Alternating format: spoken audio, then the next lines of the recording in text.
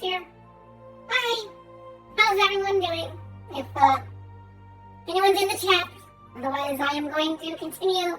And oh, oi mate, what you up to? Glad to see that you're here. I'm a little sad that Pepe couldn't make it, but I'm sure he'll show up at some point. He's usually always here. I'm surprised how much he shows up and watches my stuff. Oh no! There we go. Don't die. Dying would be very unfortunate. Dying is not on the menu, okay? Hey, Typical, how you doing? Oymate is dying. We should totally make the most of it before he passes. Not actually dying. Oh. Well, being sick sucks, though. I'm surprised I moved to a new area and I have yet to get sick, knock on wood. I'm knocking on plastic, but whatever. Monster Hunter World main story. Nice! Did you get to Iceborne? Or are you talking about, like, going all the way and killing, spoiler, dragon spoiler?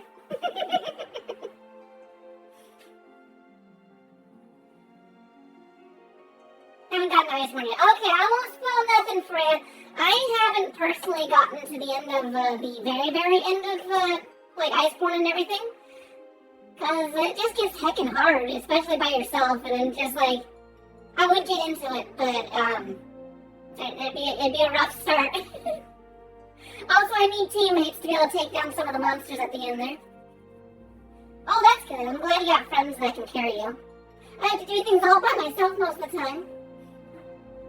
I mean, I have friends, but it's always hard to coordinate. It's like setting up a Dungeons & Dragons sort of event. It's like one week you're like, hey guys, you're going to be able to show up Wednesday evening? Oh, you got work that day? Oh, you got to do it in the morning? Oh, you'll be here 2 hours later? Oh, there's only me 2 people at the event? And then it's just like, okay, well, we'll try again next week.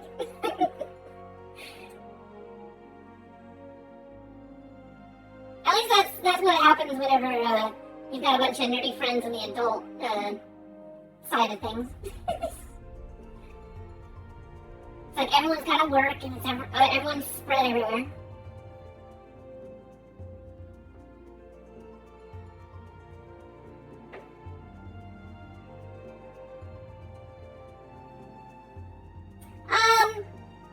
All of these different characters, I have played them to a degree on some point or another. Most of them are just like role-playing alts, just for something to jump out of the usual skin and be able to try something different. This one I haven't actually developed as much because I just had a really cool design, I thought, for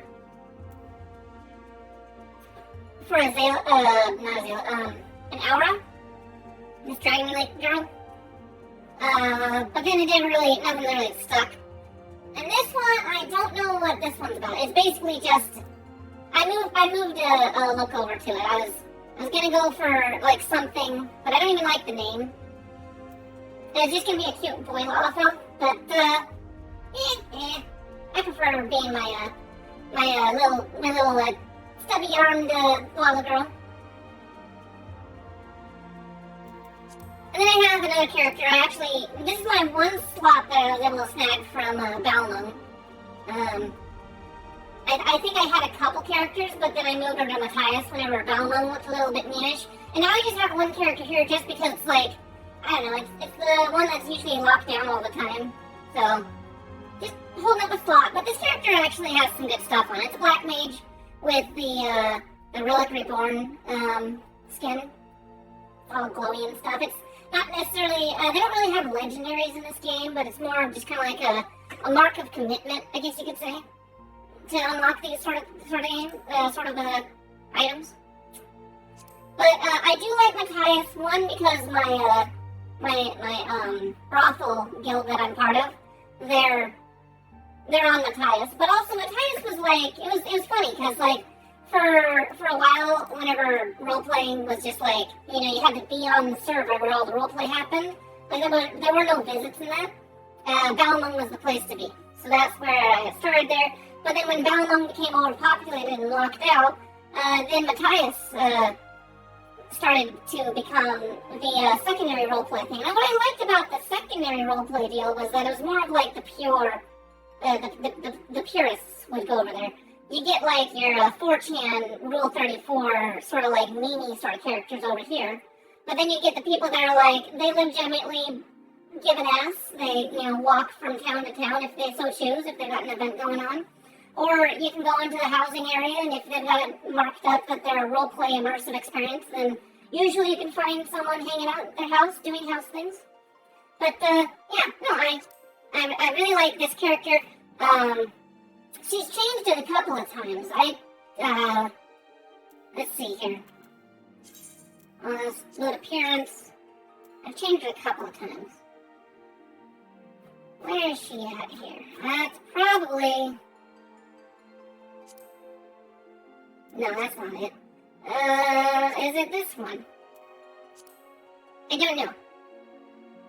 No, this is my Gairu, Lalafell. They got little whitey tighties, whatever. I just, whenever I was making this character, I was experimenting with, the overdone makeup, the blonde hair, and the super dark tan sort of design. It looks better whenever you don't have, like, your default outfits and stuff, but, that was the general idea with that character. And then... But, I did have my classic cat girl, which... Actually, let me see her new character, load appearance. Is it this one? No, that's not it. I made so many slots and I stopped labeling them. Keeper of the Moon, I think, is what it was. Keeper of the Moon. Yeah, it might be this one. Yeah, okay. So, battle scars, maybe I would have taken them off at some point. The thing I did like about this particular character's design, though, was that it was a mixed breed, so I made them as dark-skinned and like, deserty looking of the, like, here's the skin palette, basically. You have, like, night sort of colors, because they're a Keeper of the Moon, and they even have, like, the eyes right here. They got the Palace cat eyes, instead of the sharp, like, tiger cat eyes. Yeah, I made the color scheme as best I could to make it look like they were a mixed breed. So, yeah. And she's fun. I'll have to try Astrologian in Endwalker and see how it feels. I don't really like it. I only liked it whenever it was like Heaven's Ward, honestly. Heaven's Ward Astrologian is really cool because their cards were set up like we're sages at this point. Sage is more of like a combat-focused healer. And that was Astrologian had like a flexibility to be sort of DPS based. And I just like being in the fray and fighting, but also healing my people at the same time. Because they're audit members of the day. That is a possibility. Yeah, they are a bit of a nightlife sort of kitty cat. And then I made the brother cat. This is the brother to this character. Normally they would have like the ending name Tia or Noon, but I just kind of did something different. I was like, yeah, they're not really a tribal cat. They're a smarty pants Charlene kind of kitty boy. And what was funny though is that I only did it because someone had like said, oh, you're always playing girl characters. Can't you just play your gender and stuff? I'm like, okay, fine, I'll try it. I'll just give it a shot. And then like, no joke, the first night I go and role play him, I had like 5 female characters leaning off of him and like absorbing all of his little tails and stuff. But then it got kind of weird because it got kind of like meta-ish. There were girls sending me pictures of their real life faces and stuff, and then I was just like, I don't know about this. I'm in it for the role play. I'm not really in it for like finding a date in real life. But no, yeah, he's very sort of got a straight head on him kind of thing. It was curious though. I had stopped playing him for a while, so every time if I stopped playing a particular character or just role playing in general, Oh, I got a message here. Just one second. What do you want? We're hiring for the holidays. OD jobs. Oh,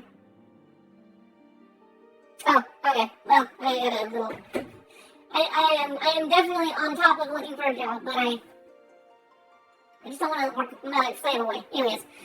So, yeah, no, I jumped back on him, and apparently, like, all these different women characters could pick up that he was different slightly.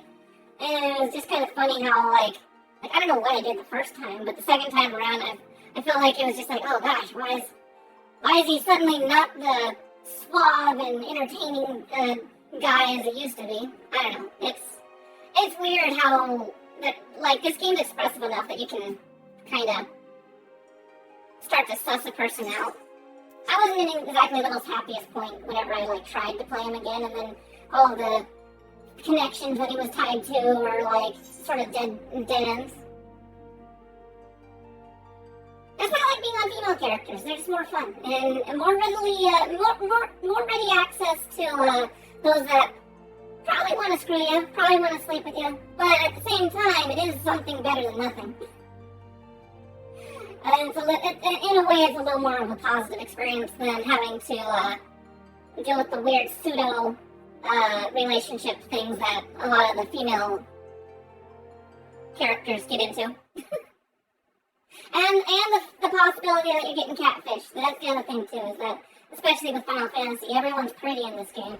So when you're like trying to chat someone up on this game, and then like you look at this that person just disappeared, probably a bot. But you're like, half the time you have to check their tag and stuff. You gotta make sure you're like, are they really a girl? Which, I mean, depending on the tag, you can kind of guess as to whether they are or not. But anyways, so for anyone that hasn't been keeping up with the story, I had trudged myself through some rather tedious storytelling the last couple episodes. There was the Company of Heroes, and then the Ishgardian introduction sort of stuff in Kurthus. And again, I've been through all this story stuff, but it's been a while since I've like taken a hard look at all the different story bits.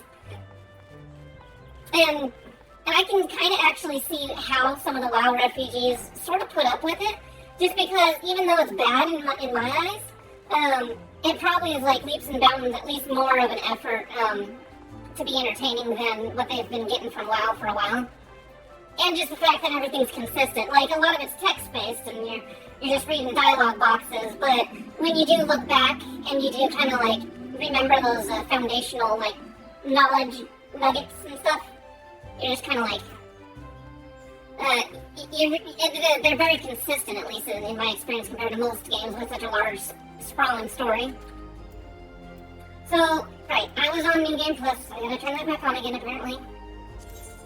Because right now, this character is ready to go for Endwalker. We got 2 weeks, less than 2 weeks, actually. Yesterday was the 2-week mark for early access, so got a lot of stuff to do here. Now, where exactly was this person that I need to speak to?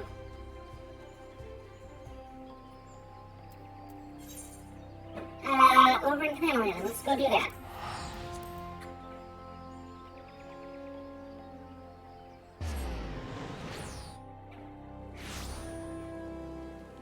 Oh, right. So what we're doing here, for anyone that's like, again, catching up with the story and that, Sid's gonna modify his airship so that we can get through the barrier of wind that is protecting Garuda, the stronger primal that's out there. And this guy's an expert on corrupted crystal. It seems insignificant, but at the same time, it's like he has pretty important knowledge. I want to play Endwalker so badly too. Like, seriously, I am chomping at the bit. I'm pretty convinced I'll be a Reaper for my main scenario sort of playthrough. And what's cool is that I actually watched Mr. Happy's like trailer review thing like for a second time. And there was at one point a little kid's voice or whatever saying like to put down your worries, and then it showed like a cutscene of the Reaper and stuff. I wonder if they're gonna have voiced job quest scenarios with Sage and Reaper, because it doesn't sound like a necessarily like put down your burdens in terms of like the warrior of light, like surrendering something. It would make more sense with the Reaper, because what you do is you end up allowing a void scent to possess you. So you become a void touched, but you're like voluntary, and somehow it makes you and them like you're not corrupted necessarily by them, or I'm curious how that works out though, because now we're starting to get little hints that the darkness isn't necessarily evil. It's just light and dark, or it's a Japanese thing. It's a very like balanced sort of based thing. I wonder if Reaper comes out now because, like, story-wise, they're gonna say like you've got so much light in you that you're able to resist the power of these the void or whatever, something like that. Anyways, hey Pepe, how you doing? About time you showed up. So, let's see here. Well, yes, I am Professor Laminate. Again, I am awful with these French names. I'm gonna have so much fun in Gardania, or Ishgard. Beg pardon? You wish to hear about my research on corrupted crystals? Truly. Well, nothing would give me greater pleasure than to discuss my work with a fellow woman of science. Sure, yeah, we're kind of interested in that information. So rare it is to find fellow intellectuals in this region. It's even rarer to find one capable of comprehending the nature of corrupted crystals. Come to think of it, there was another, a hermit whom the church had given sanctuary. Curious fellow, unsociable, rather daft at first impression, yet possessed of an amazing affinity towards the scientific pursuits. So he's referring to Marquez, who was what Sid thought he was before his amnesia. He's getting over it.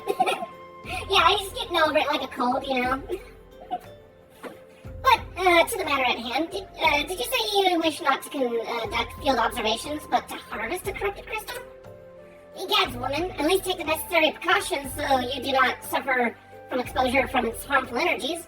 I'm beginning to wonder if you have sufficient qualifications to handle such a hazardous material. Still, your ignorance is somewhat endearing. Lucky for you, I have precisely the means by which to inherit it. But these inherent dangers may be averted.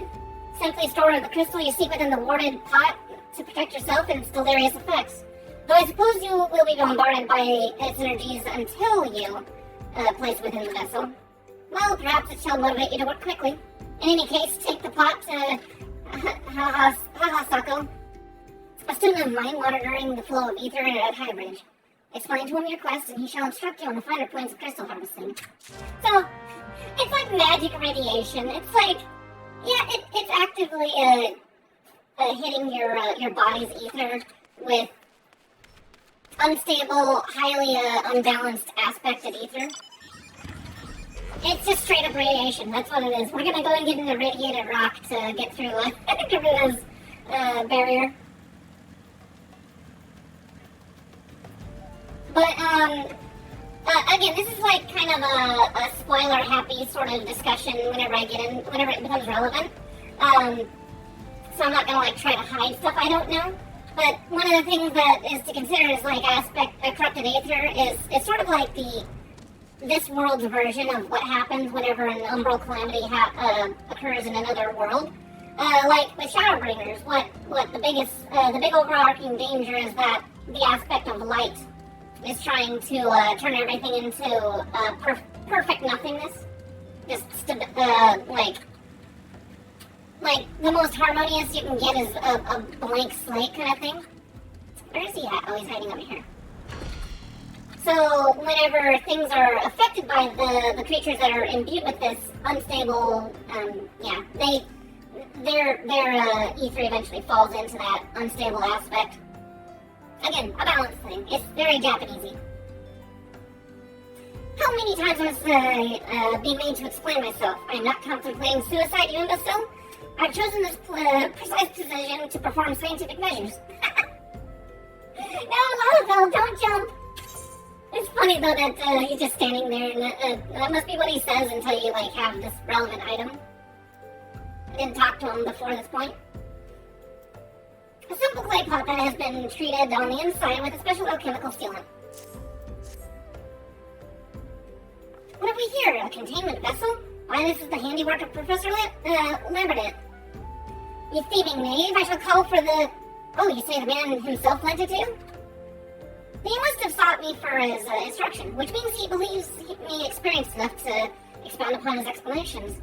At last, recognition I so rightfully deserve. Yeah, sure, smarty pant voice, lines and stuff. At least I can read them. Okay, now we already have a word I can't say. Oh, fabjoyous? Oh my god, why? Okay, there we go. Alright, you're just gonna give me an implosion of cringe at this point, game. That I should be chosen to guide this woman. Yes, I, Sako, the greatest Professor Lambert's, of Professor Lambert's pupils, shall see to you that, you successfully query your query. It's Kringu. It's very Kringu. Your timing's impeccable, in fact. I was just preparing to, procure corrupt crystals from the burning wall for my personal research. Their devastating destruction caused by the calamity has blessed us with a bounty of sublime specimens. But something tells me but a perfect piece will satisfy your high standards, in which case you must needs descend to the deepest depths. Amidst the flowing waters and murderous mirror nights lies the most fantastic formation I have found thus far. Take this highly advanced research tool and use it to separate a small fragment from the large cluster. Place it within the warded pot and bear it back to me for inspection. The path which leads from Burgundy Falls to the base of the burning wall is treacherous and terrifying, but advance with appropriate caution, you shall surely survive. Or I could just take my flying magic motorcycle and just fly over there. We'll skip all of this so-called treacherous territory.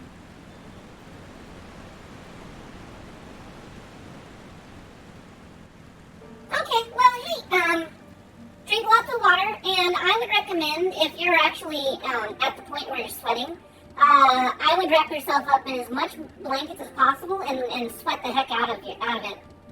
I don't know if it does anything for you, but it does stuff for me whenever I'm sick. If I've gotten past the I just feel crappy stage and my body's actually really hot, at least that's how I get over my sickness. I feel like it's a good way of like just oozing the yuck out of me really quickly.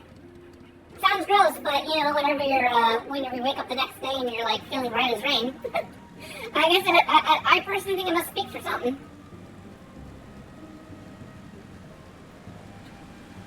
The problem for me though is like more often than not I get to that point where I feel just crummy, but not enough to like really sweat it out. Again, lots of water, lots of Gatorade. Super effed up. Oh, and steam. I would recommend just like a hot blanket over like a hot pot of water or something like that. Just steam. Make it as easy as possible for your body to naturally clear the stuff out of you. Now, I'm not trying to be like a medical know-it-all person, but when you do get sick and you're at the sweating point, what's happening is your lymph nodes are already kind of collecting the virus that's in you and putting it into one spot so you can either excrete it through your pee, or you can also sweat it out. So that's another reason why I suggest that, is because your immune system's already basically corralling it all into little points on your body to be ready to be ejected.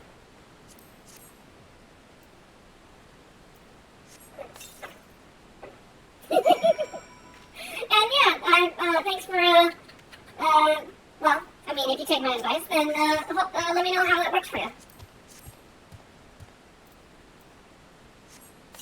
But I guess I'm not a medical professional, so don't take it like, don't say, hey, wait, I got worse after your advice. Only you know the best for your body. As do I know the best for my body. And I know that it likes lots of head pats.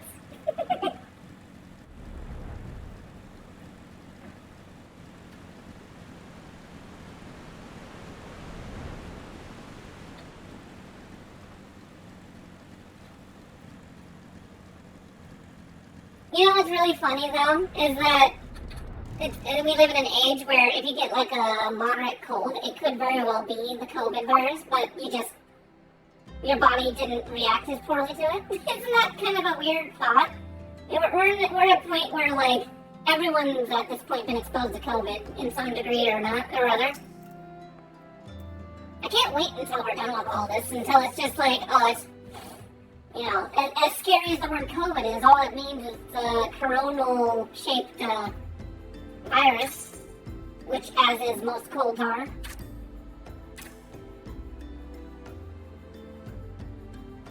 I'm trying to make you as a 3D model because I recommend VR.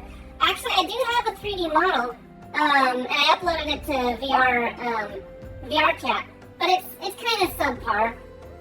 It's not my shape really. It's just like a very basic sort of estimate. And a lot of the animations and stuff are lacking because I don't know how to upload like extra bones and stuff to my character. So it's kind of stiff. It was just an experiment, and honestly, the girl that did it for me, it was like $20. It was like, what am I gonna lose? You know, getting a free potential, like at least some sort of expression of myself in 3D. But now what I want to do at some point, if I ever get like successful as a streamer, I want to get like you know those people that make the Miku Miku dance, sort of really high fidelity kind of. There was one person, I don't know where I found them. I hope I bookmarked them. But they made basically like Genshin Impact quality 3D models of certain VTubers. I think they were doing like HoloLive and stuff, but they also had a commissions thing for indie VTubers. I'm like, heck yeah, I would definitely do that. Also, they're Japanese, so I'm pretty sure that they would follow everything to exact specifications that I would require. Such as having an actual body underneath my clothes. I don't always do it for the perverted reasons. I mean, there are perverted reasons to have a body under my clothes. But also, I'm kind of an oscular. I'm a bit more of one of those people that are, like, I just, in terms of immersion, I like the fact that I do have something underneath my clothing. That's why I have a bare version of this character, actually. I don't have, like, it animated and stuff. It's just the basic 2D image. But yes, I do have a body that technically exists underneath my outfit.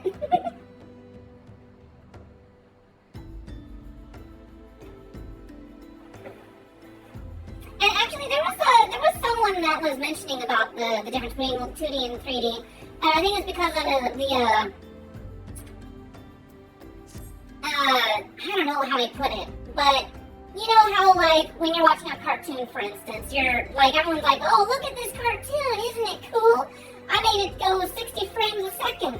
And then you, like, take what artists do that appreciate two-dimensional art properly, they'll go for 24 frames per second because at any point you push the pause button, there's a picture. There's a whole picture. It's not, like, sort of like computer smeared across the screen, or you don't got like half frames where it's like motions sort of thing. It's like every frame a picture kind of deal. So that's what I think is actually kind of cool about 2D in terms of just it's got that charm, that sort of like I don't know if it's called retro, but it's some sort of similar feeling to that. Although, yes, 3D is nicer for in terms of, like, completely custom, you know, get any kind of camera angle. If you got full body motion, you can have that fully expressed without having to, like, create special images for each particular thing. Like, for me, if I want to do a special pose, I gotta pay $300 or something for someone to draw a picture of me. For someone that has a 3D model, maybe they paid $1,500 for it. But then they just go click, click, there you go, you got your images. If you wanted to do something different or just kind of, you know, depending on what other assets you have in that studio. Yeah. So I think, honestly, the only reason I would want 3D, though, is just for, again, the immersion aspect. Just being able to supplement the slug girl in your room sort of concept. Let's see. What a prodigiously large and lovely crystal. Professor Lambert will doubtless chortle at the joy when you present him to him in person. Oh, and upon your return, do remember to recount how I helped you with your harvesting.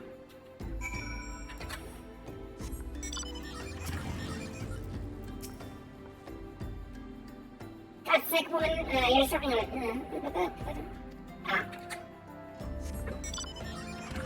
We got ourselves a super brainy pants, Lalafell.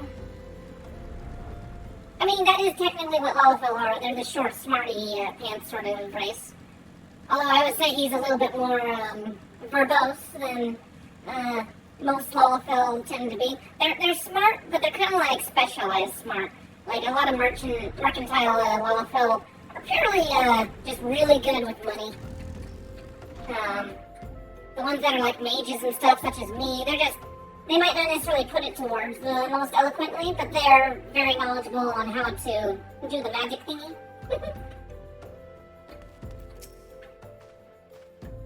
My keen scholar senses tells me that you obtained a corrupted crystal, am I right? Yes, you are most correct, sir.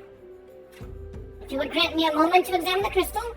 It is as you desired. A corrupted crystal overflowing with wind aspected ether. Huh? Remind me, for what purpose did you intend to use this crystal again? What? To breach a barrier comprised of wind aspected ether? Oh dear, that may prove problematic, as this crystal would only serve to strengthen the barrier. Yeah, dummy, give me the crystal that actually undoes this. Give me the opposite element. I suppose I am at fault for not inquiring as to your objectives from the start. Had I known your intent, I would never sent you to Shako. Well, he sure wasn't earful. But what is science if not trial and error? And can you truly say that this feller has taught you nothing? Think, woman, you understand the methods necessary to safely collect a corrupted crystal. You will doubtless have no difficulty doing so once more. What's more, the crystal you collected can serve as an invaluable source to the ethereal studies conducted by the students of Baldassian. You've heard of them? Well, no, I don't mean to boast, but I have a professional relationship with the organization. Not as equals, of course. I would never be so bold as to claim that little expertise. Are you alright? Your eyes seem to have glazed over a moment. I'm just like, I'm more involved than you know. Anyway, I shan't keep you from your task. You still have a corrupted crystal to find.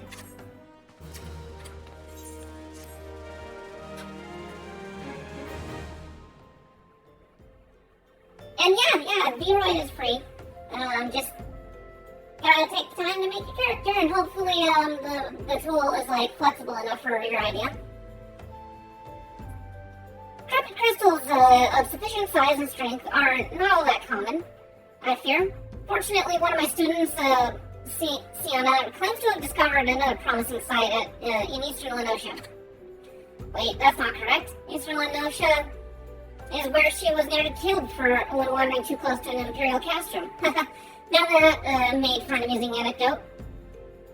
It was Western Lenosha, Pharaoh Sirius, on the Isles of Umbra, to be precise. I can't recall her exact reasoning, something to do with Dalamud's talons or some such nonsense. What I can say for certain is that she's still in Ailport, attempting to gain access to the Isles. Why not travel there and see if Sienna's inquiries bear fruit? If you can look past the crass and violent ways of the local pirates, you might find your time there to be quite pleasurable. Oh, and don't forget to make your makeshift warded pot. At least she think you unprepared for the task. So I just got the pot? I just have the pot. Okay. Oh wait, it says a simple clay pot that has been treated inside. Yeah, it is. It's a warded pot. Okay. Don't forget to take, not make. Take it. That's what it's saying.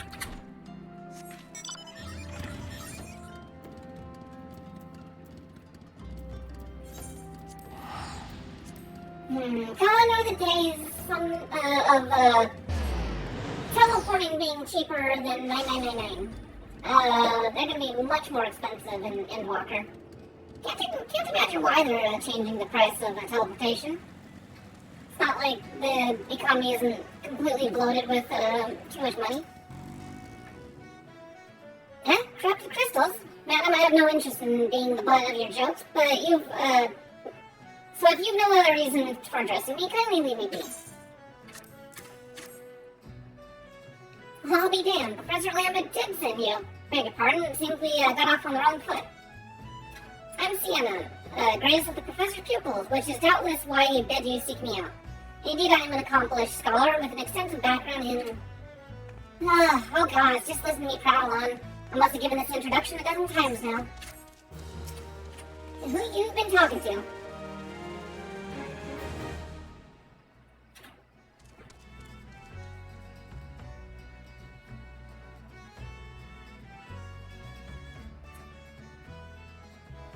As I told the professor in my mini missives, I believe that the area surrounding Pharaoh Sirius is replete in corrupted crystals of exceptional strength.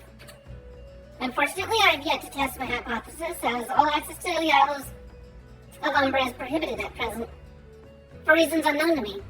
You see, my attempts to acquire this information are met with annoyance and disdain. It's rather puzzling, since I've always taken the time to explain my motivations in great detail to the subjects of my questioning. We have to have better luck wrestling information from these yellow jackets. I've all but given up at this point. Alright, I'll speak to the Lenosia version of the brass blades. Where you at? Where you at? Ah, you're over here. Give me the answers. You are over here, right? No? Maybe you're up higher?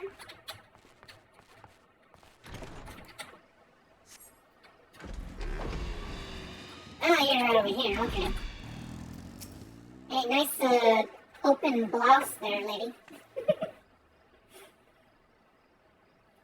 Ah, you startled me.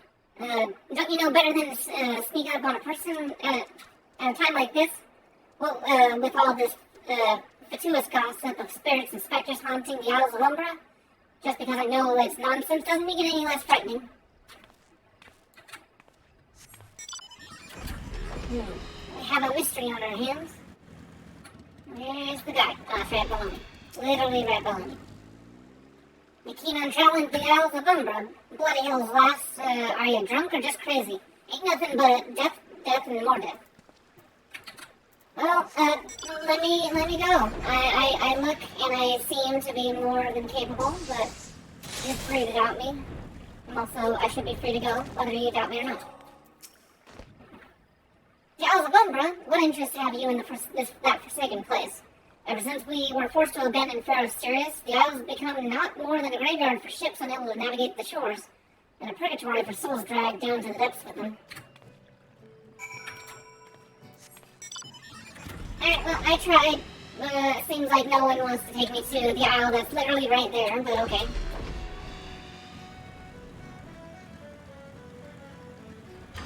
There may be another person. There's always another person. Ah, Papa, you've returned. Tell me of your findings. Really? Infested with the undead, you say? That's very, very interesting development. Excuse me for a moment while I gather my thoughts. Well, worry not, my friend. I've given your findings some thought, and I've concluded that the talk of spirits is not more than local folklore. As for why all travel to the Isles of Umbra is restricted, well, perhaps it's considered too dangerous owing to the abandonment of Pharaoh Sirius? Yes, well, anyway, while you were questioning those yellow jackets, I paid a visit to the local pub. Since even an esteemed scholar like myself enjoys her dual wits on occasion, these very freaking wordy people, I swear, I'm gonna be so happy to be done with them. It was that I heard a tale of a man named Skyfrem who was recently detained after returning from, wait for it, the Isles of Umbra. This is the first I've heard of someone actually traveling to and from there, so I'm curious as to how he obtained permission. Mind having a chat with him in my stead? He was arrested after all, so I'm somewhat reticent to approach him myself. Well, that's not very nice. Just because they're in prison doesn't mean that you can't go and talk to them. They might be very lonely. Or are you afraid they're gonna have like a Hannibal Lecter sort of instance where you're gonna like jump up to the front of the grates and be like, I smell cat girl. I have to go back. She calls to me, sings to me. Tell Mimi Doa I'm sorry. Give him this. He was right. Or could you release me? Yes, release me. I'll go and tell her.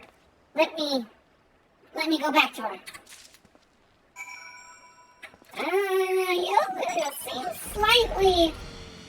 You seem slightly tempered there, mister. I mean, you got a little bit of your wits about you, but fairly tempered. What did Skyfriend have to say? That's not terribly hopeful. I couldn't care much less which he mistakes his favorite bar wench. It's not a bar wench, that's for sure. What was that about a man named Mimidoa?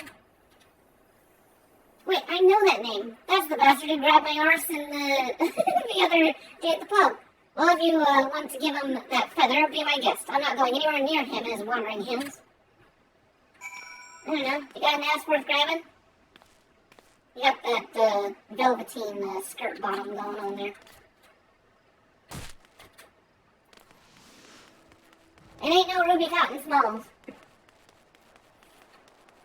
Alright, Mimi Doa. Oh, what are you doing? You going after another person's butt? I'm pretty sure that's what he's doing. Not another initiate, are you? No? Then what are you? Speak up, Missy. I can't hear you. I have a feather. I'm sure it's significant in some way. Huh? Bugger me. Is that what you think I is? What I think it is? Nah, it couldn't be. You found this, you say? Where'd you say you found it? Skyfrin, you say? I was hoping to have a word with that lad, but it sounds like there's not left twixt his ears. He was supposed to help patch up Ferris Sirius, he was. Company sent me to supervise a lot of them. Perhaps you're an architect. And a scoundrel.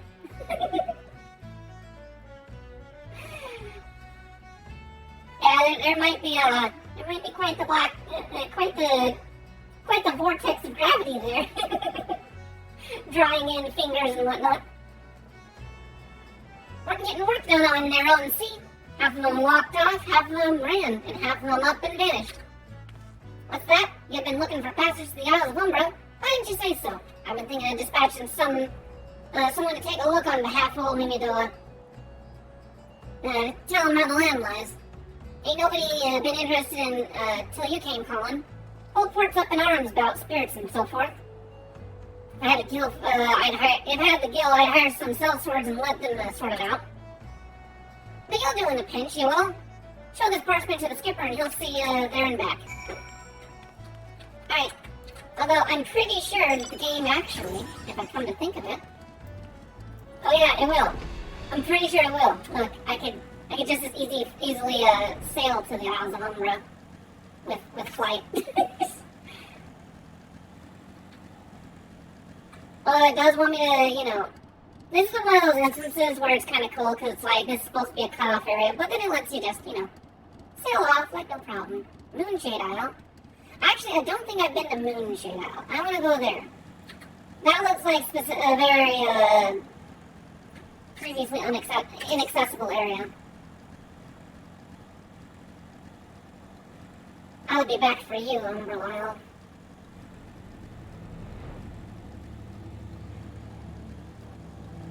It's weird though that there's places that I haven't explored in this game, and it's been out for 8+ years. I'm almost guessing though, if as soon as I get over there, it's gonna be like, oh, well, I guess it wasn't like as crazy as I thought. Oh, there's a ship out here. What's all this then? Probably can't go out to them. But it is interesting, they have full-on ships out here. Huh, with crew on there as well. Do they walk around? They do! They bothered to animate the crew that walks around on deck on there. Nobody would ever come out to see, but I guess if you had like an eagle eye and you zoomed out, it's just kind of crazy that they bothered to do that. Moonshade Isle. Well, I guess, I don't know, they probably animated it because of this section here. What's so significant about this? I bet you this is like a Sahagin quest line sort of thing. With the way that the coral reefs are. It must be a beast tribe sort of area. I mean, it's kind of funny that they just sort of slip that in there.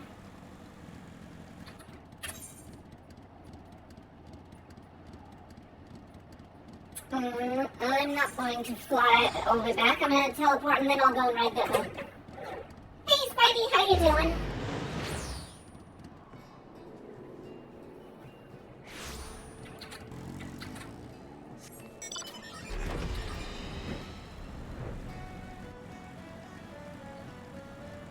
Alright, where the person? Oh, over here. See, you went and had a word with me, Madoa. I hope the valuable time you saw fit to waste amounted to something. Permission for passage. A slip of parchment grants you access to the Isle of Umbra. You mean that disgusting creature was Skyfriend's superior? I find that hard to believe. But this rite of passage does appear to be genuine, so it must be true. I must say, it is a relief to work with such an industrious woman as you. I look forward to carrying the discoveries you will make in the Isles of Umbra without me. I'm so glad to be doing your busy work there, lady. Cozy and comfy and slimy. Fine. I fail to see the justification for dragging me along on your journey, but if you insist, I'll go as well. Oh, God. Dang it. I just realized something. I specifically put this, like, jug of water beside me so I could go and, drink it when I needed some water. And then I moved it again. And I'm like, now I'm sitting here. You don't understand. I sit on a cushion on a bed that's, like, scooched up into my desk. And so now if I get up, I have to roll my legs over the bed. I have to flop over on the other side, get the drink that I wanted, come back over, make sure the cushion's all nice and straight, make sure the bed isn't going to sink in. I'm very picky about my seating arrangement. But, yeah, whatever. I'm gonna make my escape and I'll be right back. Because I am thirsty.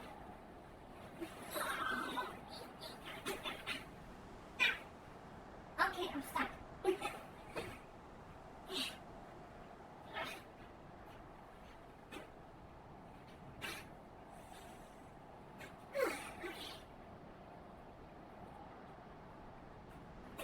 Actually, bring the jug of water over to this section here. I really need enough for this chair. I mean, again, my back isn't like feeling awful, but it sure isn't like the best place to sit for a minute. But okay.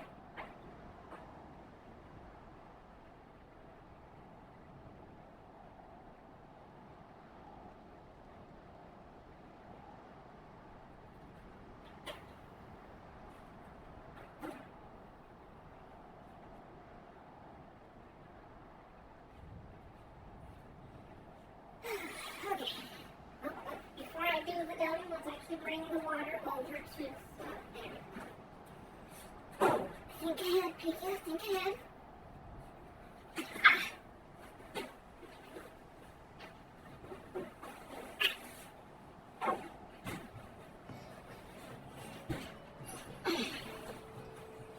Alright, well, I'm sure everyone had fun hearing me crawling across my bed and all that stuff.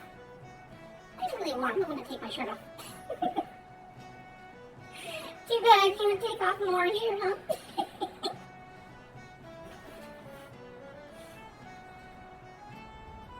I really want my artist to get back in touch with me so I can get some new clothes, but short of harassing him again with another slew of messages. Again, he seemed interested in continuing to work with me, but apparently he's really busy. So I've been waiting for a month to hear back from him, and I'm just like, I'm gonna ask one more time. Maybe, since it's been, 6 months since I got anything from him? I need more than one artist, I think. Unless I was able to, hire him on regularly. It's just gonna have to be the thing. I have to have someone else being able to pick up the slack.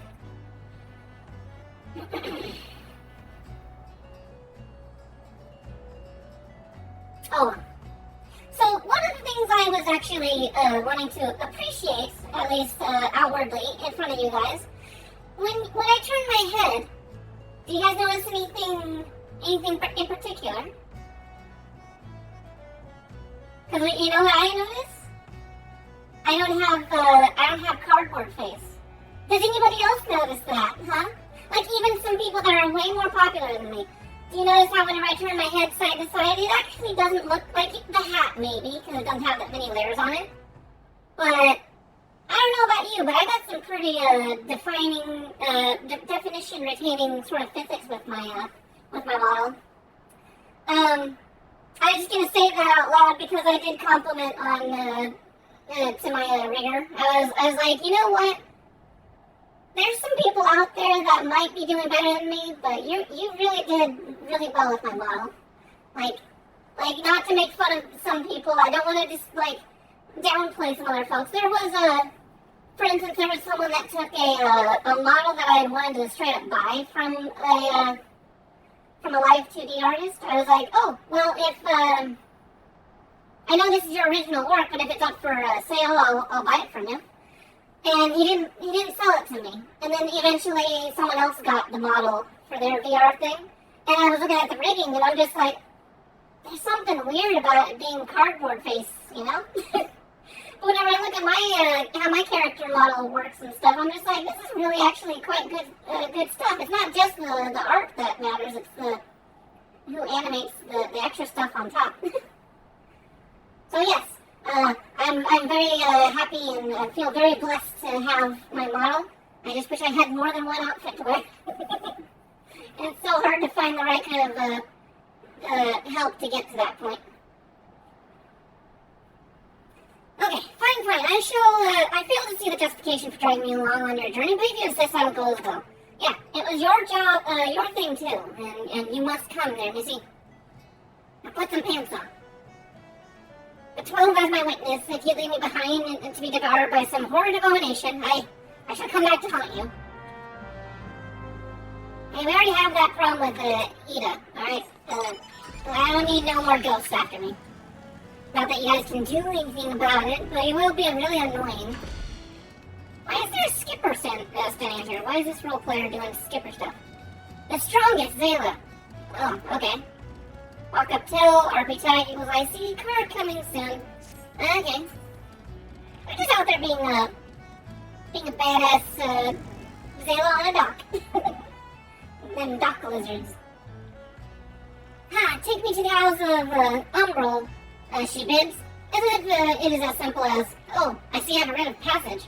Then right then, climb aboard. I really don't know why I can't just get my own little rowboat and go out there. It's not that far away. Like you can literally, if you're looking, actually, yeah, no, if I was looking the right way, beyond that little barrier there. Anyways, this place is interesting because by the time you get here, you're all excited. You're like, yeah, I'm level 40. I'm so close to level 50, and then I can get into end game and talk do all that sort of stuff. But as we all know, level 50 is not where the game ends. It's got way, way, way more stuff ahead of it. Oh, did I completely miss the actual person I was supposed to talk to over here? I did, didn't I? I'm yammering on like old memories, and this doesn't seem that bad at all. Did you get seasick over literally like 2 yards of ocean? Unless each square counts for like is technically to scale a mile. I don't know. I'm not saying I'd like to build a summer home here, but oh hells with this. Here, take your pot and go on without me. You've harvested corrupt crystals before, right? So it isn't as though you require my assistance. Speak to the man guarding the gate. I'm sure he'll let you in. Now, if you please excuse me. She's gonna go and barf. Gonna go and chum them fishies.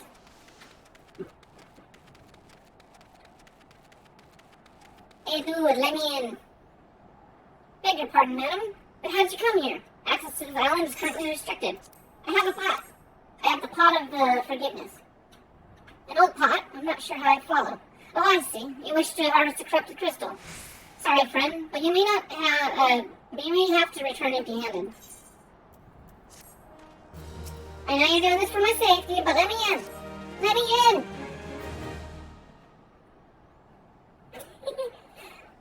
Dead China man banned from all-you-can-eat barbecue for eating too much.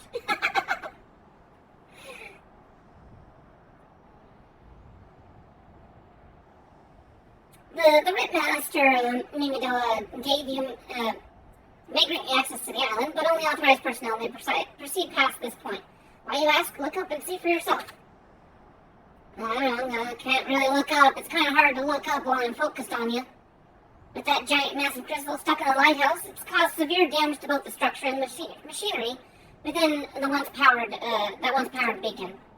Contrary to what the small folk would have you believe, the fires of Ferris Sirius were not the product of a major thaumaturge or a colossal arcane bomb, but an elaborate contraption fueled by ethereal energy. Repairs are still ongoing, but it's anyone's guess as to when they'll be complete. What's worse, all the work has ceased since rumors of Walking Dead drove off our entire crew. Not that those rumors are incorrect. You observed the fiends from a distance at the ship graveyard to the south. What's drawn them to our shores is still a mystery, though. I'll make you a deal, Flipopo. Help me unravel this mystery, and I'll bring you your corrupted crystal. In fact, I shall be searching for one that satisfies your requirements. As for where to begin your inquiries into the situation, it just so happens that a party of 3 adventurers came ashore not long ago, seeking to scavenge valuable trinkets to the ship graveyard. At the ship graveyard. I'd be surprised if they were nothing but undead. If they knew nothing of the undead infestation, so it might behoove you to question them. So, Chinaman banned from all-you-can-eat barbecue for eating too much. He must have been hungry.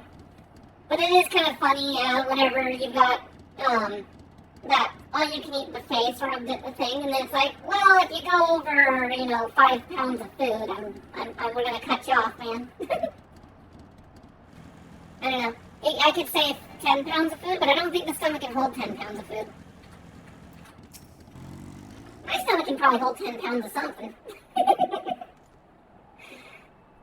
You sure they have for taking 5 bleeding years worth of wrecks and their cargo. But those queer dead things, and their voice, actually the voice was quite nice. I feel like he's either got a heavy accent or he was drunk. I can't tell. You saw him too, right? Dead people just shambling about without a care in the world, except they do seem to care. That is, and start shuffling towards the water. God, that voice, that single fleeting verse, I can hear it. Stay clear of the southern shore, friend. It took every ounce of my strength to resist. Well, I'm not only a hero, but I happen to be a woman. I will not be swayed by the sounds of a harpy, or siren, or whatever the heck might be out there.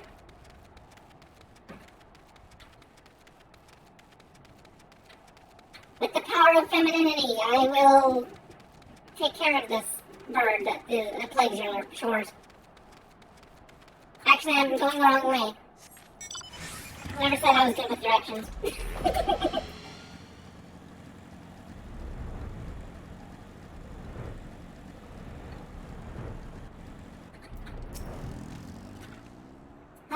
This talk of an alluring voice is disturbing familiar.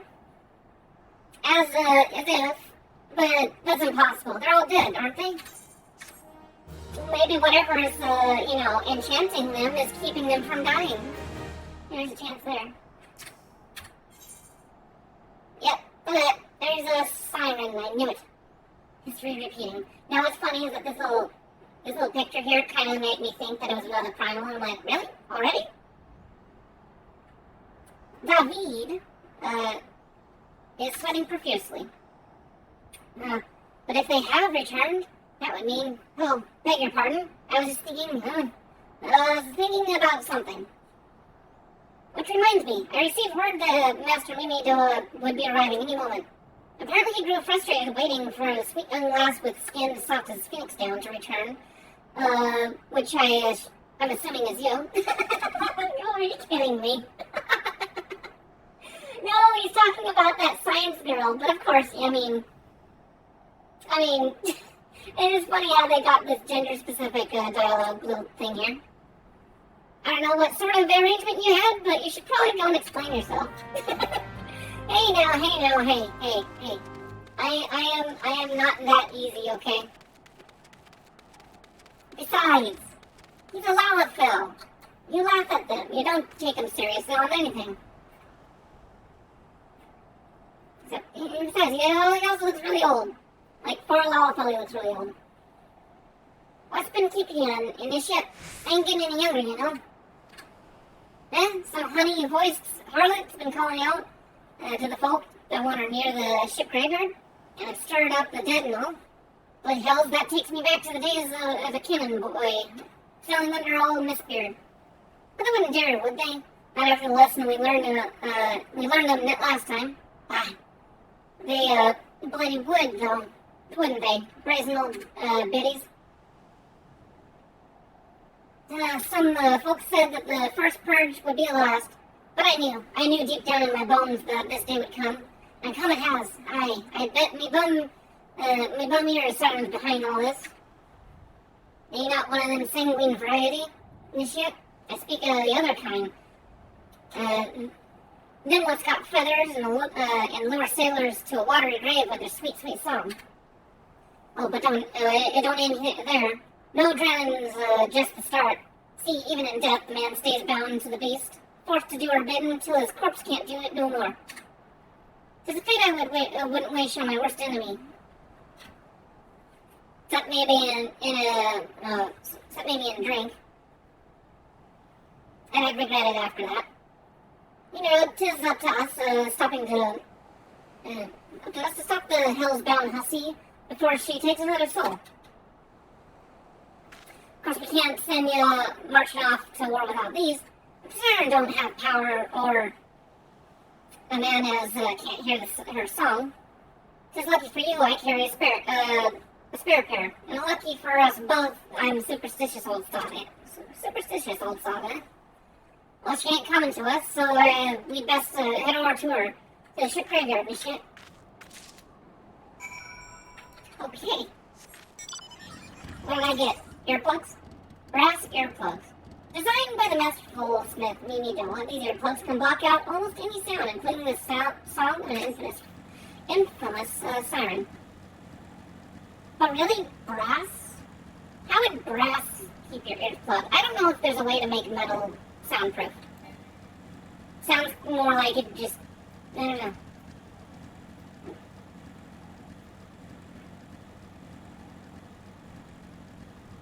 I'm pretty sure it needs to be soft so it can actually absorb the sound. If she passes near the shore, she's sure to spy the campfire and come looking. Just a matter of waiting now. This one is slightly more tense.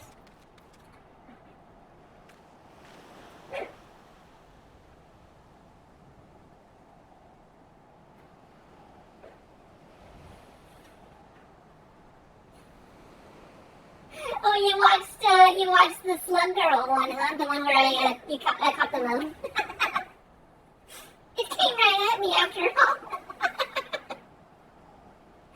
You know, it was just happenstance, because I was literally, I don't normally listen to my own VODs, and I should, but I was just kind of letting it play in the background as I was doing other stuff, and then it got to that part.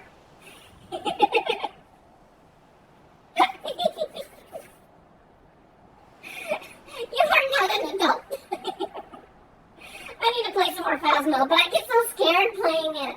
I legitimately, like, not just the ha-ha-he, you're jumpy scared. I get the legit, like, uncomfortable, I'm not having fun kind of scared.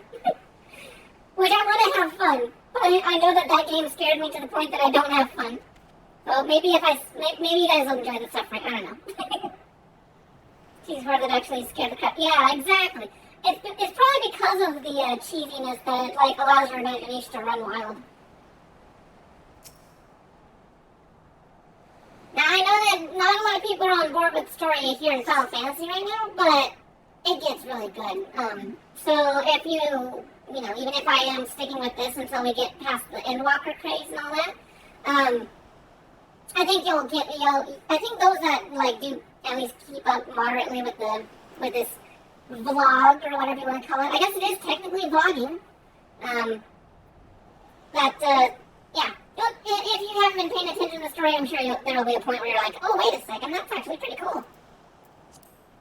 That's what happens with a lot of people though about this game is like they'll underestimate it, and then whenever they finally give it a go, and then they're like, I don't know about this, I'm bored, whatever. It's a game I could do and just kind of go through it, and then eventually they get to Heaven's Ward and Shadowbringers, and it's just like, holy cow, am I even playing an MMO? This is better than my single player games. I'm beginning to wonder if some sly butter ain't spun us a yarn here.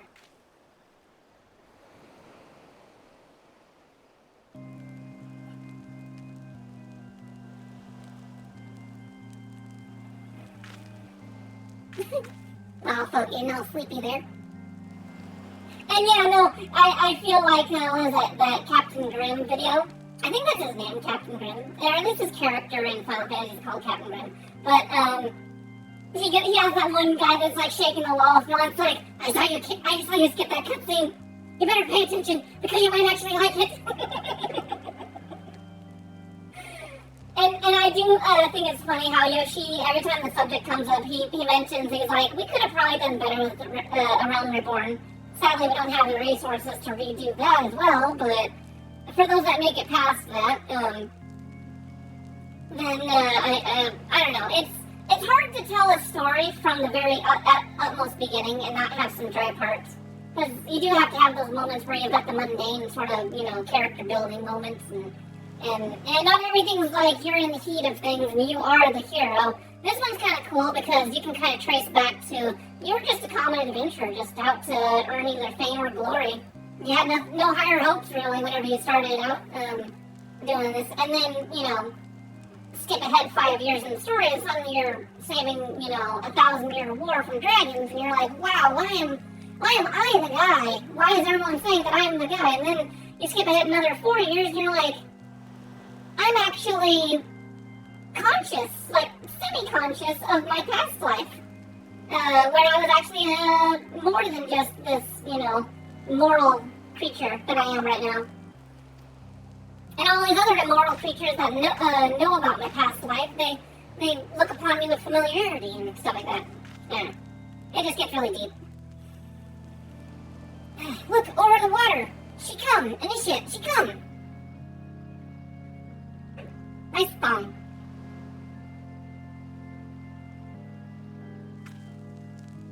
Quick, lass, shove your plugs in your ears and get ready for a fight. As soon as she realizes you're deaf to her ditties, she'll call in her thralls, and we better, and we'll be up to our necks in corpses before you know it.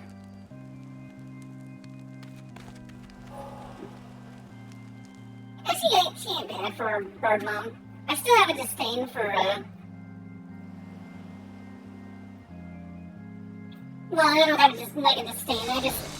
I'm fairly unattracted to bird-type creatures because they got that one hole where the poop and everything comes out of, and it's just like that's not hot. It's kind of icky.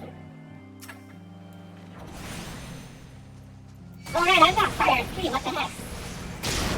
Oh, you're dead. That works. That's one way to initiate a fight.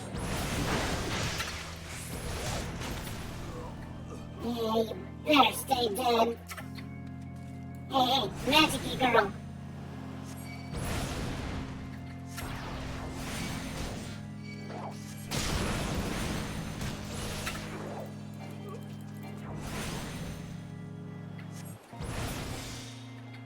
Okay.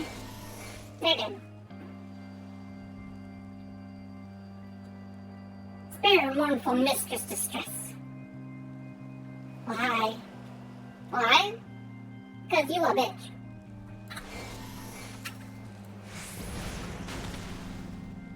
Oh, come on, that didn't count.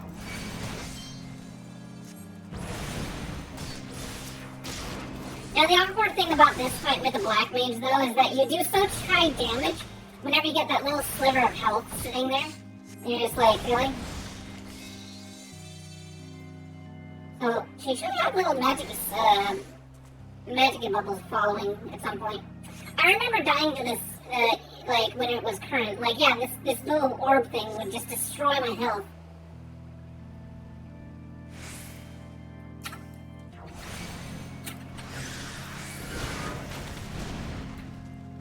Like that. I do a lot of damage, but not quite enough to put them down. I'll take care of you. I will have to say, this fight does help, like, tease the idea of, like, map awareness, though. No! No! How dare you? Oh, we've got slow-moving bubbles chasing after me here. Uh-oh.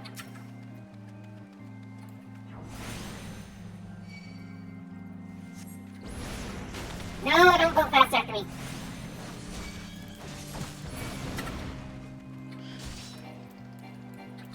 Oh, I'm out of mana. Well, here's one thing we can do. You do some lightning there, or whatever. You do your little thing.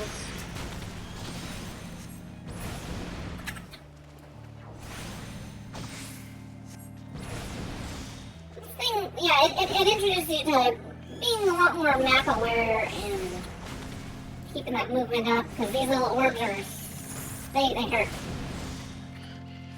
You gonna explode on something other than me? No more dark eclipse, the heart. Are we done? Oh, we're done, okay.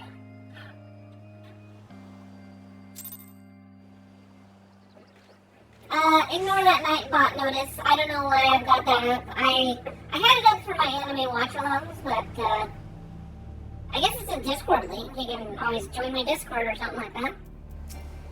It's just not, like, described properly. Yeah, am I right? Huh.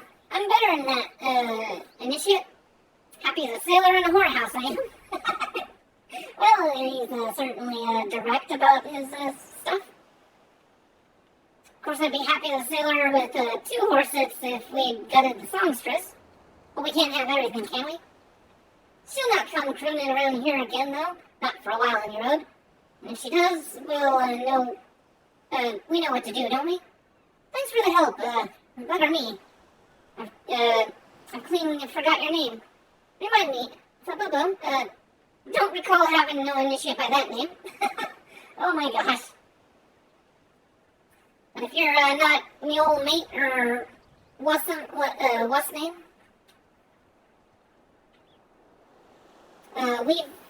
Man, his accent is thick. Why have you been so bloody helpful? Never mind. Be seeing you, lassie. Yeah, no, I feel like you might have been on the drinky a little bit too much on the way over here.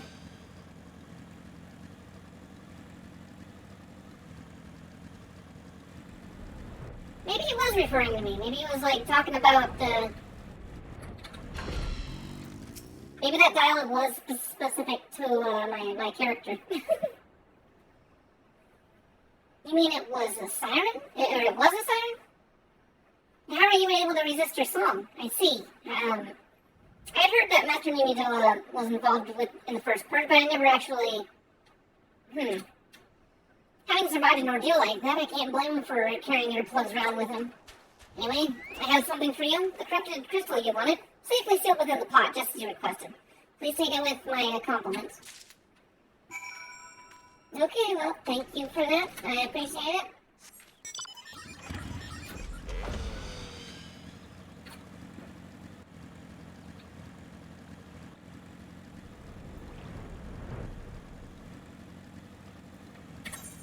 Where's let me go. Oh, all the way out here.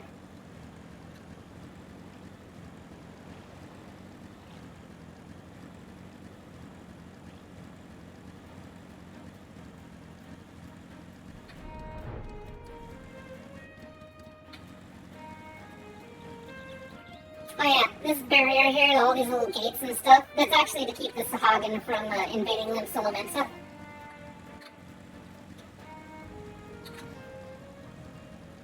It's like water gates for, fish gates for dams. Oh, it's you. Welcome back, Fububu. You're looking remarkably hale, I must say. And more importantly, you, alive. You are alive, aren't you? Yes, I am alive. You can pinch me if you want. Just pinch me gently. Aha! The conquering hero returns bearing a gift. Might I have a closer look? Impressive, very impressive. Yes, I think you'll be quite pleased with this specimen. Here. It's getting dark outside. I'm gonna close my window. I don't want no spooky faces showing up out the window.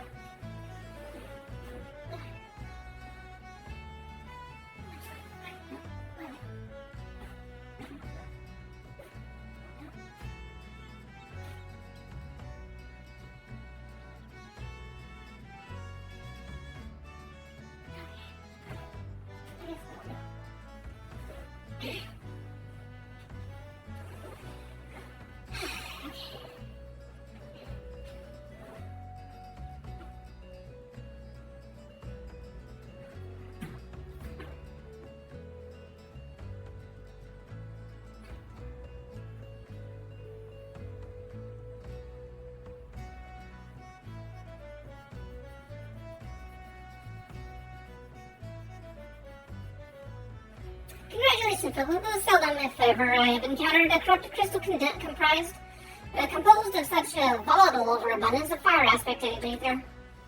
What? You wanted a corrupted crystal composed of ice aspected aether to counteract the effects of the raging wind? Well, this specimen won't help you there. Anyone who knows anything about the elements can tell you that. You always have to keep looking, I suppose. Well, thank you, Mrs. Helpy Helperton. Don't fret now. I know exactly where to find a corrupted crystal composed of ice aspected aether. An associate of mine in Gridania has been studying the effects of one such crystal on living beings. What's that expression? I thought you'd be pleased to hear this news. This is not another wild dodo chase, I assure you. What's even better is that this time you didn't use the water pot of yours to protect yourself from this crystal's energies. Hayden's findings suggest that it's quite safe. Why, you ask? Well, let's just say that it has undergone a unique process that's rendered such precautions unnecessary. Anyway, do not let me keep you. It has been a pleasure for people to come back and see me sometime, alright? Well, unfortunately, I think I won't.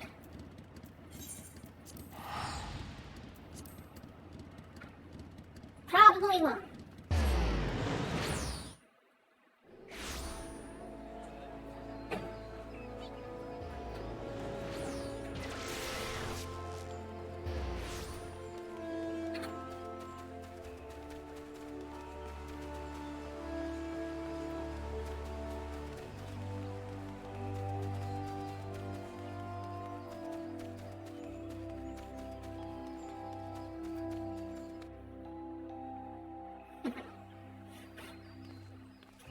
Ada.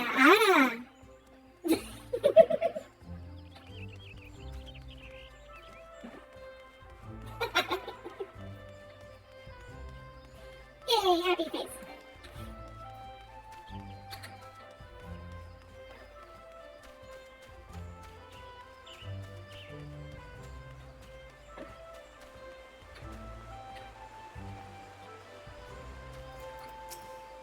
Alright, Aiden, give me some straight facts. Stop giving me like all your overly verbose language. Greetings and salutations, Miss Fububu, I presume. Sienna informed me that your adventures, of your adventures in Hillport. Terribly sorry about the misunderstanding. Though as Professor Lambert is fond of saying, no action taken in the name of science is ever truly wasteful. To the matter at hand, a corrupted crystal possessing properties you see could be found in abundance at the standing courses following the calamity. Okay, so this courses place. Okay.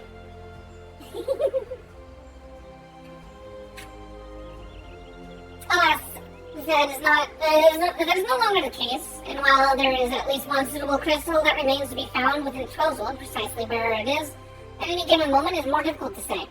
Permit me to explain. You're familiar with Spriggans, yes? The furry little rascals who want to seek out ores and other stones? Well, one such creature has an infamously insatiable appetite, has single-handedly devoured every corrupted crystal in the Trollswood. Fortunately for you, these crystals take an eternity to digest, assuming they can even be digested.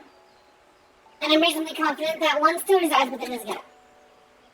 It's quite fascinating, really. My theory is that this Jiggity first consumed a corrupted crystal when... you wouldn't care less about this, would you? To the point, then. Jiggity seldom makes his presence felt unless there is particularly fine fodder to be at hand. Or to be had. Therefore, we shall require a lure, and I have precisely the sort you will find impossible to resist. Simply place this true heart, I shall save the story of the origin of its unusual name for another occasion, outside of Spriggan's lair, and wait for the opportune moment to pounce. You must wait for the opportune moment. As for the method by which you retrieve the crystal from his gut, I shall leave that to your discretion. Oh, I can't actually pull it out. Okay, we have that. We need to go to the white gate. What does this one say? A bright red blood-colored ore that is thought to be a symbol of loyalty and honesty. Well, thank you for saving me an earful.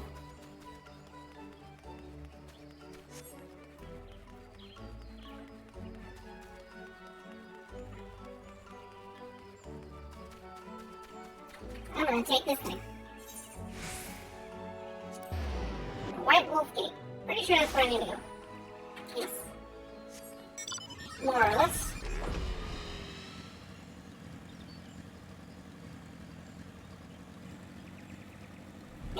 Oh, still. So look at this thing. It's just like a big old crater randomly out in the middle of this field here. It's kind of cool.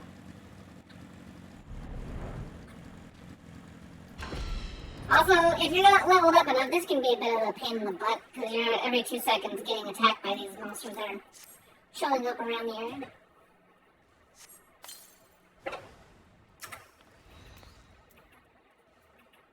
Oh, yeah, my number just turned off. Ew. And I got something from his stomach. I hope that's as far as it went. Hope it didn't go deeper into his system. Otherwise, I am currently holding the spraying poo.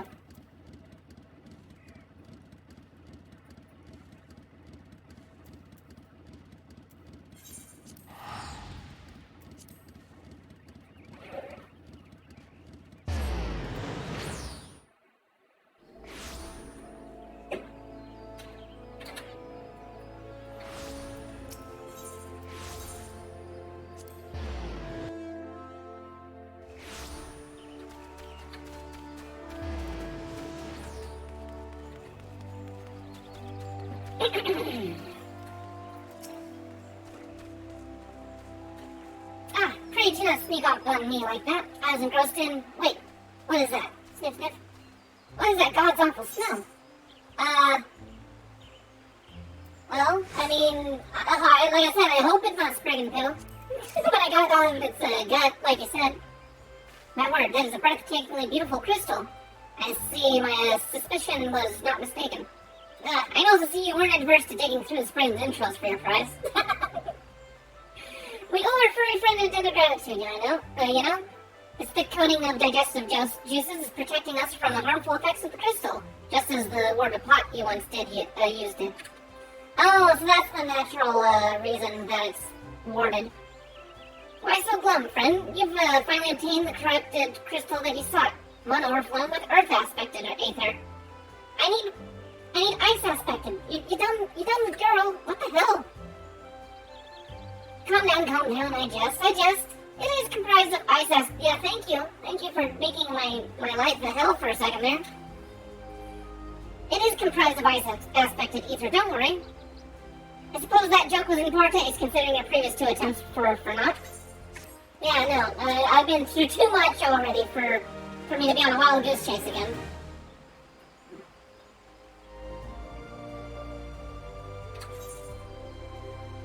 Hayden has neglected to return your corrupted crystal.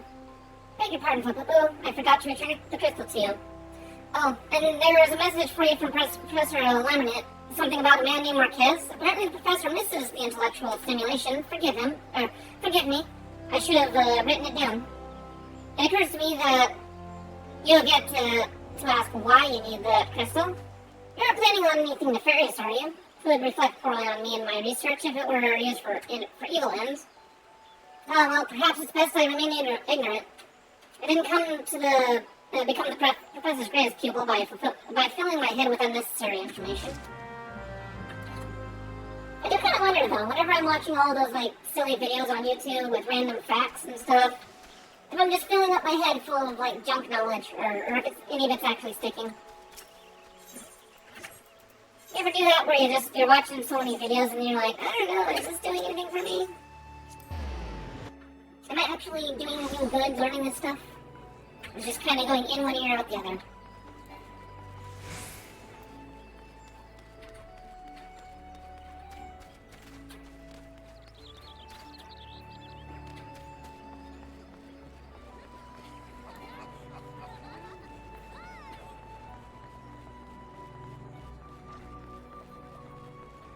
So, what's funny though is that there's some foundational, getting names, figuring out, quick history off of these different characters through Realm Reborn.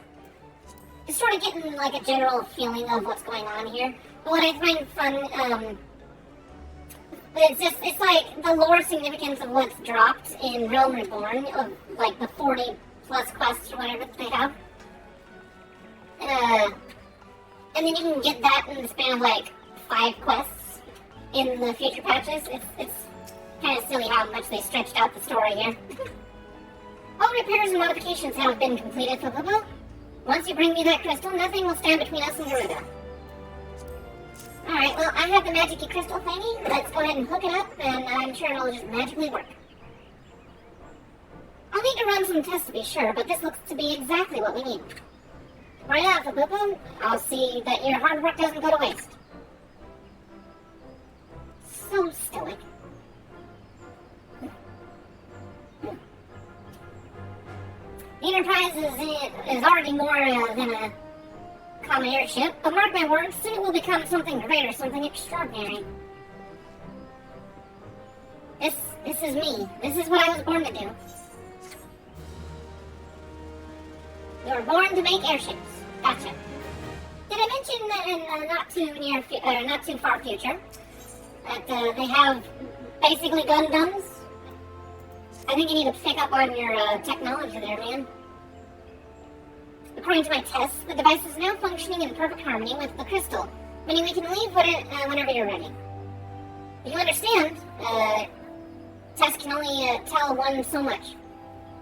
Until we approach the Howling Eye, until we attempt to breach the barrier itself, I cannot be sure this will work. I think it only fair to tell you that there is a small but statistically significant chance that the crystal could trigger a massive... Maybe it's better not that we remain positive. Yeah, don't think about the fact that we're basically on a, radioactive bomb. Boo. I want to thank you for reuniting me with my ship, for trusting in me to develop this plan, for everything you've helped me rediscover. You've helped me rediscover a part of myself I'd forgotten. I'm not the man I once was, and I do not know if I ever shall be. But I do know one thing. This feels right. My apologies for the sudden outpouring of sentiment. I would have waited until after the mission, but, well, you understand. Tomorrow is never promised. I understand completely.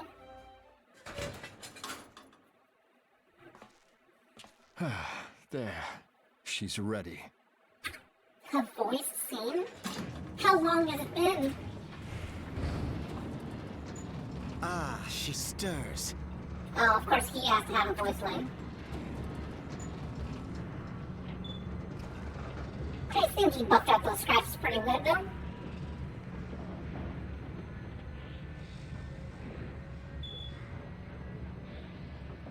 Awkward.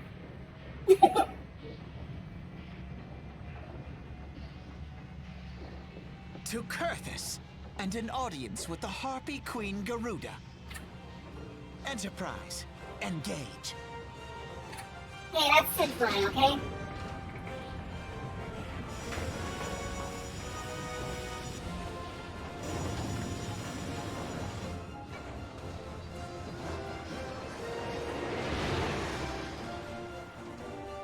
Pretty sure you just stole Sid's line.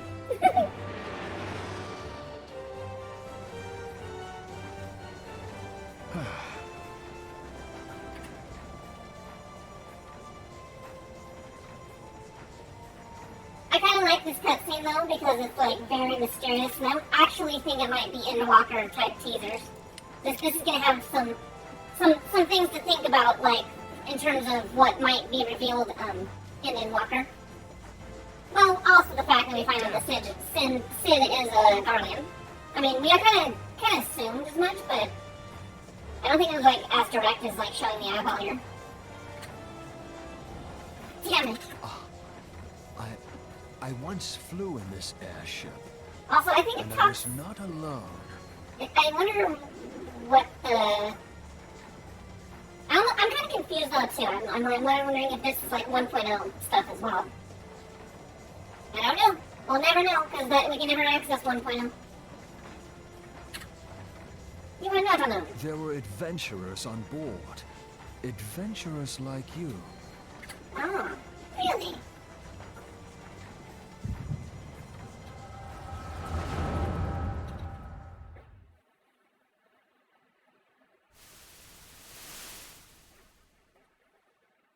Just how long have I worn these damn goggles?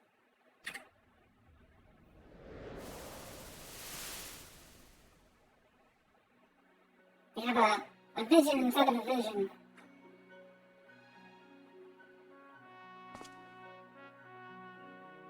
Ah, yes.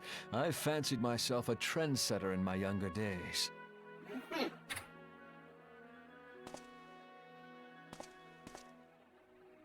The young prodigy, admired by all. Exactly like his father.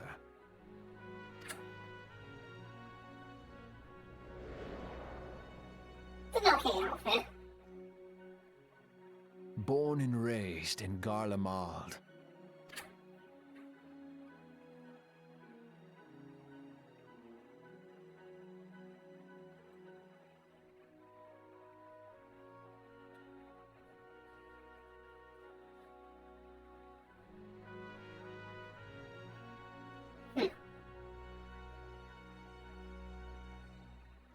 It was only natural that the precocious young student should become an engineer. Had his father not done the same?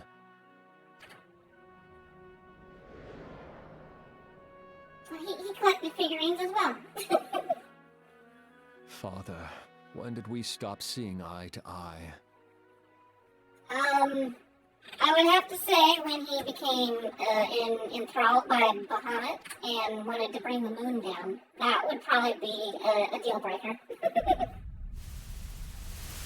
When did Meteor become your everything and your loved ones cease to matter? And primals are no bueno.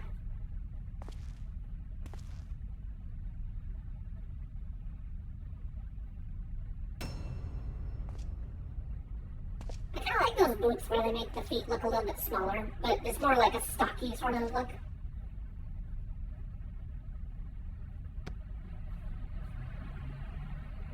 You abandoned us all, but he was there for me, Father. There for me when you were not. He was like an uncle.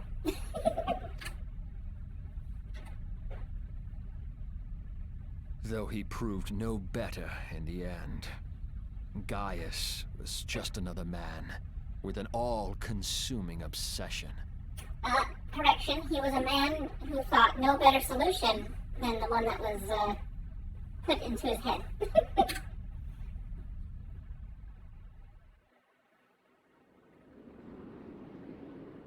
When you see no other options, based on your upbringing and the information given to you, And so I ran, left the Empire behind, and came to Eorzea, where I built the ironworks.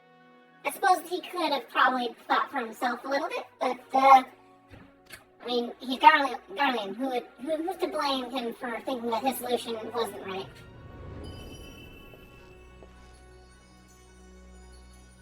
I really don't understand this part. I'm like, why did a vision of me show up? I don't know if it's gonna be hard to see. Am I too weak, right? No, you can kind of see me. I was worried that my, overlay might have been making it too bright. Ah yes, it was then that I first donned these goggles. I think the only thing I can think of here is that there's going to be some time traveling, that we actually, not necessarily Endwalker, but somewhere in the story we're going to come back and give these goggles to Sid in a weird time loop sort of thing. Maybe that's me from the very end of all of my adventures. Very sparkly. I bet you the ones that played Rogadin in the scene probably look the most It was fabulous. home to so many manner of people, each with their own hopes and dreams. People worth saving, and so I fought beside them. Yeah, a big old sparkly Rogadin. There you go. There you go, goggles. I wanted to prove that my knowledge could serve a nobler purpose. Or, no, get the ones that are a Rogadin body, but they have the chocobo head. Yes, have some muscles, and let's add some dazzle. They're like that one guy, I forget his name, from,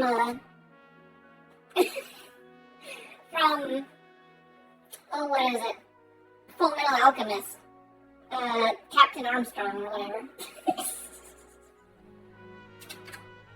I wanted to prove that there was another way.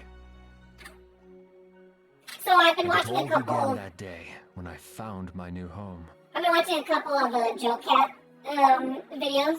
I so want them to bring back new items for the Monster Hunter World event, like supplement it with a wiggly head. I don't know if they got wiggly head there, but that'd be awesome if they could add that wiggler head, just so that he can have his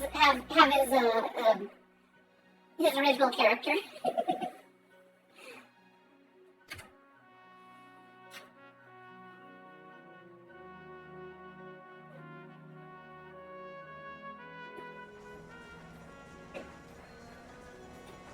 I am sad though, because when you think I about had that, forgotten how it would be wonderful a cool it was. idea. The wind in your hair, the endless sky. Yeah, wind in your hair and sky, whatever. But they already done a Monster Hunter World crossover event, so I'm guessing they're probably not going to add more content, crossover content, but that would be cool if they just added that just on the whim. It's just like, yeah, that Monster Hunter thing was kind of cool. The only repeated character. Well, actually, Sid, I'm not sure the inside joke or whatever about like why he's called Sid. But the original Final Fantasy writers, they were fans of Star Wars. So like another reoccurring character, Biggs and Wedge, they were the characters that were like side characters in Star Wars. That like in their X-wings, I think they died like almost as soon as they were introduced. They were part of Luke's squad or whatever that was trying to attack the Death Star, and then they crashed and burned. But for a while, it was just like the really big guy and the really short dude, and that's why they have them in Final Fantasy at least. And they've shown up a couple of times too. But yeah, since there must be like something about the reference. That light. It was you, wasn't it? Well, I'm not entirely sure. Again, time travel is a thing, so it could have been me, but it could have been the future me. It's surprising how few people know this, but all pureblood Guardians have a third eye. Really now? Perhaps mine helped me recognize you, or perhaps it was just a lucky guess. Doesn't really look eyeballish though. Looks more like a pearl kind of shoved into your skull.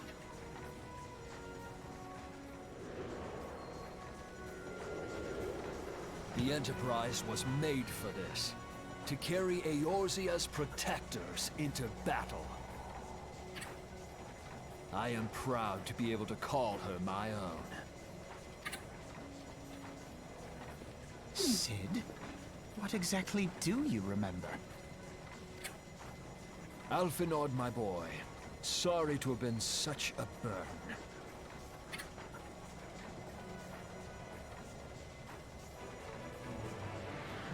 I remember. Remember everything. Yeah, I remember everything. I didn't know that was his next line. And my purpose. Everything. Come. It would be rude to keep Garuda waiting.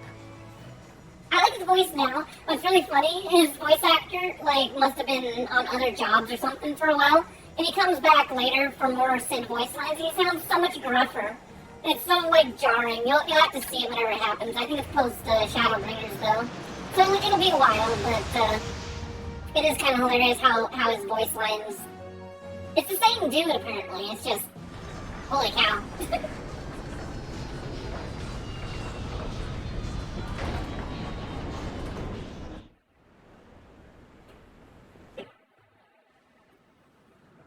It's like Sid as if he smoked 20 packs of cigarettes for the last 5 years or whatever every day. Just shows back up, he's like, It's just like, oh my, wow, well, okay. I didn't skip the cutscene, did I? No, I didn't. Okay, so, there we go. Finally, the part in the game where I, myself, was, actually drawn into the game and was like, wait a second, this is kind of cool. We're gonna kill Garuda in 2 hits, but we'll at least see the intro cutscene at least. All our efforts, all our travails, all of it was for this. Make ready for Poo-Poo, for the end is nigh. Be it hers or our own. It ends today, one way or another. It ends. Okay, we got this in the bag. We're gonna do this unsynced. And downward port, nope, it's a trial. Howling Eye, level 44. Also, funny thing, haha, funny. I think whenever I first got here, I was level 43. I think. I don't know if you have to be level 44 to get to this part of the story, but I do know that it was right there. And I was like, oh, it's right there. I want to fight this character, and then I had to go back and grind fates over in the Northern Finland. Yes, that was where the grind spot was back in 2.0 days. You were fate grinding to get your last 10 levels usually, and you just kind of did all the fates in this area, sort of going in between these 2 spots. Oh.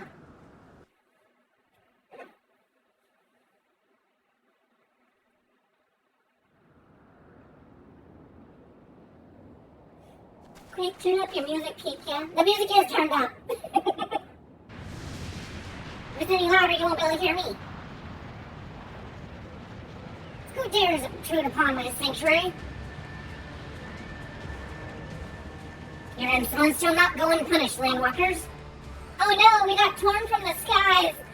Get it ready for everyone. Get ready. I'm calling you out, Warner Chappelle.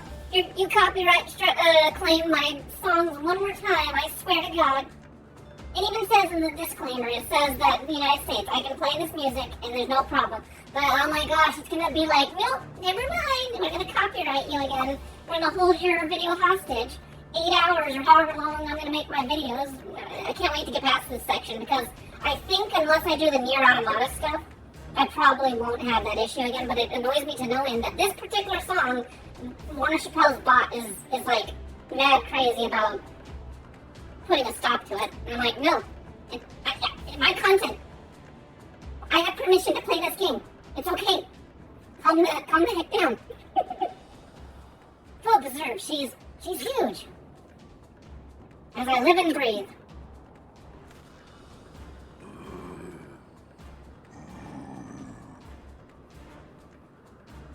Over there, look.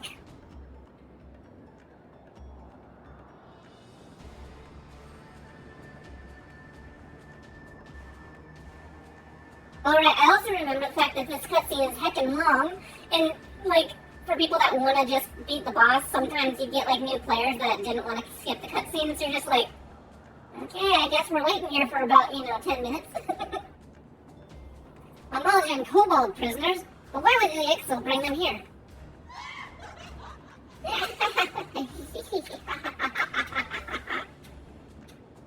Wherefore come you hither, foolish mortals?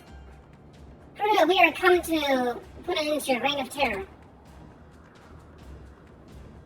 Hear you this blasphemy, my children? These landwalkers would bring me low. And bring you low we shall, very easily too. You who are bound to crawl upon the earth should revere me, for I am the wind. Did we not take to the skies and slip your defenses? We are bound by nothing, Garuda. You think your playthings give you strength? They will help not you here, Landwalker. This is my realm, and where none can challenge my supremacy. Struggle though you may, I shall slake the roots with your blood and festoon the canopy with your entrails. Slay the unfeathered ones, we shall. As an offering to Garuda, they will serve. I guess I could have been a bit more birdish with that dialogue, but I wasn't expecting the Ixal to suddenly have an accent like that. Leave the Ixal to us, Papupu. We will keep them distracted while you deal with her. Do not fail, Papupu. Remember, you fight for the silence, for Eorzea. Yes. Alright.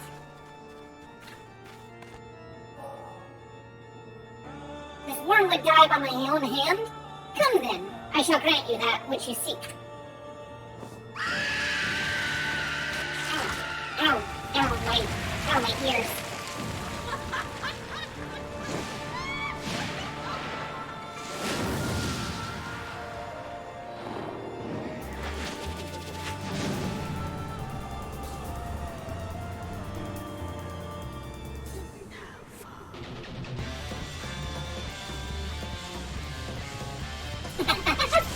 Exactly.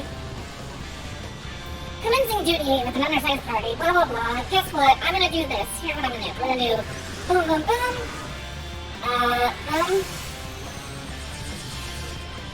Boom. Oh, look at that. You're almost dead.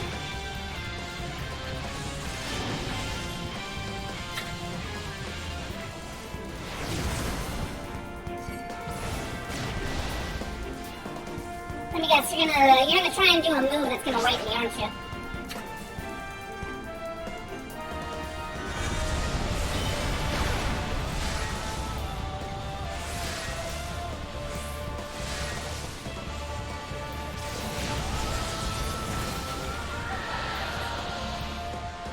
That was easy.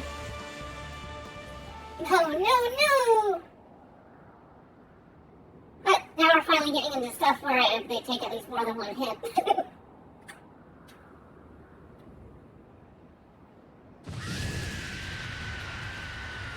What? How in the hells? This is my realm. You have no hope here. None. Did you truly believe you could defy a god, landwalkers?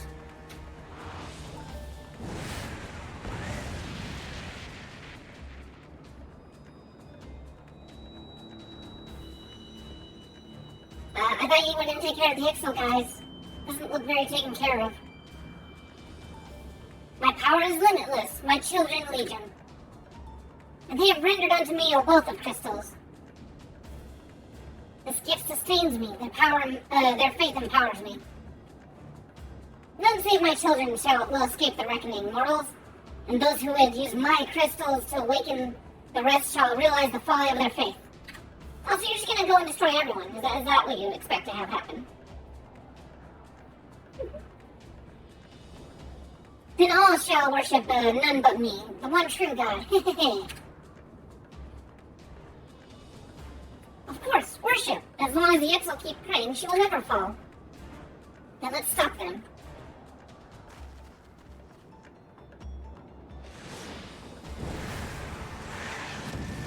Yeah, did you expect that to be that easy? He's just walking over there. Hey there, Wraith. How you doing? You forgot about my second form. Yeah. I think they might have one of those bosses at some point. I think it might get like straight up they just play into their own Japanese trope or whatever.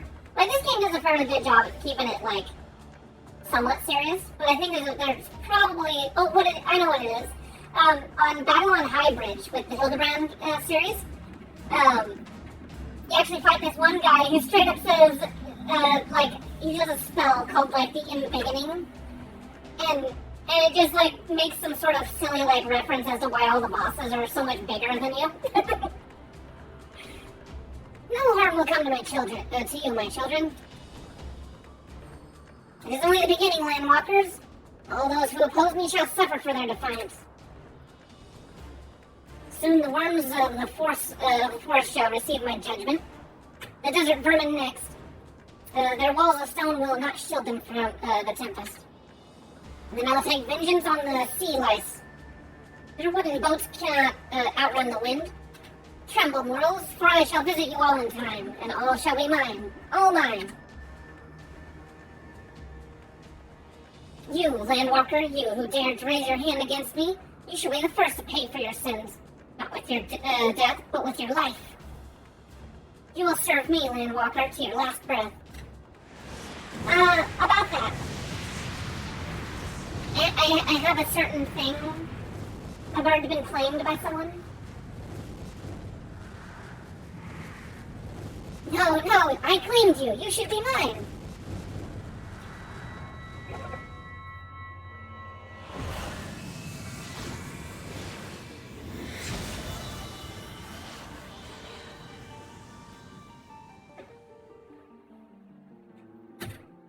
Be still.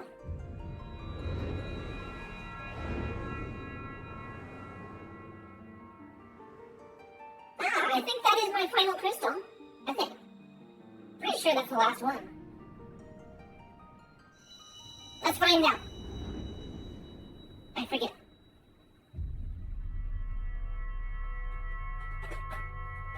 Where do I get the fifth crystal?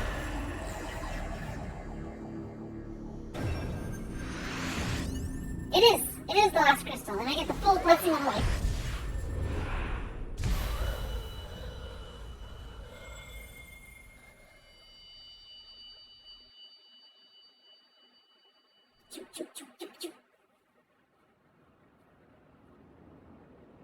Weird. I feel funny inside. Where are you? What have you done to me? I mean, I pulled something out from your chest, but you should be fine. No mortal should possess such power. This is impossible.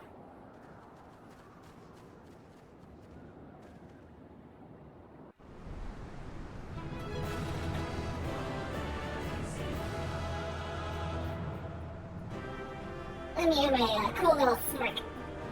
Anyways, let's go ahead and get out of this little area here.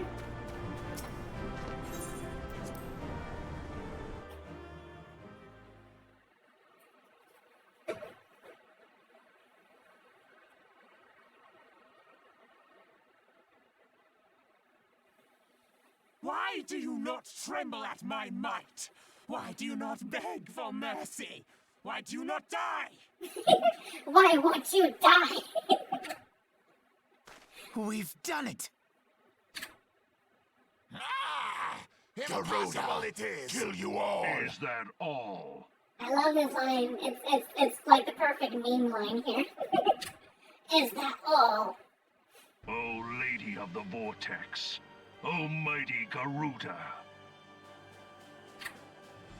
Of all primals, the most terrible. I say again, is that all?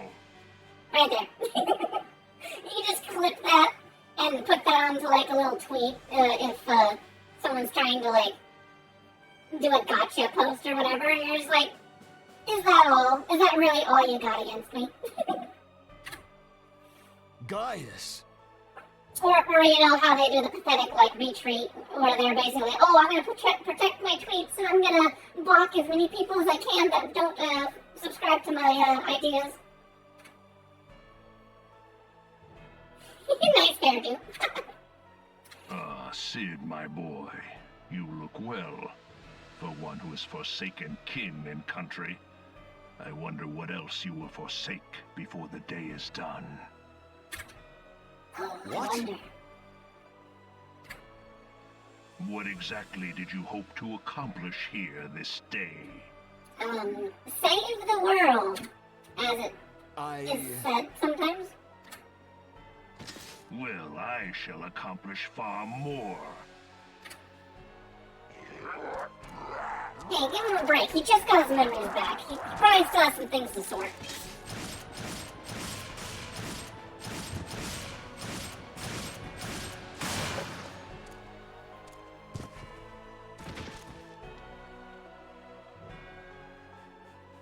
Is that all?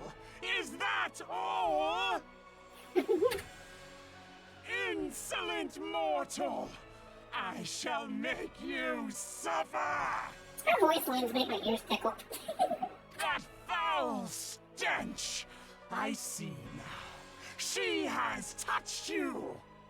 Oh my. And indeed it was quite pleasant. Very well.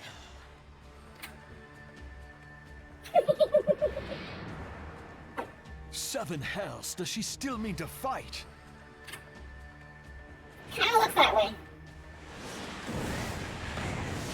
Our Lord of the Inferno Almighty, brought us succor in our hour of need. I find it funny, you can hear him gasping as he's trying to do the gruff voice line. Save us, Titan, Lord of Crags! It hurts us so! The pain! The pain! That was pretty clean, even though it's a corny rat voice. What is she? 12 preserve. She cannot mean to.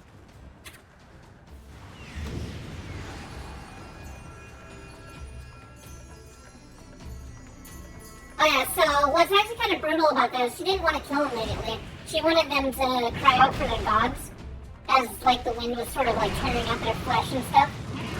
And then once they did the incantation, then they died from their wounds.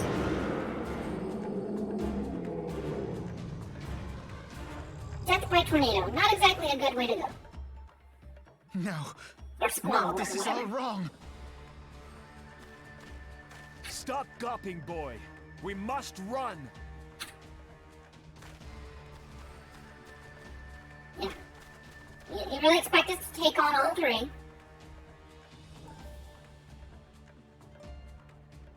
Surrender yourselves unto me! I would feast upon your ether! None shall stand against the wind!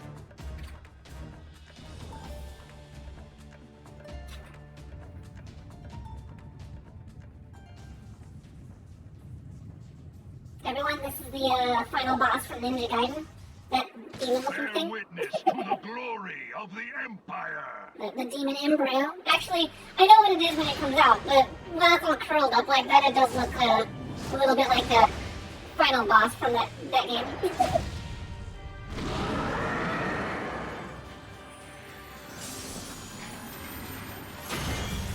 And he just crushes the Ifrit's head. And this one's kind of cool.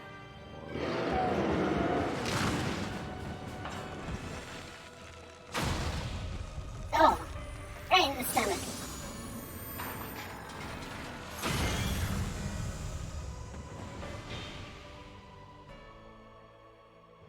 It is you who will suffer, Garuda.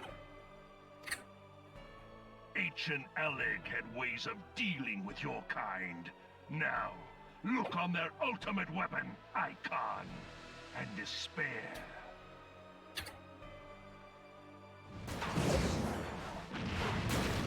He just jumps up and grabs it from the air. No! No! No!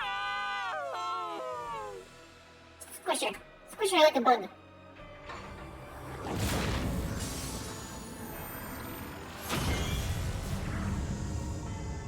Oh, nice wings.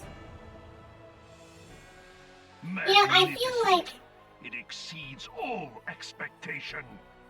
that what you just said there, I feel like that's what mosquitoes say as well. It's like, why does everyone want to kill us? Come on, we just want to exist.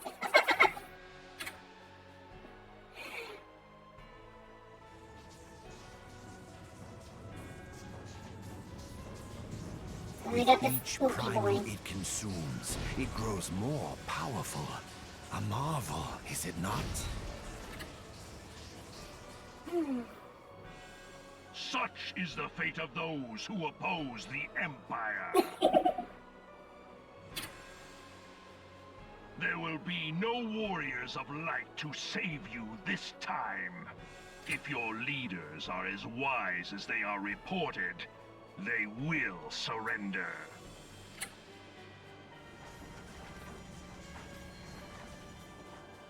Your skills are impressive, but they will not be enough.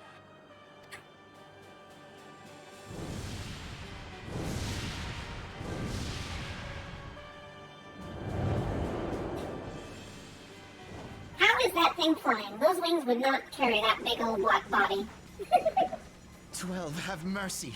What chance have we against such an ungodly creation?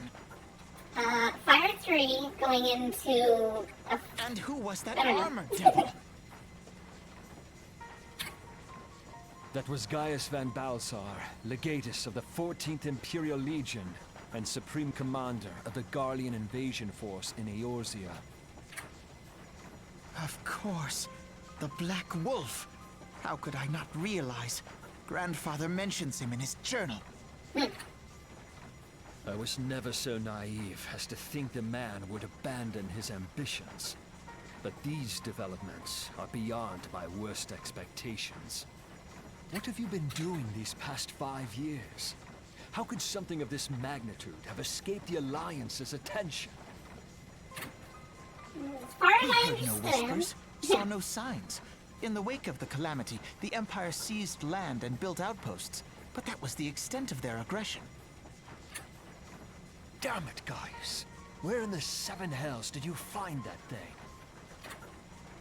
It has been a day of unexpected developments, but the fact remains, Garuda is no longer a threat. While I take no comfort in the manner of her downfall, it does mean that we may safely put the matter of the primals to one side. For the time being, at least. Which just leaves the matter of Gaius's new toy. Indeed. That weapon poses the greatest threat to Eorzea. It must be destroyed. But first, we must needs find out all we can. Let us make for Vesper Bay. We shall rebuild the Scions.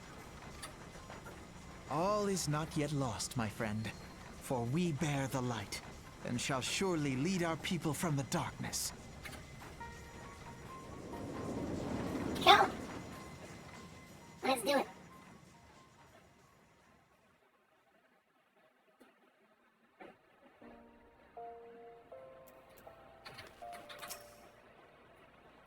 Well, that was an experience I would rather not have again.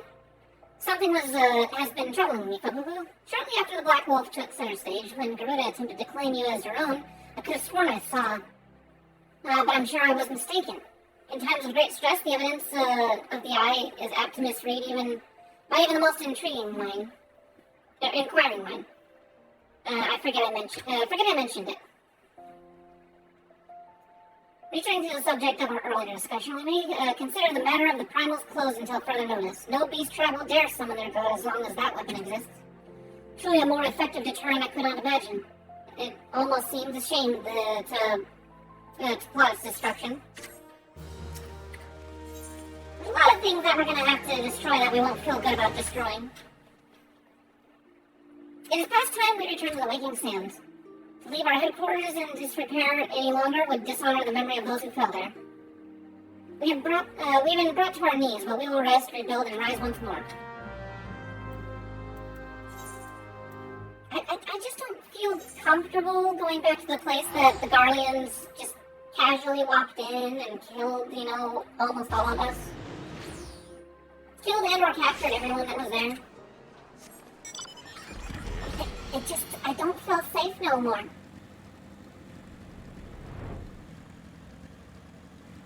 Why don't we go and start a new base somewhere like Costa del Sol or something?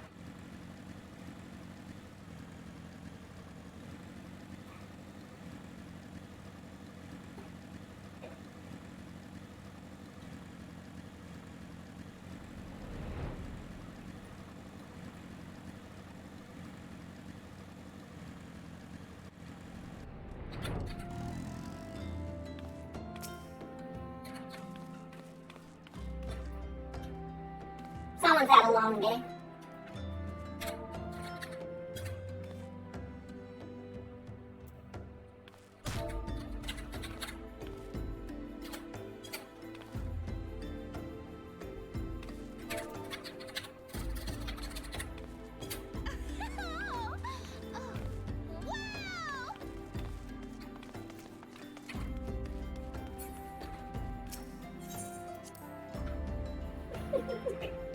How do you pronounce my first name? Fapupo. Fapupo. So originally, I was I did have a darker skinned character, and I was, again, made the character when I was kind of deep in a Made in Abyss sort of reading. But then the fact that, you can't really make Faputa, you have to just, you only have 2 syllables to work with for Lalafell names to be lore friendly. So, Fapupa. But then also I did it because I was like, well, it's got the word fap in it. It's just kind of funny. Oh, my stream name, Pika? Pikia. Like Pikachu, but Pikia. Pikia. And it's just more of a subtle, whenever you're saying the K part. Pikia. It's Italian for, hit or crush or something like that. Pika? You're just saying Pika? Yeah, let me see here. I'll actually just have Google Translate do that real quick. I'll pull it up. Of course, you won't see it, but let me go ahead and pull it out here. It's just pretty simple. Translate. Italian. Picchia. And it translates directly as Nox, according to Google. No, not the microphone. Say the word. Picchia. Picchia. Picchia. Picchia. Picchia. And it's got a bit of an R to the end, but it sort of rolls off. Yeah. Picchia. Yeah. And honestly though, I probably would have gone with a more easier sounding name for the first bit, but I originally, little bit of a side story here with my character, I was going to go just straight, Japanese referenced sort of, Japanese name, and Pika, or no, it's Picha. Picha. That's supposed to, this is an onomatopoeia, like the sounds that they have in Japanese, for little splash or whatever. So I was like, yeah, that's kind of cute, pizza. But then of course a couple months after creating the name, I was like, oh, I actually like referencing one of my characters that I play in Violeted Heroine, which is Serena something Flame de la Grande or whatever. But yeah, I just basically made it a water-based last name. So yeah. And how you doing, Spidey? Nice to see you return. What do you have to say here, Sid? I had no idea, Fupupu. I can only imagine how you felt when you returned that day. Yeah, it kind of sucked. It's a good thing the body bodies have been picked up, but the blood stains are probably still need to be cleaned up. Tell me, Fapupu, does aught strike you as odd? I see signs of recent habitation. Could it be that we have a trespasser? Mayhaps it's just my imagination. Come, let us proceed to the Solar.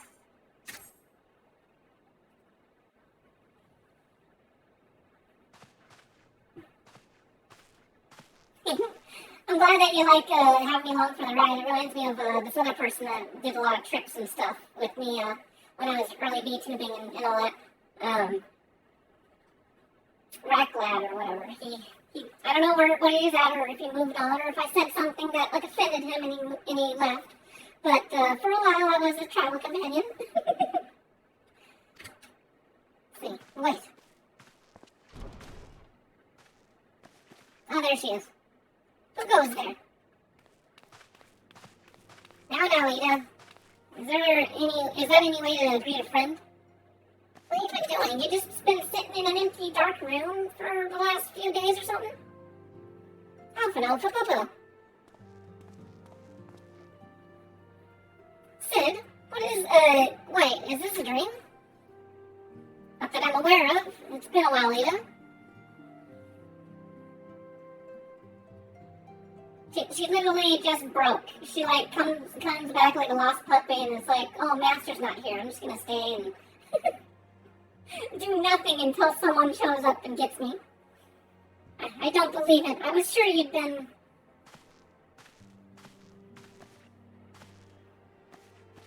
This place has seen better days.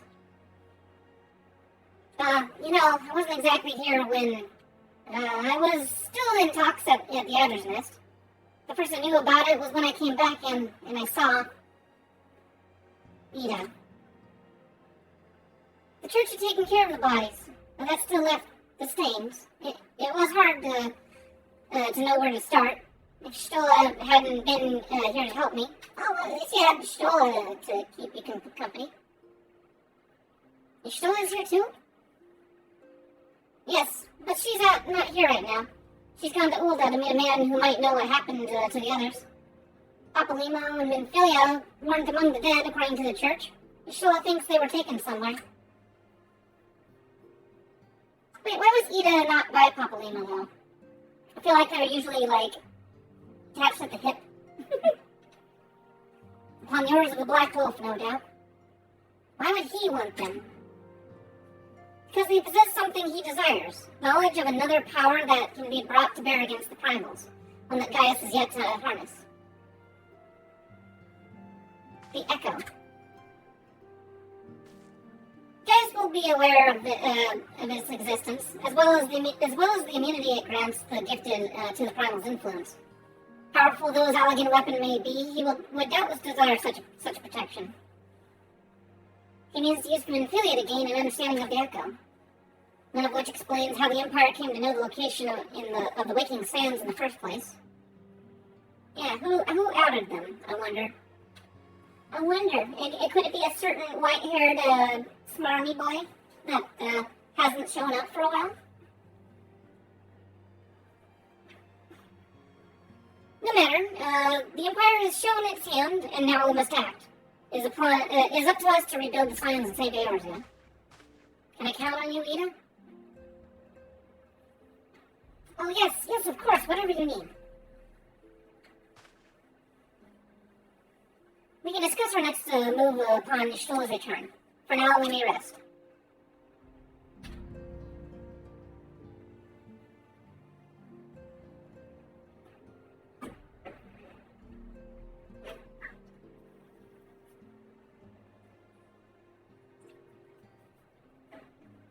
We'll be casually just like lounging back. Feel. Think. Yeah, no wonder I'm just good to do the job. I have her barking in my ear all the time. Can't get no sleep if she keeps yapping.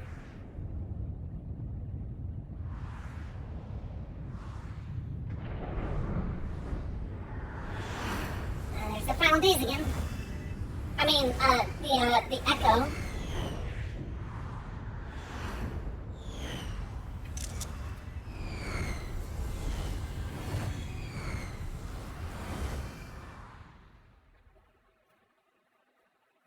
a post-Shadowbringers knowledge. Bringer of light,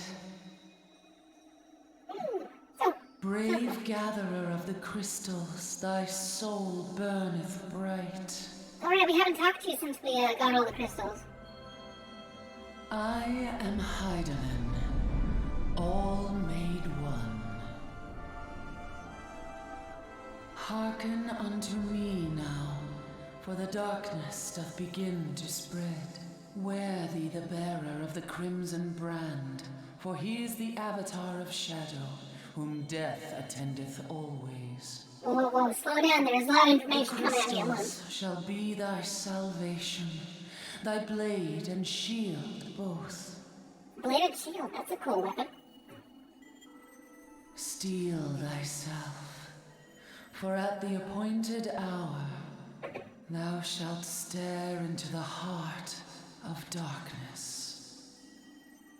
Go with caution, my child, but fear not, for I am ever with thee. Okay, can I make a selfish request to admire the fact that I made a very pretty Lalafell?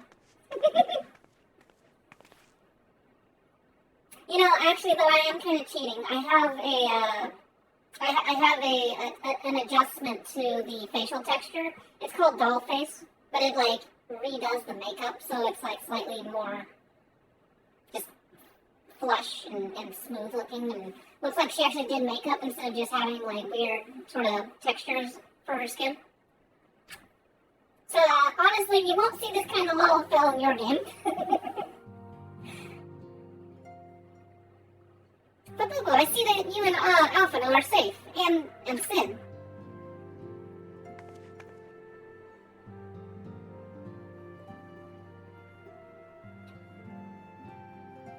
That we five should meet each other, thus defies simple explanation. It is as if the benevolent hand of Master Louis Spa guides us still. He would not see us undone so easily. Not now when the need is so great.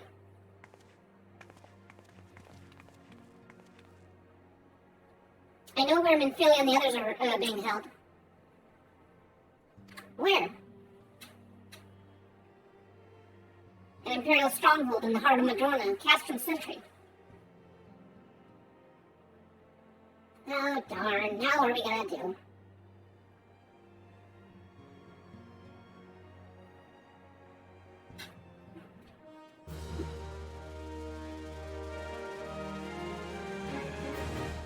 Can we please turn on some lights here? It's a little dark.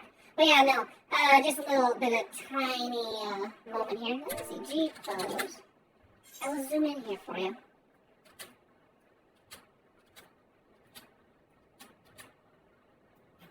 Let me turn on some lights since no one else seems to want to turn on some lights. Hopefully that's too much. I need it right there. No, that's too offset. There we go. That's good. That should have a good example. But yeah, that's the in-game makeup, the black on the eyeliner and stuff. But like, it's got little natural blush sort of on the sides and less freckledy, and the complexion's cleaner, I would say. So, yeah, I like it. It's one of those things where I mean, not everyone's gonna notice, but I notice because I do tend to be a bit of a screenshot fanatic. Oh, also, I guess I could show here. Energy pose. Let's do that. I wanted to look off to the side a little bit. There we go. The reason I'm so quick about the lights is because I've done that several times. We push this button. Oh, it resets my camera when I do this. It's hard to tell. Here, I'll zoom in again. So, yeah, there's that. I push it again. Oh. It's hard to tell, but I just have very subtle contrast with my light engine. So this is normal, or with the stuff on, this would be the normal stuff. It's kind of yellowish, washed out. I like to add a little bit of blue and a little bit of slightly higher black-white detection. There's a lever, actually, that I change And instead of colors 255 or 1 to 255 being in the full color spectrum, I turn off like colors in 1 to 3 off to make blackers black, or blacker, and then like 249 or something like that to 255, I turn the white, just so that when you're looking at something super bright, you're not getting that slightly faded color. It's just a direct. There we go. You got something that's white.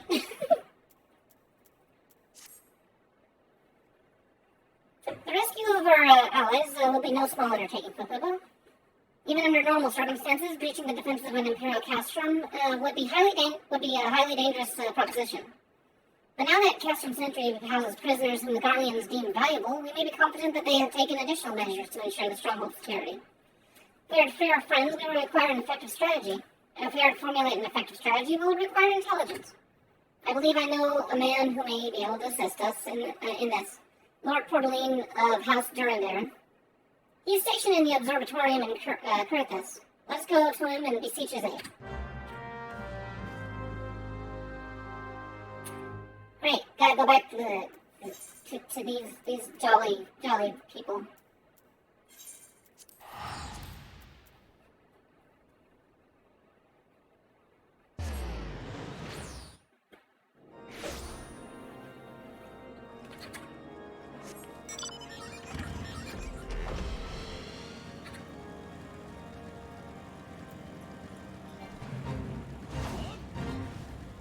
One more modification that I would like to say that I normally would have on here, but it's not safe for work. I don't have a safe for work version of it. I'm sure it exists, but I don't know where. But it gives them a little more realistic figure. Right now they're turnip shaped, very cylindrical, very low poly. But the other one gives them like slightly more. I think it sacrifices some polygons in the legs and maybe in the back of the ears, but it moves them over so that the torso looks a little bit more distinct.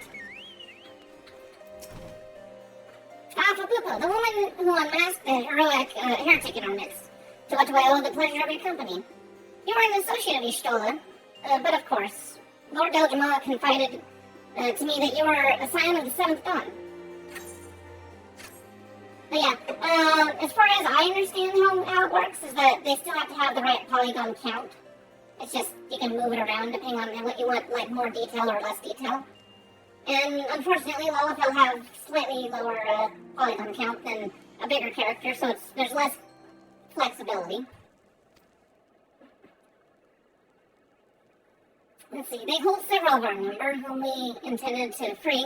Any information you can provide would be greatly appreciated. I see, that might explain our scouts' reports.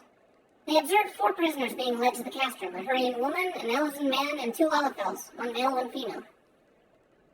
Ah yes, the potato children. That's them, it has to be Menphilia, Orionje, Papaleo, and Tataro. If that scant morsel is of use to you, you may be interested to hear about a more recent incident. An Imperial airship made an emergency landing here in Kurthus not long ago. 2 men believed to be prisoners, a Rogan and a Lalafell, were seen fleeing the craft.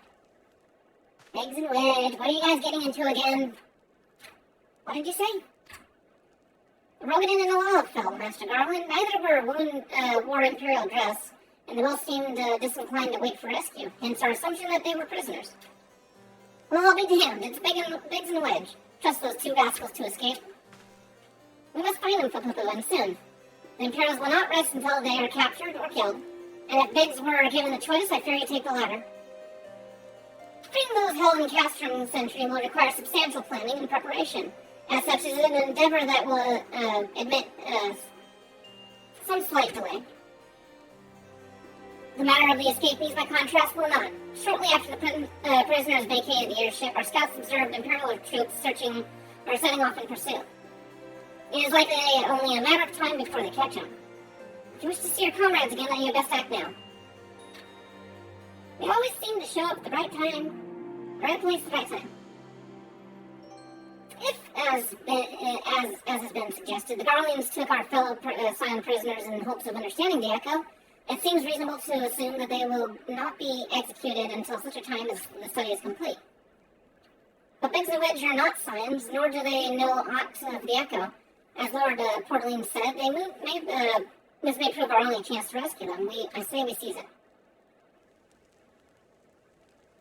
Thank you, everyone. You won't regret this.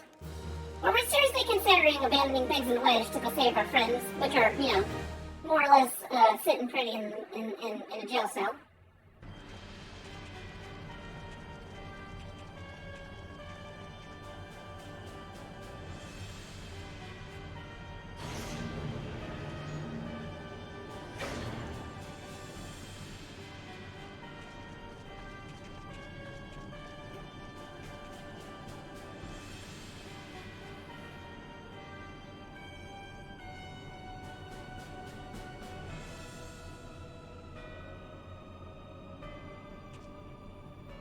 Final preparations are almost complete, my lord.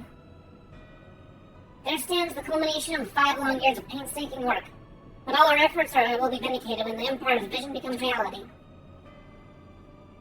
At last we have the power to purge this land of its false gods. We shall give the ignorant children of Eorzea the security and stability they so desperately crave, and which their spineless leaders have so palatably failed to provide. It's okay, you can fall asleep watching me if you want.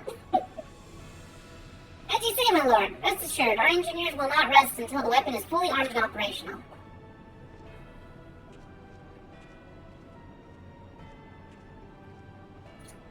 Riveton, you depart for Castor Occidens at midnight. You will command the western front in Vilbrin. The Eorzeans will attempt to interfere with our plans. You will see to that they do not. My lord, if this is to be your will, I shall carry it out to the best of my ability. I live only to serve the Empire. Yet, forgive my impudence, but is it proper to give command of half of our forces to I have given you nothing, Praefectus. You have earned it. That will be all. Dismissed. Yes, my lord. I like his little indirect way of saying, the people that I've got, that I'm getting orders to, they've earned that right to do as the responsibility I've put them in. although, here we go, we got Livia, who's about to have some private quarters time with Gaius. My quarters, 1 hour.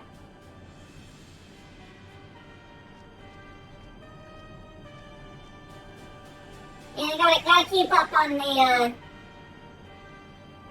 in the midst of world conquest, you gotta sometimes let off some steam.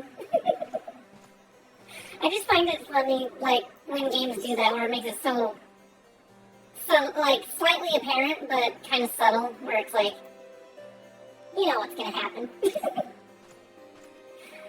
My purpose here is to reconnoiter Guardian activity along Abelathia's spine. Owing to this, I have the honor of being acquainted with Y'shtola. Now, the report of the Imperial ship's emergency landing came to us by way of Zamile Darkhold, situated to the west. A man stationed at the entrance, a knight, by the name of Bristle, may be able to tell you more. So as to expedite your mission, I shall furnish you with a letter of introduction. I pray that you will soon be reunited with your comrades. May the furry grant you strength. Yes, may the furry grant you strength. This kind of reminds me of, whenever I first saw the title Bowser's Fury, I was like, Bowser's what? Bowser's furry?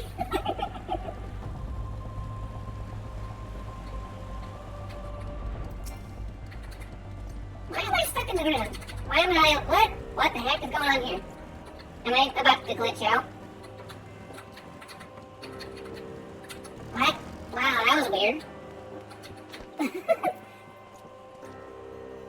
You stand before Zamile Darkhold, the subterranean fortress excavated by the greatest Ishgardian house of the same name. None but authorized personnel may enter. I just happen to have this magic letter. A letter from Lord Portaline. So you've come about the Imperial airship. According to our scouts, the vessel had escaped, touched the ground when a pair of men, captives by all accounts, burst forth and bolted. Imperial soldiers have since been sighted in the area, seeking to recapture them. What? The captives are to be your friends, you say? And let us pray that they are yet a step ahead of their pursuers. The emergency landing reportedly took place near Arm Vale, situated southwest of here. I suggest you take your search there. Seek out a knight named Paramons. He should be able to assist you. So I don't know if this dungeon here is like actually, if this one's a side one or if Arm Vale is, but the Mile of Darkhold is one of the last dungeons you can grind if you got good cues.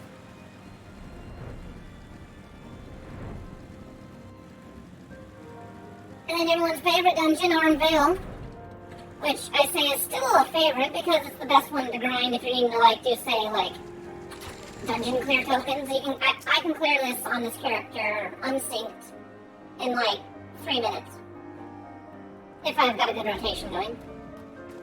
An Imperial airship I saw it approach the land with my own 2 eyes.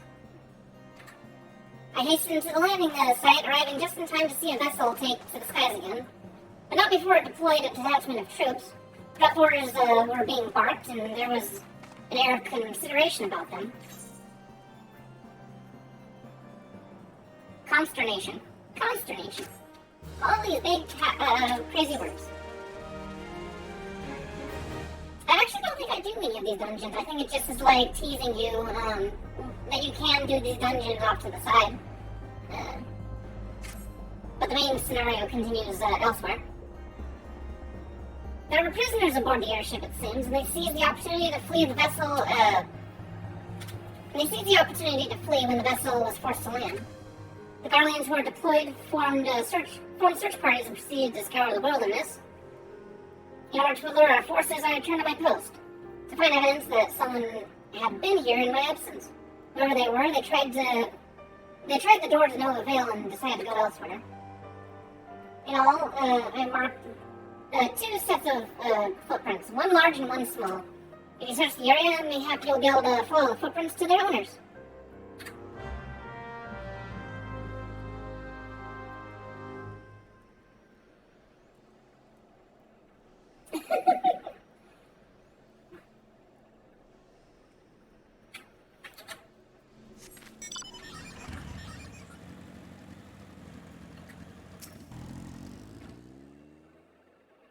Watch your mini. What kind of mini? Wait, what do you mean by mini?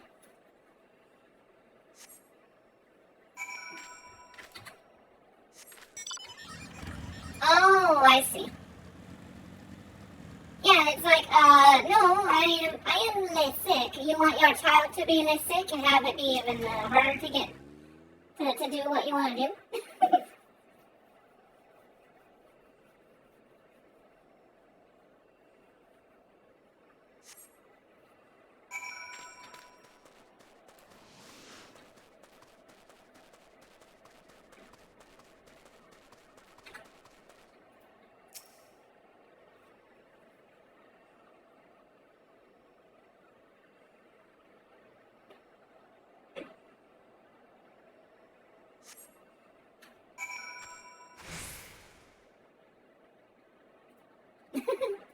Yeah.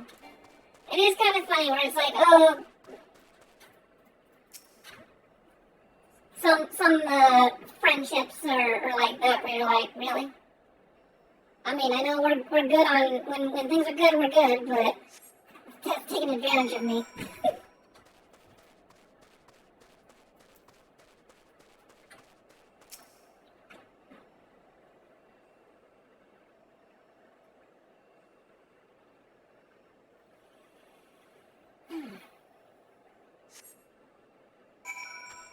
Okay, before I actually go for that spot, there is one thing I wanted to check out. I know it's a fair ways off to the distance, but there was some roleplay that I stumbled upon last night, and I was like, wait a second, why is everyone roleplaying out here? Such an unpopular area, why would it be popular with people? And then you come to realize, oh, it's probably because everyone's preparing for starting in housing, so maybe they were trying to schmooze each other or figure out what sort of plots and stories they want to establish when they get out there. Let's see if there's anyone in here. Is it still full of people? No, it is not. I kind of wish I had actually taken the time to speak to someone and be like, is this an event? Is there some sort of, like, roster that, let's see here, search conditions, role-playing. Where is everyone, by the way? Yeah, look at this, we got some Kurthus Highlands people. But they're GH, they're all in one guild, so who knows what that is. Eastern Lenosha, there's a lot of stuff going on out there. Ow. Free company profile, Spiral. There's a fair amount of people in their guild. There's a lot of people, though. I actually, the only reason I like looking out for this kind of thing is because if there's an active role-playing group, it'd be kind of nice to get back into the role-playing where when I log in, people are actually doing stuff. As you can see, I've got my guild tag flying, and right up here, this chat box is supposed to be where, you know, guild chat's happening. And if I look here, we got members, but we only have a handful of members. How many people do we have in this company? We have 153 total, but only 7 people are online. So, that gets me feeling like, as much as I like this guild, it's probably dead. So if I want to find some fulfilling roleplay, probably will have to go elsewhere. Although, I actually think I want to get into the more monetary version of roleplay. It's funny how quickly people have adapted to it, but like you go to a bar and stuff now, and the norm is to pay for your drink, like actual guild for your drink. I'm sure some people would be like, I don't have the money for it, and then they're like, okay, well, we'll just pretend that you paid for your drink. I'm sure that's how it is, but it is kind of funny where it's like, they'll give you an actual physical drink, and then they, you know, kind of are like, for like, you know, that one tipper from Home Alone. Brr, so cold. I want to go home. Hey, how you doing there, Wedge? But please don't eat me. I'm not nearly as succulent as I look. It's all skin and bones underneath, I swear. But Boo Boo, it's you. Thank goodness you're here. It's been awful. The Garleans were snapping at our heels like 100 pack of wolves. I was so hell's bent on invading him, I ran headlong into a monster's gaping maw, thrice. And when I finally found cover, it hit me how cold and hungry I was. But everything's okay, I'm here, you know. The pigs, he isn't here. He went off in a different direction to lure our pursuers away. And he is kind of a big target. It's me, Sid. Have you any success? Track down a wedge? That's wonderful news. Now, what of Biggs? No luck there, sir. I see. Well, it hardly surprises me that that big fellow went off as he did. For all the tongue lashings he gives the wedge, he's always taking care of them. I've scoured the area surrounding Darkhold, but we've nothing to show for it.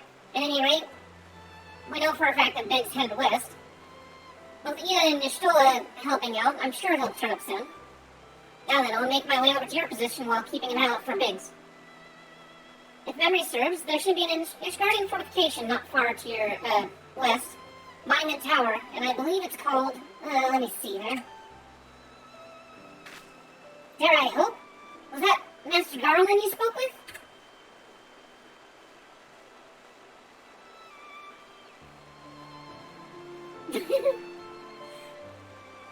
That is, yeah, I mean, I wish for the best for you, and I wonder how people do it, though, you know, having a kid around, and it's like, I feel miserable, but I guess I can't turn in for the night. After 5 long years, thank goodness he's alive. I'm feeling better now, Fabubu. Let's go to the Monument Tower and wait for Chief to arrive.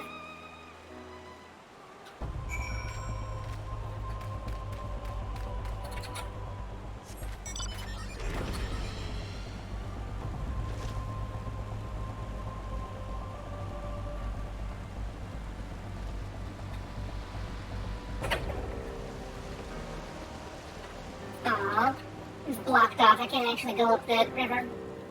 I thought I could. That'd be kind of cool.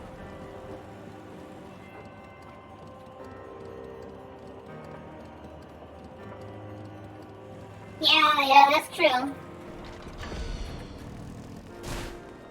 Well, from what it sounds like, you said what you said, and she's just gonna have to deal with it. Well met and welcome, adventurer. What brings you to this frozen corner of the realm? My immune system is already compromised. Watch on, wacko on... watch on child. watch your own.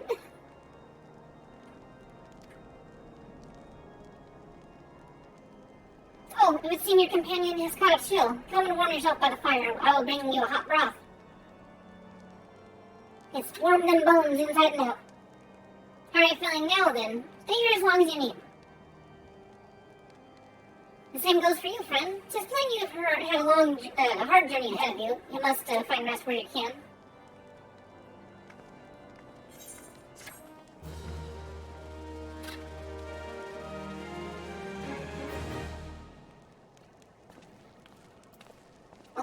Okay, we talked to Wedge. Oh, little sprout, look at them. Einhard Abo Kamade? Okay, that's an interesting name.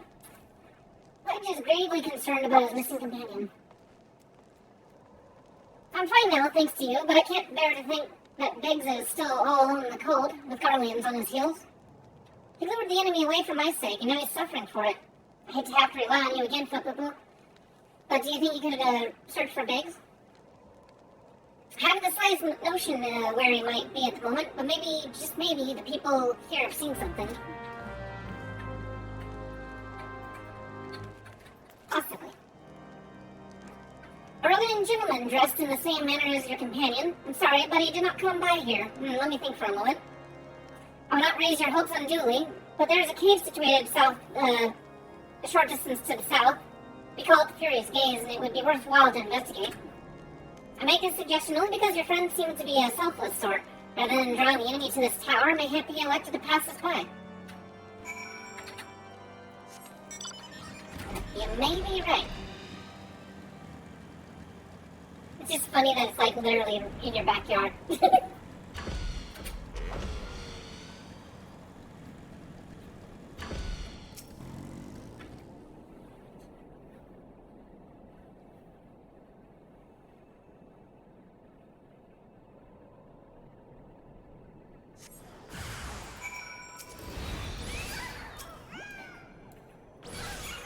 Oh, it's residents.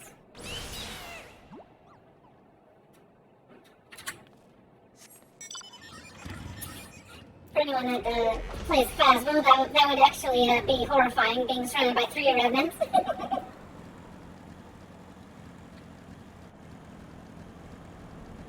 Could you imagine even just a 2 ghost, like actual, like not just fake twin, twin ghosts, but like 2 or 3 revenant ghosts actually in the same house as you?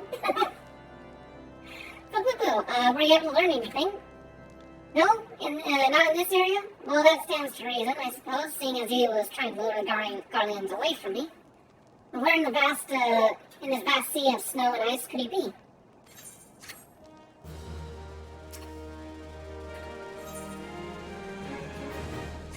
Well, it looks like they find him, according to the picture. We can't give up, Poo-Poo. We must find Biggs before he succumbs to the cold and before he's recaptured. There must be someone in the tower who can help us.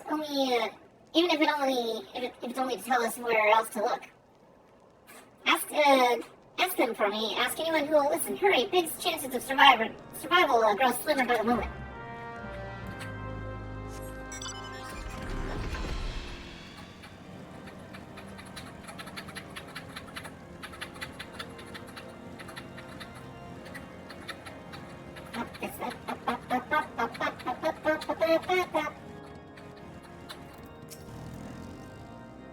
Your friend is lost in the wilderness, you say? If he's not to be found around here in the vicinity of the Darkhold, it is possible he made for Whiterun. To reach it, one must travel through Dedafin Pass, the south end of which lies to the northeast of here. While I make no guarantee that your search will bear fruit, it's surely better than worrying in idleness. I wish you luck. Oh, and one more thing. Do tread warily when climbing the stairs here. About a moon ago, I near broke my neck when I slipped and took a tumble. I find it funny that they make a comment about the fact that the stairs are ridiculously... There's a lot of stairs in this building. I mean, look how high you go. You go way, way high up here. Ew. My knee. My ankles.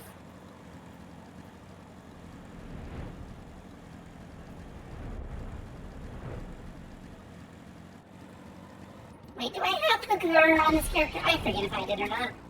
Did I actually earn it on this character? No, I didn't. No, this is the one character I don't have the car on. And I think I was working on it last I played the game. Yeah, I was only halfway. I think I need 80,000 to get the car. Well, good thing you guys are on top of it, Ida. And Stella. We found Biggs, but he's in trouble.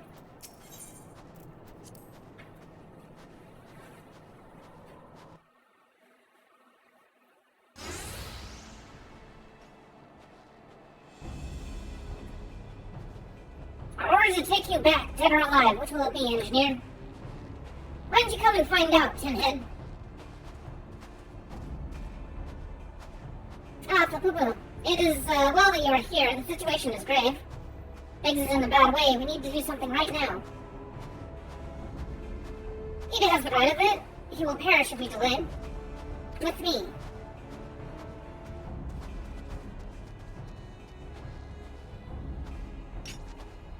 He's not alone. Kill them all. Settle down, settle down. It only hurt a moment.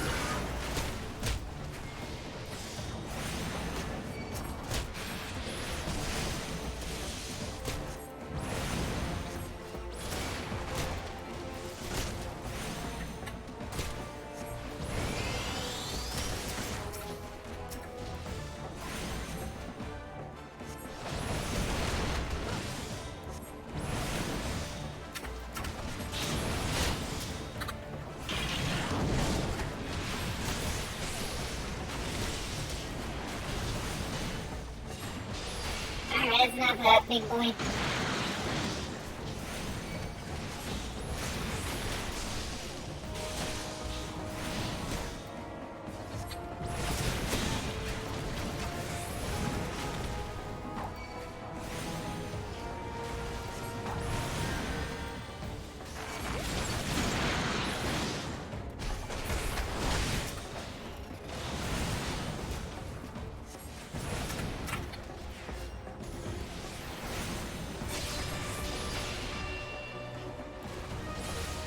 Oh, you're a tough one.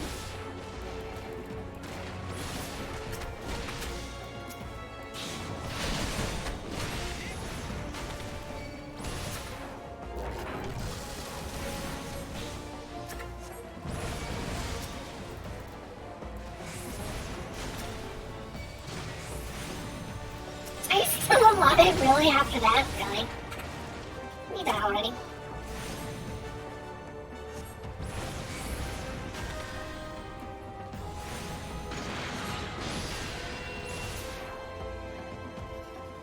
Does that. It's one of those rare missions where you actually have a risk of, like, if you're leveling up, you have a risk of Biggs getting killed here. It's not a big risk, but it is possible if you don't attack the right people.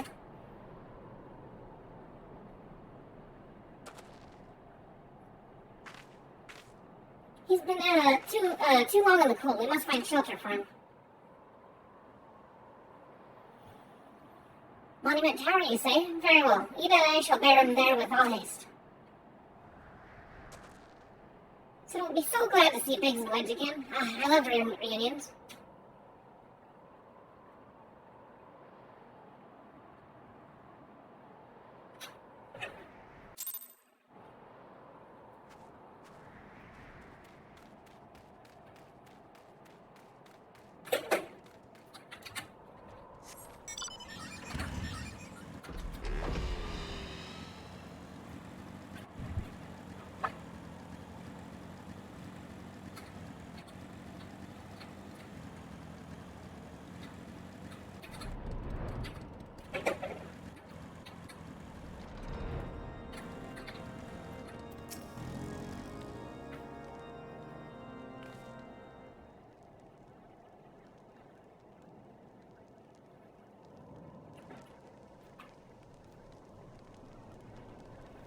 I cannot thank you enough, though, Poo-Poo. The same goes for the rest of you. Thank you so much.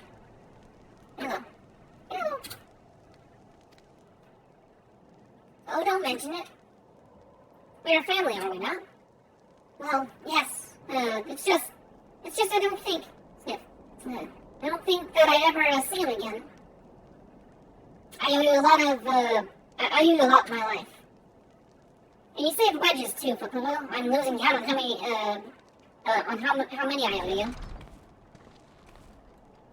Thinking nothing of it. You know, I was capable, and I had the ability to. I just stepped in. Biggs, Wedge, Gods, it's good to see the two of you again.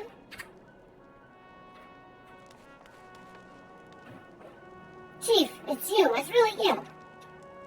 In our hearts, we knew you were still alive, but to finally see you in the flesh...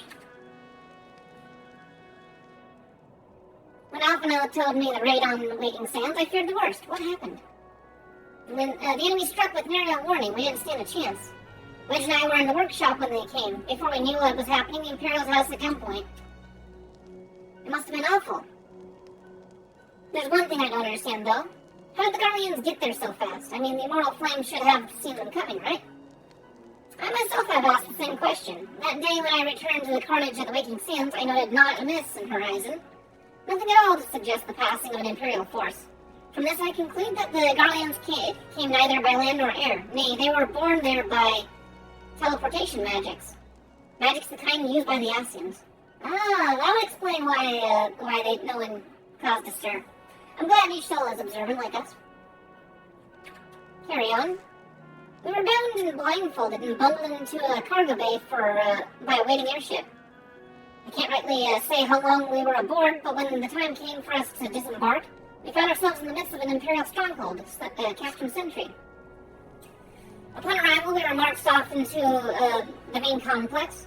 Biggs and I were thrown into a detainment cell altogether, while Minfilia and the others were taken elsewhere. That's the last I heard from them. Castrum Sentry. Ah, yes, the place that we've been mentioning for the last, day or so. Are we going to go there at all? What happened next? Well, we were held in isolation for what felt like years, but it was probably moons, or maybe only weeks. And then, without warning, the Imperials collected the pair of us and put us on another vessel, which we found was bound for Garlemald. Much to our dread, we knew that if we were taken there, we weren't like to leave again. So risky though it was, we sabotaged the ship's altitude control, thereby forcing an emergency landing. And in the midst of the ensuing chaos, we managed to slip our captors. The rest, as you say, is history.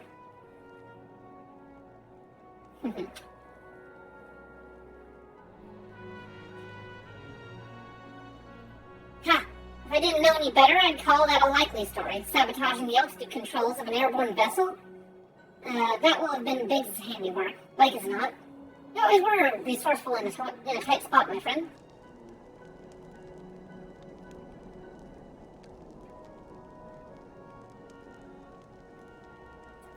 Thank you for returning my dear assistance to me. It would seem I owe you yet another debt of gratitude. There are still many questions on my mind, but the answers can wait. Minfilia and the others still want for rescue.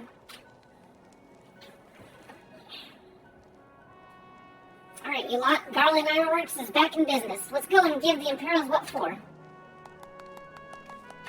Hurrah! Yay! Camaraderie! Woo!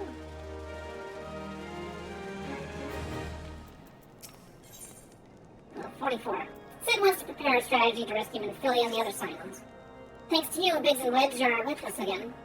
Now you must find a way to rescue Minfilia and the others. Gods know we've kept them waiting long enough. Too long already. Based on what we've learned, I believe it's safe to say that they're held at Castrum Sentry. Let us go and convene at Revenant's Toll in Mordona. It's as good a place as any to prepare, and better than most. The road leading east then south will get you there. When we arrive, let us seek the advice of the local adventurers. We're bound to learn a thing or two that will benefit our mission. Revenant's Toll. We could travel there, but I think we're just gonna walk. Or teleport. We could have walked, but we teleported. Ah, Slackborn. well-met friend, what brings you to Revenant's Toll? Dear, did I hear you rightly? Your friends are being held captive at Castrum Sentry, and you want to rescue them? I don't mean to discourage you, but that might prove difficult. The Stronghold has been on high alert as of late. The armored patrols seen about the perimeter around the clock.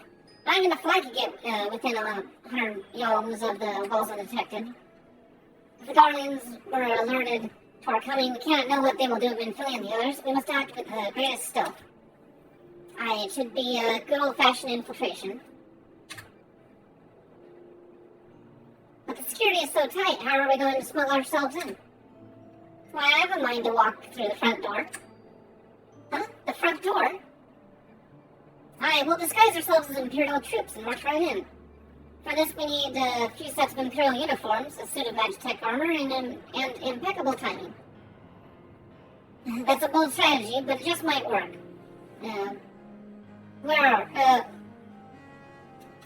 Where we are, there's certainly no shortages of opportunities to borrow the equipment. Knowing those Imperial bastards, they won't even suspect that we sabotaged, or that we savage Eorzeans would think to use their technology. And it's settled. If you're determined to go ahead with this, I'd recommend you speak with Galman.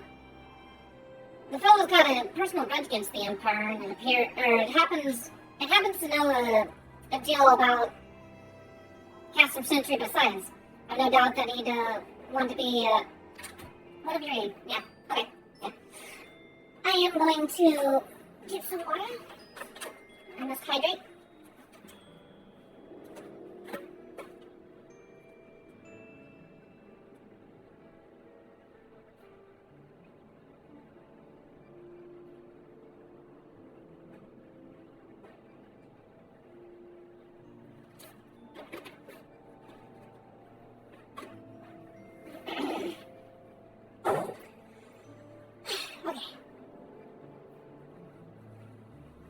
Ida and I shall go to reconnoiter Garlean activity at the Stronghold.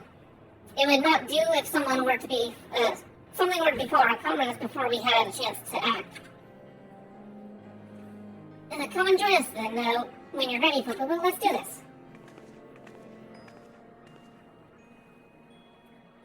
Sometimes I wonder, Ida, are there ever times that you're not enthused? I'm nothing if not enthused, you still it? And you're beginning to remind me of Papolino. More like you're just, really upplaying the Ida act there. I don't think Ida was nearly as enthusiastic as you act. Looking for Galmund, are you? Well, you found him, wherever you are. You're looking to get inside Castrum Sentry and you need my help? Heh. Something tells me we're gonna get along just fine.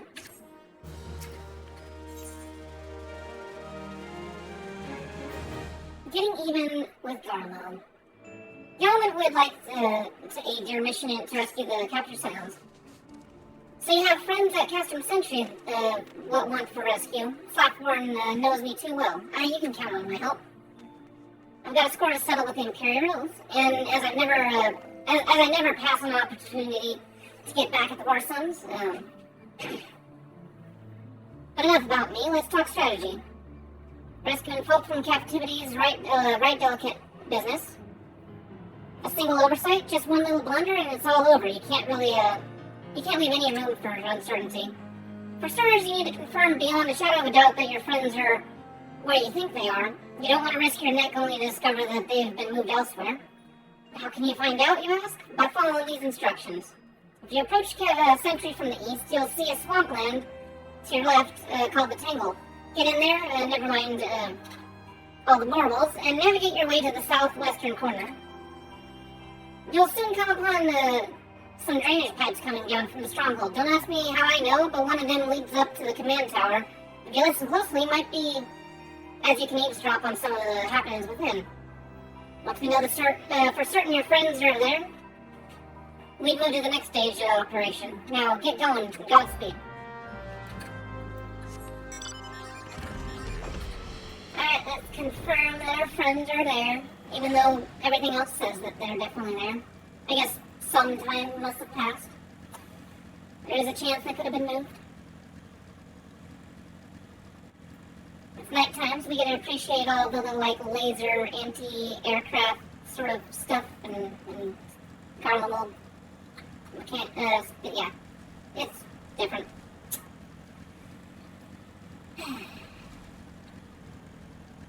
What are you doing, kitty boy? How's a kitty up to? What are you doing?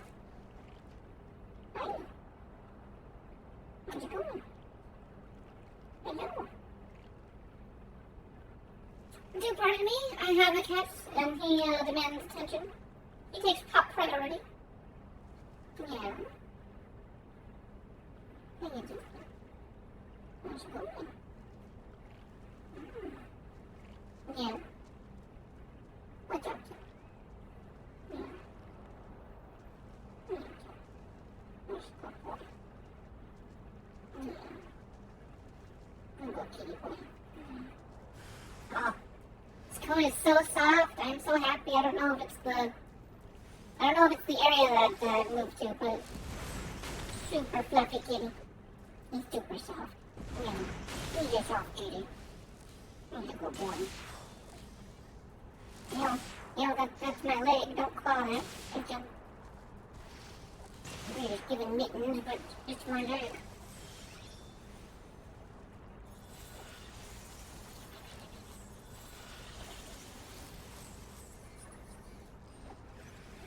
Okay.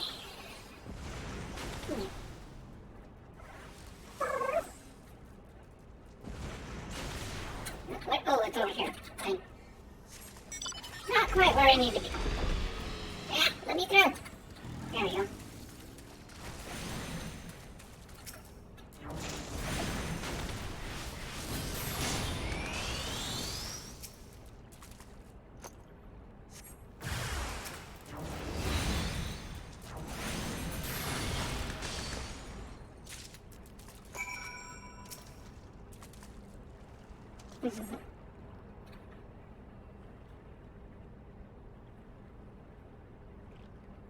The faint sound of conversation echoes down the pipe. What of the captive? Does she still refuse to speak? She may as well be deaf mute for all the information we've gotten out of her. The others aren't much better. Gil gets on my nerves most of all. Every time he opens his mouth, it's only to spout gibberish. I do wonder, why is the Tribunus so obsessed with this Mentoya woman? They say she possesses some mystical power, something we Garleans don't have. Mystical power? Like the kind the beastmen use? How am I supposed to bloody know? If you're so curious, why don't you ask the Tribunus yourself? As well as try to tumble her. Like my head where it is, I like my head where it is, thank you very much. Our break is over. Guess we get back to our stations. The footfalls grow fainter until all is silent.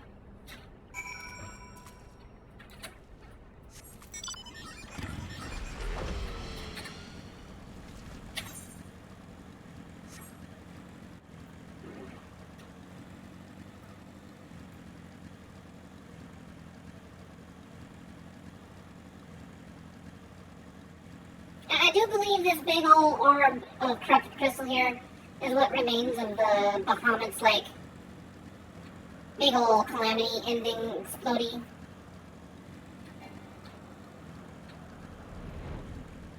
That was not where I wanted to go. Well, I thought for a second I was going the right way.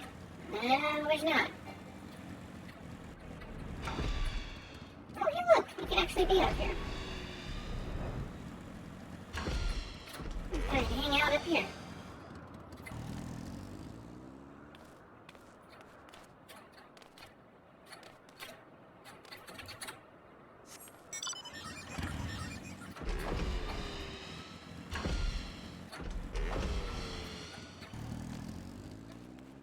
This is clearly blocked beyond the wall, the barrier of the... Yeah. Ah, yep. You can't go any further. I just never came out this direction, I guess. Well, you can't stand up here, though.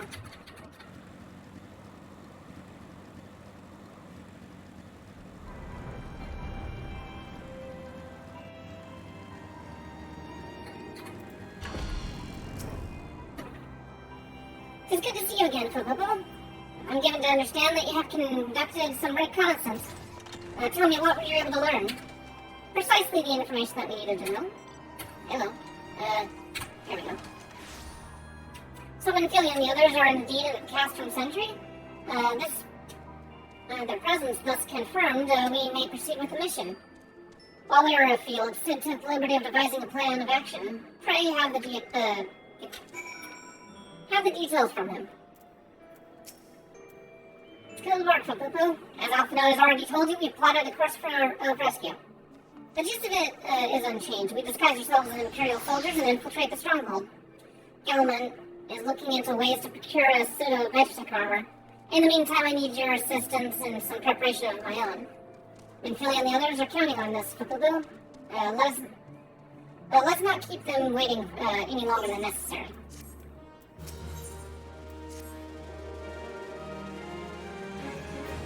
While Galman goes about devising his plan, we need to see some preparation of our own. It wouldn't do if the Imperials were to discover that they're short in armor. To prevent this from happening, I'm going to put together a makeshift communications jamming device. The explanation is like to get a bit technical, so bear with me. Imperial forces communicate at a distance via electromagnetic waves. Simply put, voices are born upon etheric lightning energy that permeates the air. Now, the hill-sized cluster of trapped crystals to the west has been observed by amplifying the self-same energy. By making use of this property, we should be able to drown out Imperial voices. To ensure that we have enough amplification, we must identify the most potent crystal among the clusters. For this, I need you to go and use this device and take readings. I'll mark the likely places on your map. Oh, and just so you know, plasmoids are drawn to lightning energy. Don't be surprised if you run into a few. Alright, so we're turning a crystal into a jamming beacon. I do believe it is this big, huge thing here that we're going to deal with.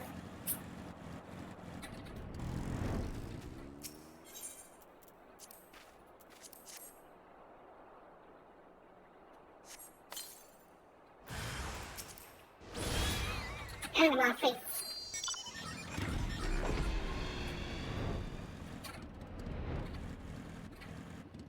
Oh, here. Hello.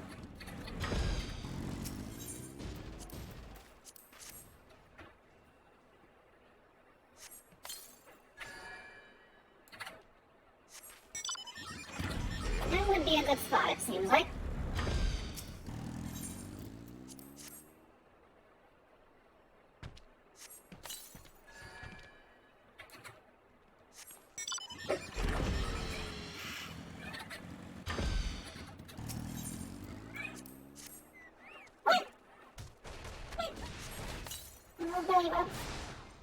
Yeah.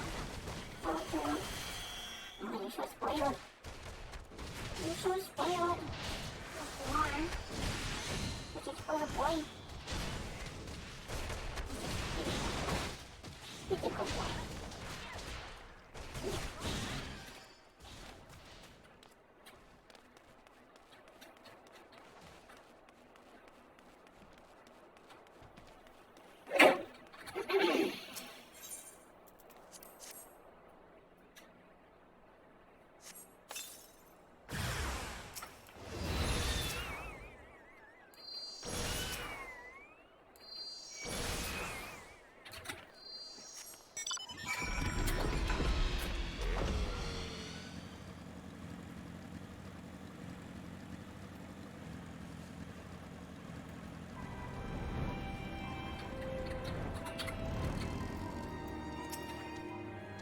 You have the ratings? Excellent. Here's, let me see the numbers.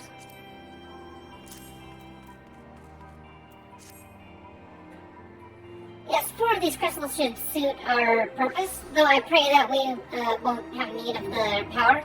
Thanks, Poo-Poo.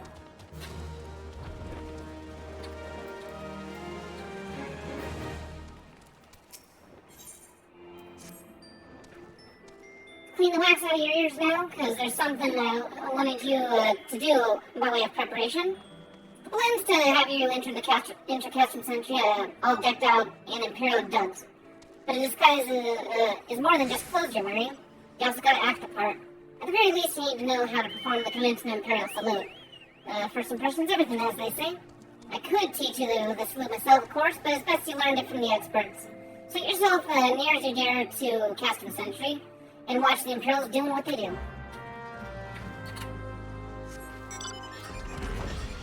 Back and forth, back and forth.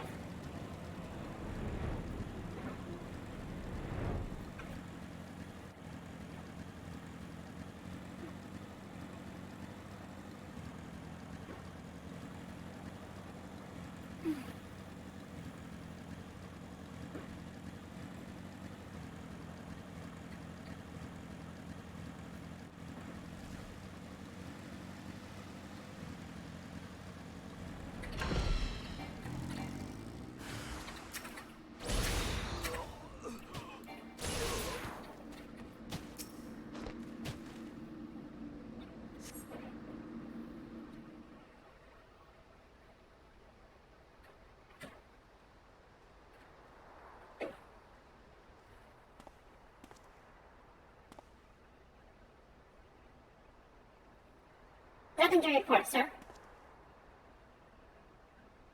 We have received an anonymous warning that insurgent forces are near. We must redouble our vigilance. I shall recommend patrols be increased.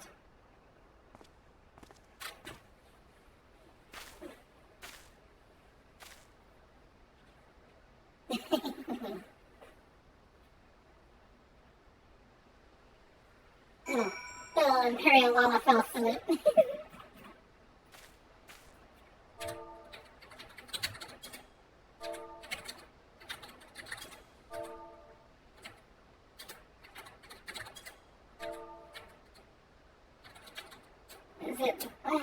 How do you do that here?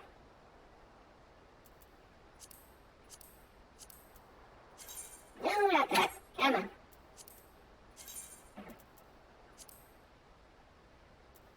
Imperial salute is just tap the whole thing in Imperial salute, right?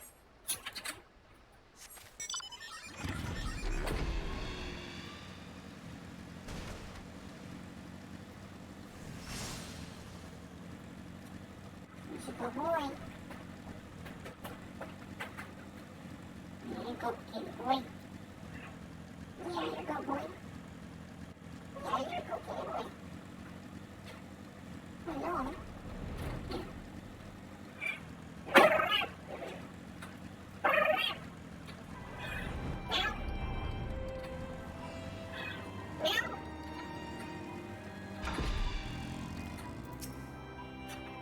Did you manage to learn the Imperial salute?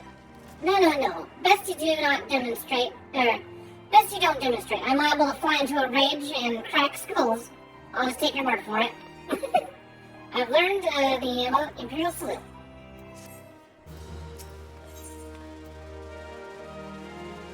Sark Malaric wishes to help you acquire the disguises you need for your rescue mission. You're called Fabu, yes? I have heard your plight from my friend Galman. As a fellow adventurer and son of the heirs of both, I would offer you my assistance.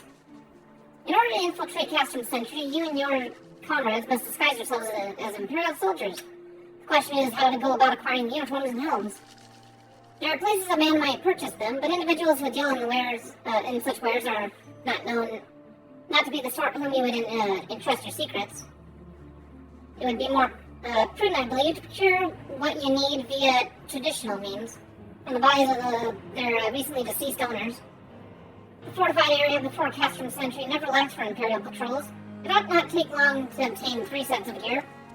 One for each member of the infiltration team, Biggs, Wedge, and yourself. When you have what you need, please return here and allow me to inspect the spoils.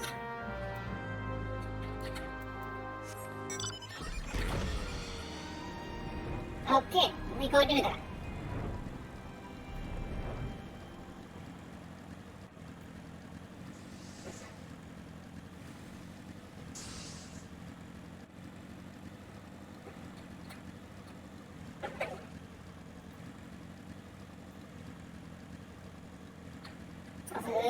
smoky moon in the background. We're gonna go there in less than 2 weeks. I can't wait.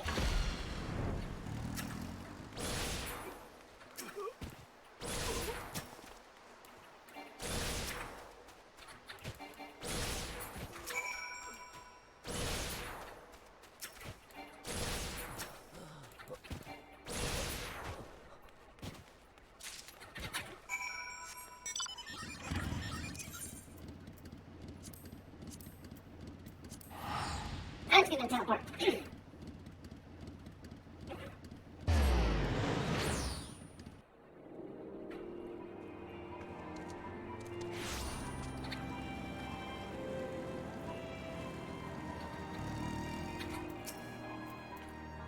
Were you able to attain 3 sets of Imperial equipment?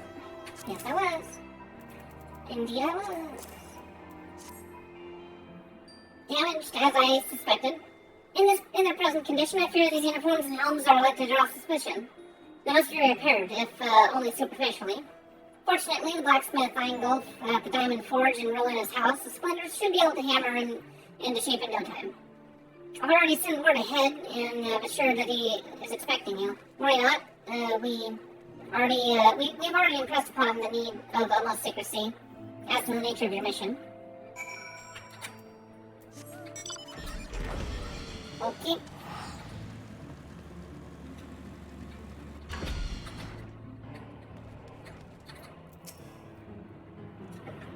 So you're the adventurer, Sarkmalok Sin, are you? I've been waiting for you. Now let's see what you got for me.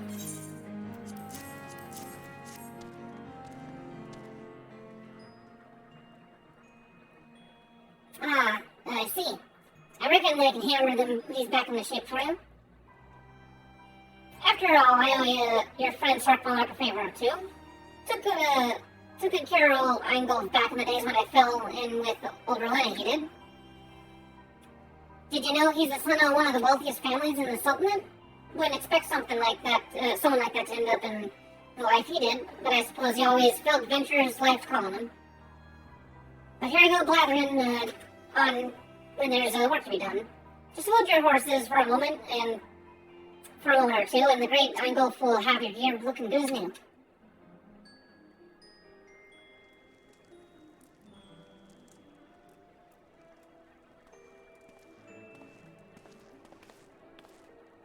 And there we have it. Won't do you much good in battle, mind you, but from what I hear, that's not your priority anyhow. Do send Sarkmalok my regards, will you?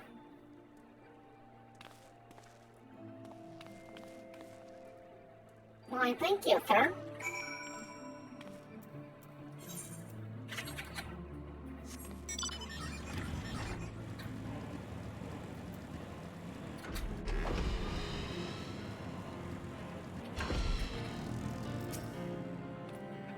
Have you used the uniforms repaired? Yes, I have. Yes, these will serve beautifully. The great Eingolf never fails to impress. The quality of these repairs would fool even the Legatus. Thus equipped, you should not have any trouble blending in amongst the Imperial forces. Lest you fear that the Garleans might detect your foreignness, foreigners in fact form the greater part of the Garlean invasion force in the Eorzea. You see, when the Empire subjugates new territory, it assimilates the people of that land into its armed forces. In turn, these conscript forces are sent to subjugate faraway lands. In this way, Garland nips rebellion in the bud and expands its territory in one fell swoop. With that, my part in your mission is done. I'm full glad to have been assistance to your cause. Huh? Why would a wealthy merchant wish to help you? You know not where you heard I do not where you heard such a tale, but believe me when I say that I am but a humble adventurer who desires only to act in the best interest of this realm. Sure, go ahead. Keep your secrets. Fool me twice.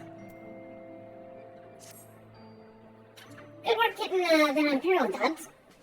You'll be pleased to hear I ain't been on myself. It took me long enough, but I finally hatched a plan getting this suit of Magitech armor. Now, from what I've seen, Custom Sentry deploys a Reaper for most of its patrols. Trouble is, the patrols themselves are irregular, meaning random routes and random deployments, and hardly any of them come anywhere near Revenant's toll. So hoping to coax the Imperials out of their shells, I took the liberty of feeding them a bit of false intelligence. Told them insurgents had designs on their stronghold. It ain't far from the truth, now that I come to think of it. Anyway, we should start seeing more patrols now that we've had up till now. What you need to do is approach one of these patrols dressed up in your shiny tin suit and alert them to the enemy's presence. Having done that, you'll want to lure them as near Reverend's toll as you can. Like as not, they'll be wary of venturing far from their own worlds.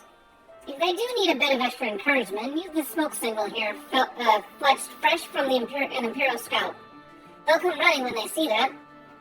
And when the cavalry arrives, you hit them hard and make off with the Reaper. Simple as that.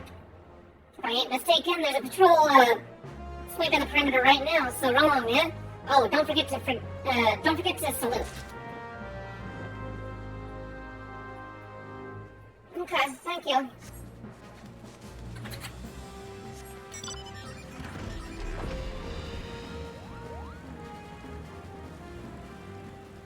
She doesn't tell me to wear the outfit yet, so I'm just gonna salute. I'm gonna see what they say about that.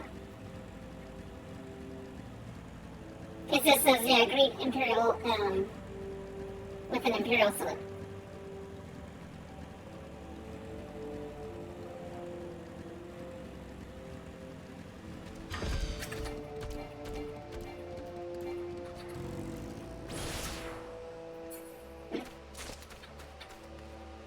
I didn't need that tail, but I guess it's high quality, whatever. But you guys gotta stay here. One of our informers, I take it. Do you have any idea what would happen if you're seen with us? The insurgents will have your head. I like how quickly they're just like, you must be one of our guys. Trespassers will be dealt with severely. You have been warned. Sleep, snore. What do you want? You have no business being here. Be gone, or I'll take you for an insurgent. Let me put on... Oh, I don't even get it, do I? Oh, it just doesn't even give it to me, does it? Lame. Alright, well, let's see what he does. One of our covert operatives, I take it. In or out of uniform, you would do well to remember your courtesies. Alright, fine, I'll do it.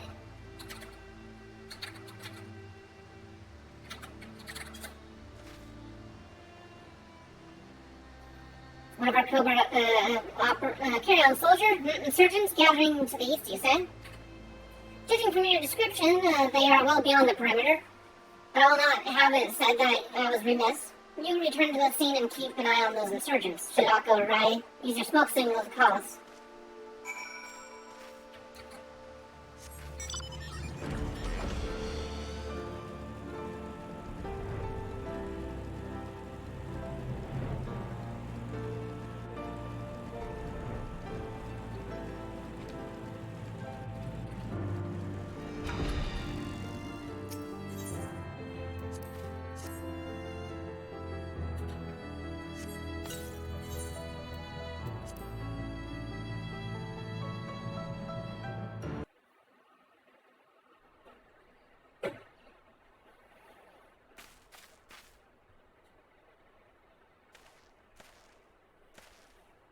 I hope you don't mind my joining. Seeing as we're seizing advanced weaponry, I thought it best to be on hand. Ah, there she is.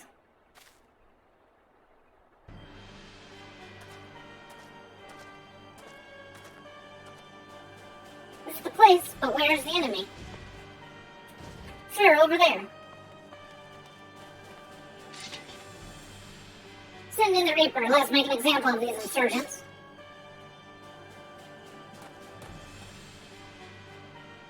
How easy, how global can they be?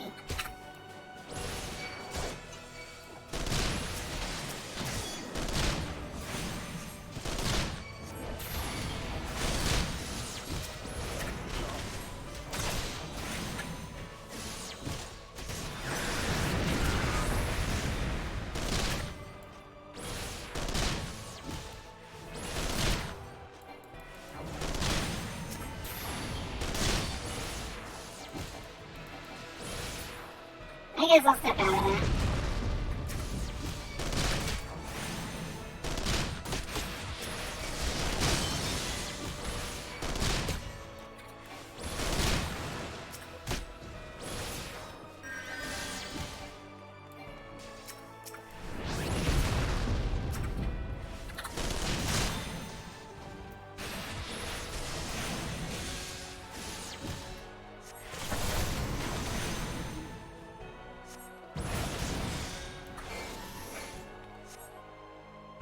You know, the armor has gone into overdrive. Find your life?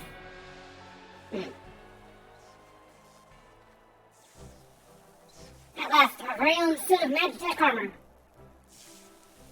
Not wishing to give Chocobo in the beak, it does seem rather worse for wear, doesn't it? Thanks, Wedge. What's your own assessment? If we really have to attack the Reaper itself, why can't we just take out the pilot? Well, there's the fact that she's smoking, of course, but looking past that, I'd say she's structurally sound. I don't like the way the legs buckled. I hate to say this, but the servo mechanisms may be damaged. But aren't those things protected by thick armor plate? They are, I guess. It's odd. The casing doesn't seem to have taken a blow. I suspect we're dealing with a faulty part. Oh, so it's just bad to begin with. Well, whatever it is we're dealing with, we're not resting till it's fixed. No one, not 1 week of sleep. You got that, Wedge? Oh, mumble, heart chocobo. I heard that. A hole has been set aside for our use in Revenant's Toll. That's where we'll carry the repairs. Look for us there, Flufflubo. Kitty boy. Tickle boy. Kitty.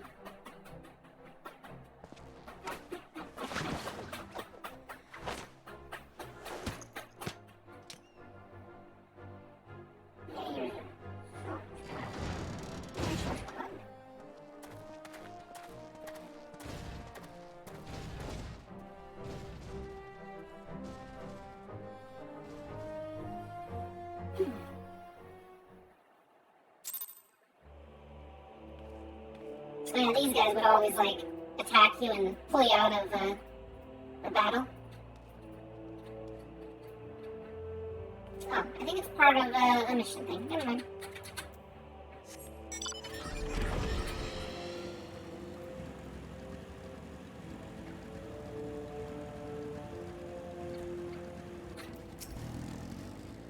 The Magitech armor, Sid and the others took it inside. Go on and join them.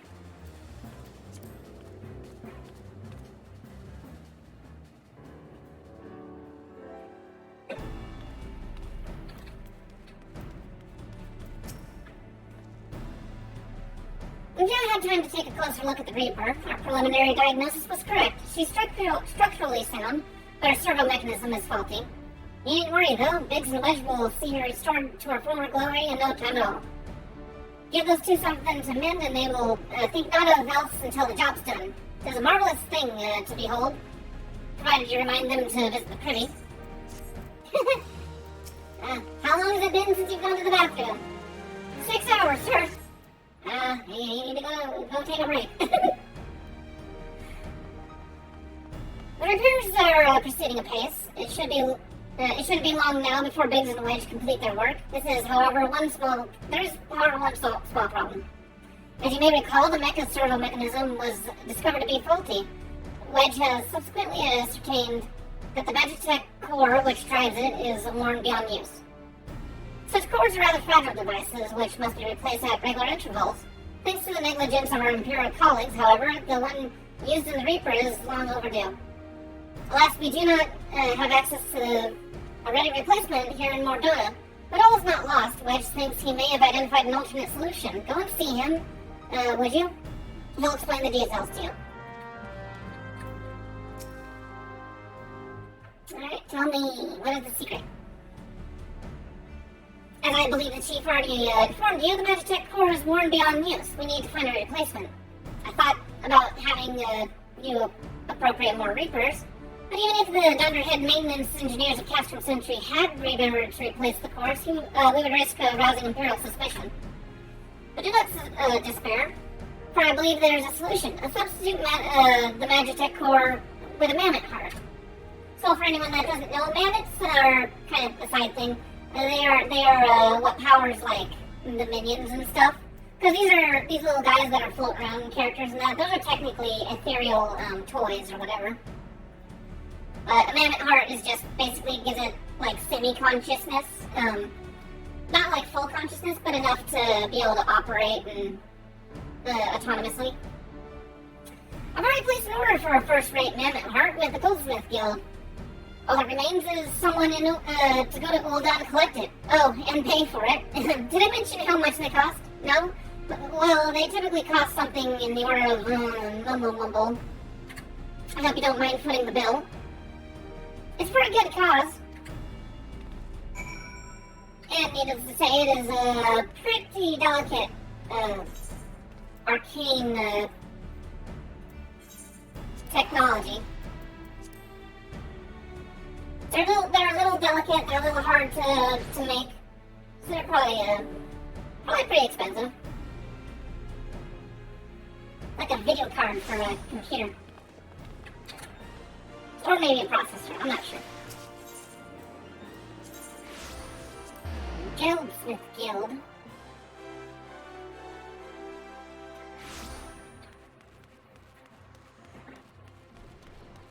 I do like Serendipity. She's a nice person. Hello there, come to collect the mammoth heart, you say? Then you must be here on behalf of Garland Ironworks. I have taken the liberty of picking the finest example we have. A heart fit for a price among mammoths. For a prince among mammoths. Payment? Oh, that won't be necessary. The heart is for Master Alphino's personal use, after all. He notified us a short while ago that his servant would be coming to collect it. Oh, good. We're Alphino's servant. Right. Tendering years though he may be, yet Master Alphino has been a benefactor of ours since my predecessor's time.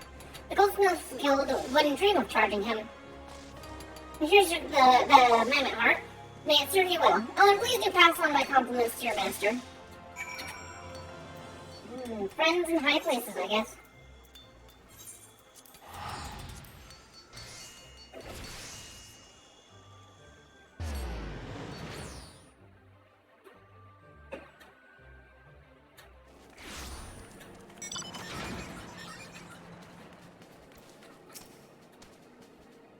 I want to go in. It hardly needs saying, but try not to be seen.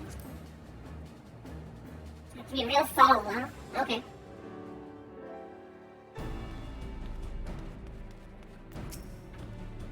Here you go, Wedge.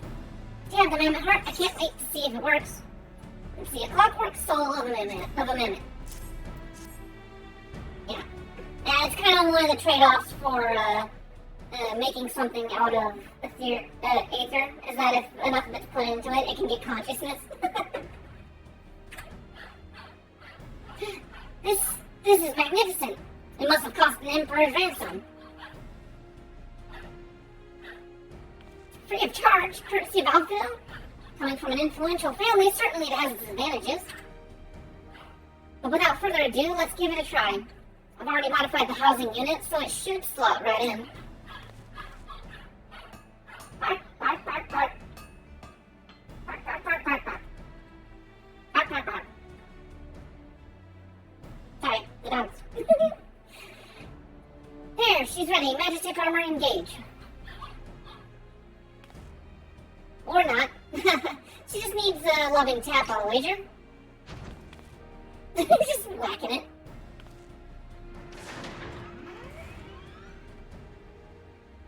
Sounds like it turned on. Yes, she's alive. Let's take her outside and put her through her paces, Poo-Poo-Poo. Would you care to do the honors?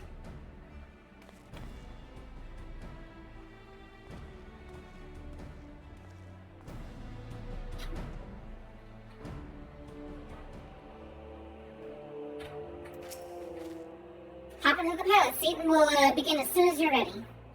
First, I'd like you to try climbing that triangle of crystals yonder, as far up as you can go, if you please. Oh, and if for some reason you need to dismount, simply come back here and we'll start again. Okay. Well, thank you for the mount. I will be right back. After I do the thing I need to do.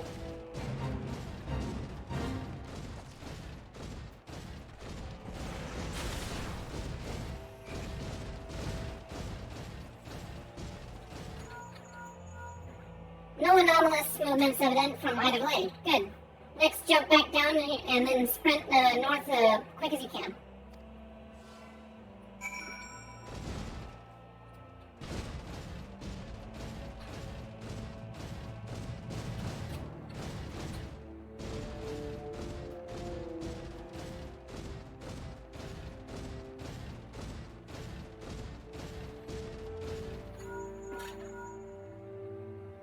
Blade joints absorbing all impact without incident. Excellent. Please make your way back, Flippopo.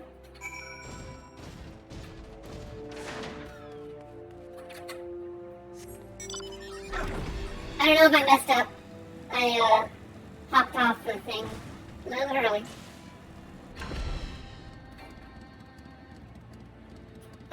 A fine effort, Flippopo, but you seem to have left Maggie behind. I mean, the Reaper. Come back here so we can start again. Are you kidding me? Do I really have to do this again? Really?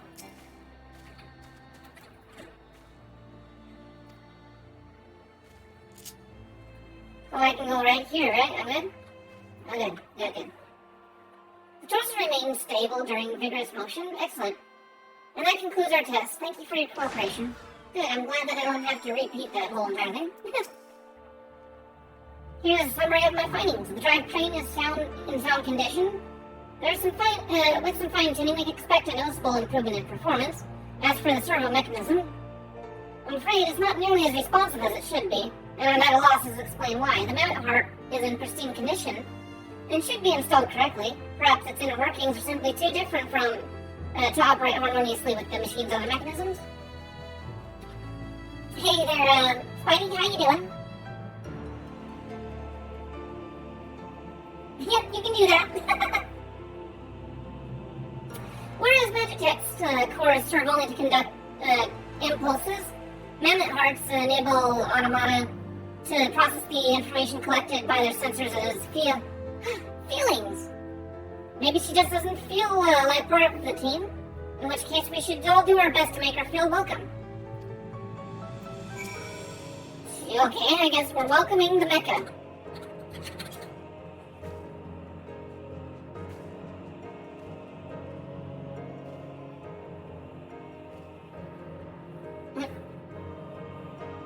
Oh, you did? That's good. So you do that DoorDasher sort of thing or whatever? Oh, nice. Click. Whatever. Okay, click. All it is click.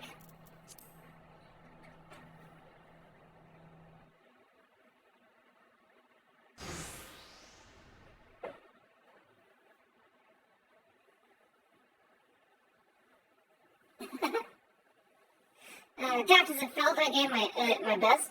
I woken myself to a bloody standstill. What were you expecting it to do anyway? Bob us a curtsy?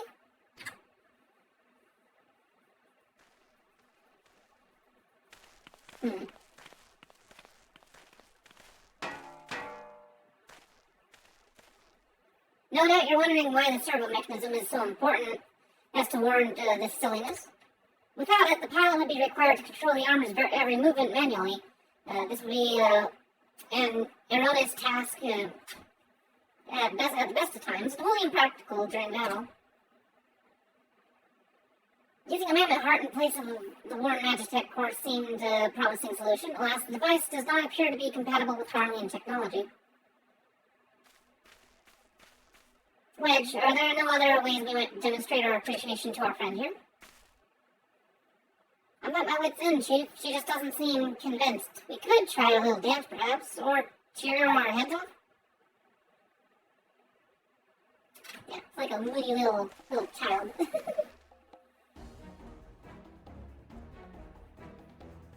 Well, oh, I see.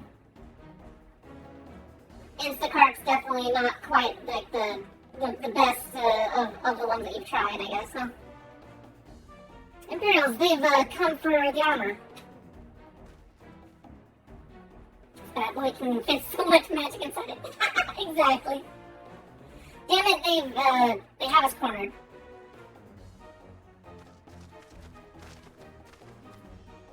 There's the Reaper.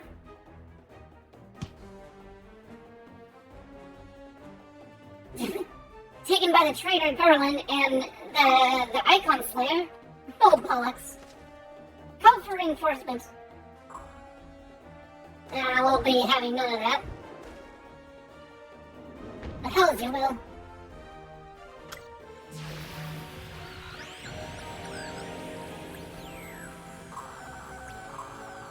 We've located the Stolen Reaper, requesting immediate assistance. Respond, respond! It's no use, sir. There's some sort of interference. Curse you, Garland. No matter if we can't reclaim it, destroy it.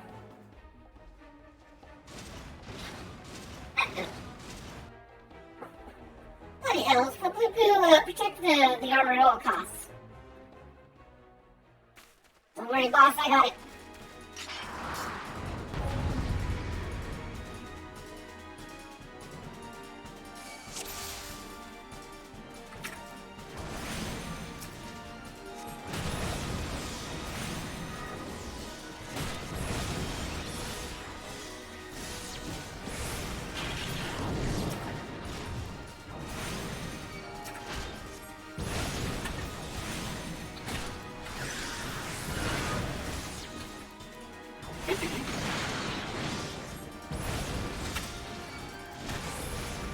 That's not gonna happen.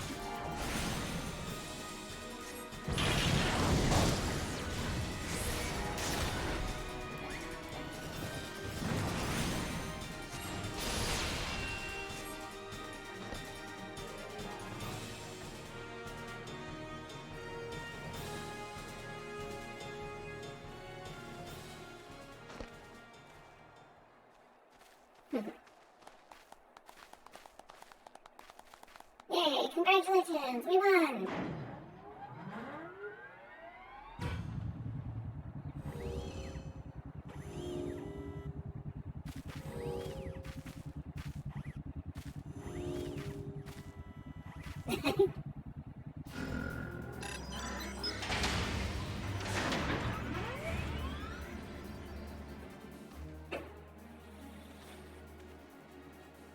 Chief, look, she moved.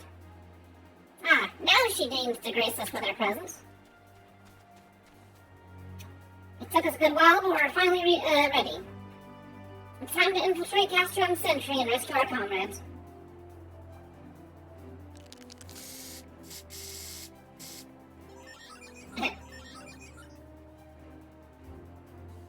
There's the finishing touch.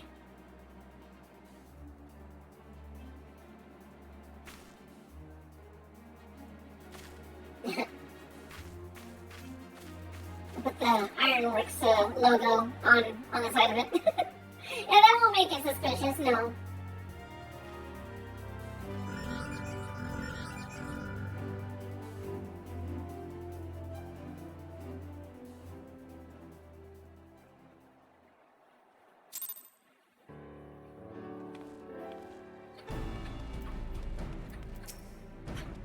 The circle mechanism is now functional, and all it took was a simple fight to the death. Remind me not to install an element heart aboard the Enterprise, would you? Much as I love her, I would rather not be required to profess it before boring. But enough of that, let us see to our final preparations. Thanks to Biggs and Wedge, the Reaper is good as new, as we're as prepared as we are like to get. Okay, cool. I'm going to take a quick little leg stretch break, and I'll be right back, okay? I'll be back. Let me turn that little BRB stuff on here.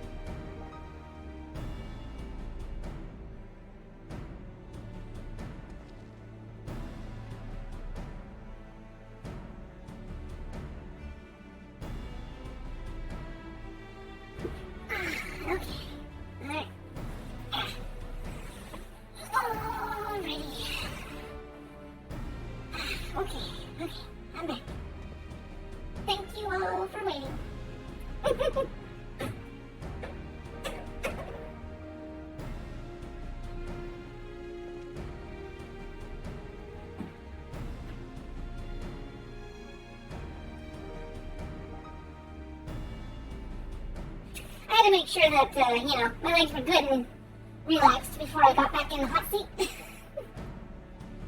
I jump back on faster as soon as I get a better chair. Right now it's kind of ouch for my butt. Anyways, yeah, thank you for the compliments there, Spidey. Let's continue, and hopefully we can get to the end of this. As much as I enjoy the story, it'll really bore me. It is a slog, even if we were skipping all the text. But like I said, I'm going to be able to document going through the entire story, because it's kind of significant for me. I mean, heck, it's been part of my life for, on and off 8 years. I want to appreciate the finer points, and, yeah.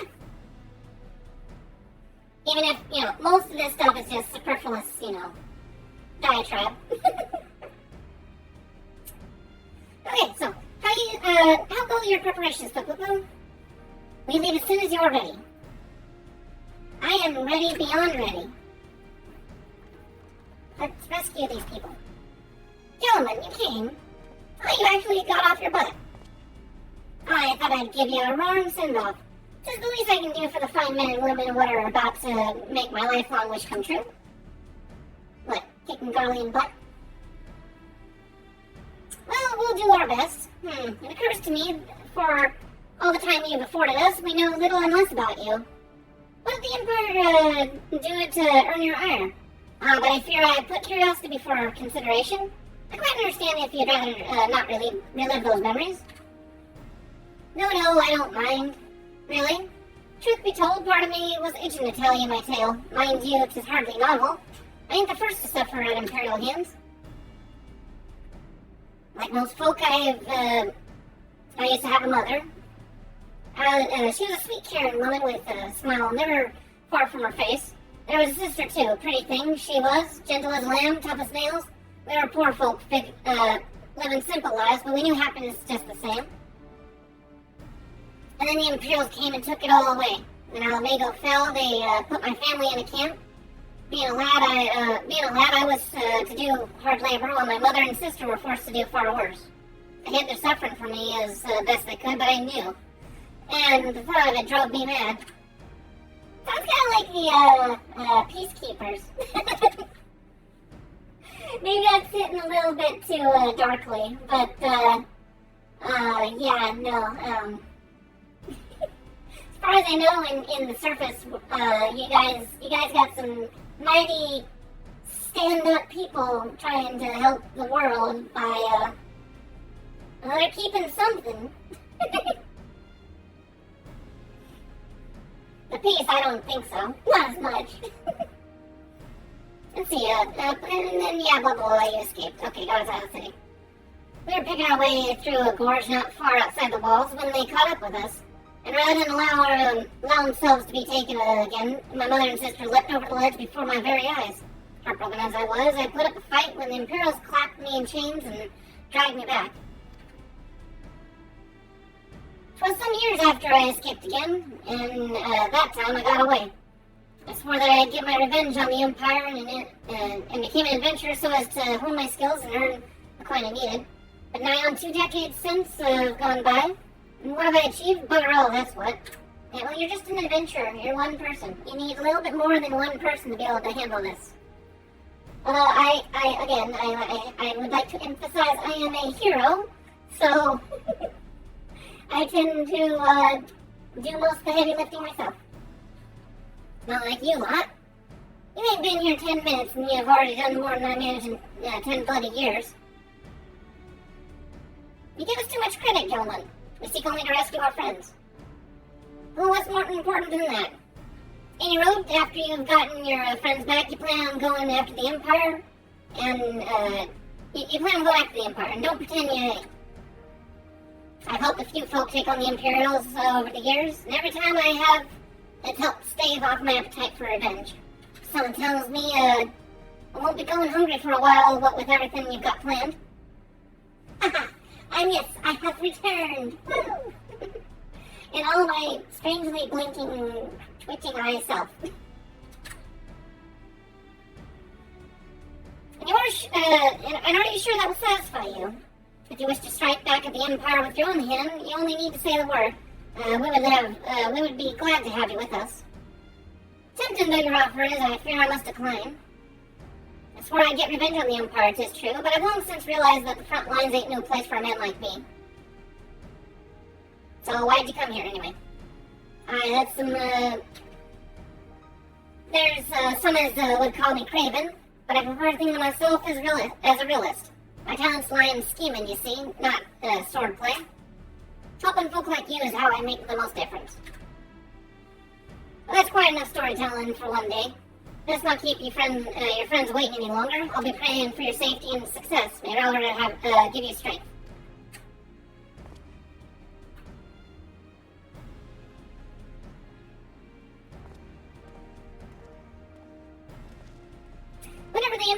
Wherever the Empire goes, misery invariably follows in its wake. For the sake of all who call Eorzea home, we must put an end to Gaius' ambitions. But first, I have a friend to rescue. Biggs, Wedge, and I will lie in wait east of the Castrum Sentry, just outside the Stronghold's patrol perimeter. Join us when you're ready. Oh, and don't forget to wear your disguise, or this will be the shortest rescue mission in history. I would love to if it gave me the outfit. I don't think it gave me the outfit. It doesn't say for me to wear the wild disguise. Anyways, well, where's the outfit? Do I have to go back to the... Gosh darn it. I have to go back to the Calamity Salvager and buy the outfit. I mean, it's only 100 gil per item, but still, it's like a quest item that you need to progress, and you can't do that if you don't have the item. So go ahead and have fun collecting it again. Alright, we go to Goldsmith Guild. That'll be close enough to where we need to go. Yeah, it's this guy over here.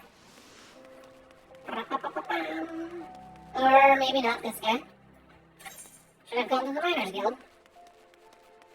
Yeah, the Miners Guild would have been closer, but that's okay, we can get there.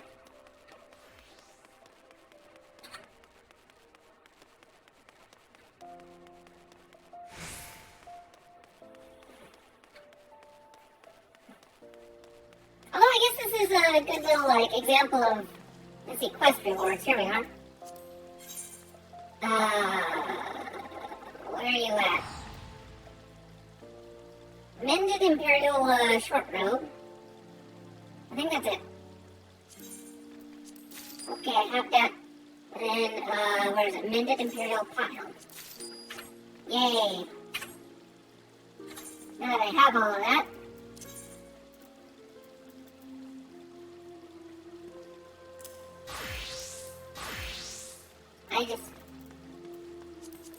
that's a quick way to...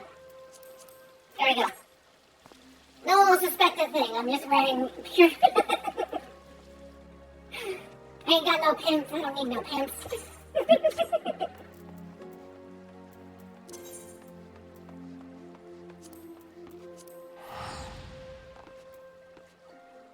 Stop dancing around me. I have no idea who you are, but whatever. Also, if I did know how to, I would probably change the feet so that it actually are feet. Final Fantasy's default feet have sandals, which is kind of annoying. I like feet. I know that they did that on purpose, though, to make it, easier for them to fit shoes around the character model, but having permanent sandals is, yeah.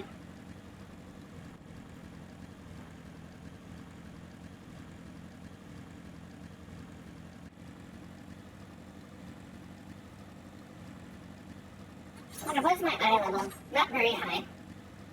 Hopefully this is all I need to do is talk to one person.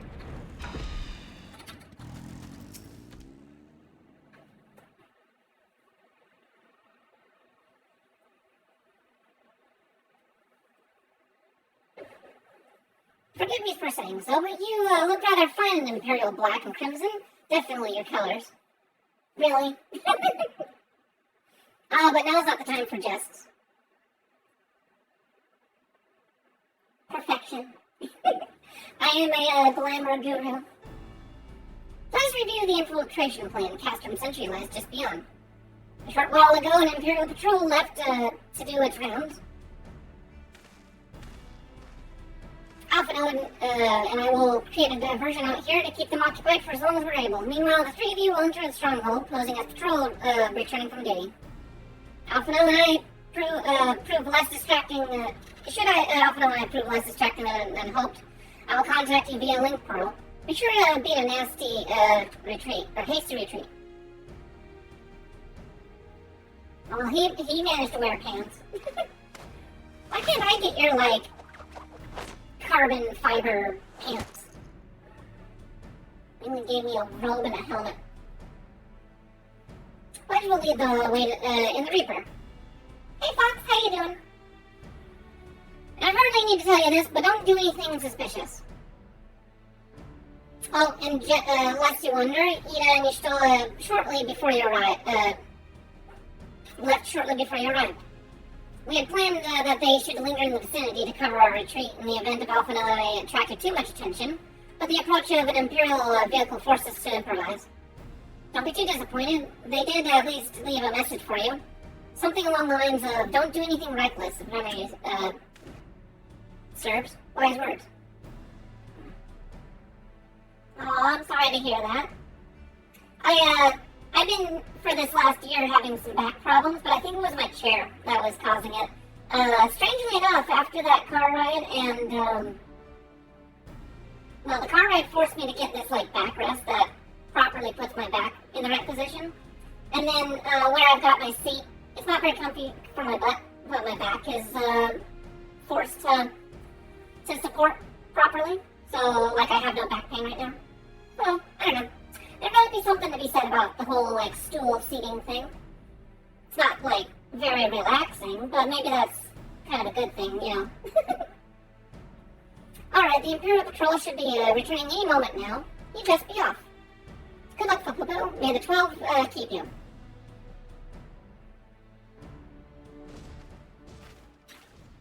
I was gonna say, but if the Canadians all need to see someone. More water. If you're not drinking enough water, make sure you're drinking water. That's one way to help with joints, at least depending on how old you are. I know I'm getting to that point where if I don't drink enough water, that I can kind of feel my joints being a little bit like, You are a spirit. That I will allow. Yet you struggle to the benefit of none, least of all yourself. You could need a banana. I could provide you a banana. Let me see, do I have a banana? I have no banana. But in theory I could give you a banana, and that would probably fix your problem. Maybe that's the banana of joint fixing. Slug banana, yeah. This echo of yours intrigues us. We desire only to understand it, and for that we need your help. Don't be trying to be all nice to her. She ain't gonna You wish bend. to be rid of the icons, do you not? Not under your rule. You would have saved yourself a great deal of torment had you accepted our aid from the beginning. You came in guns blazing, okay? I will not have any of your negotiations. And you don't care. You just care because your boyfriend cares.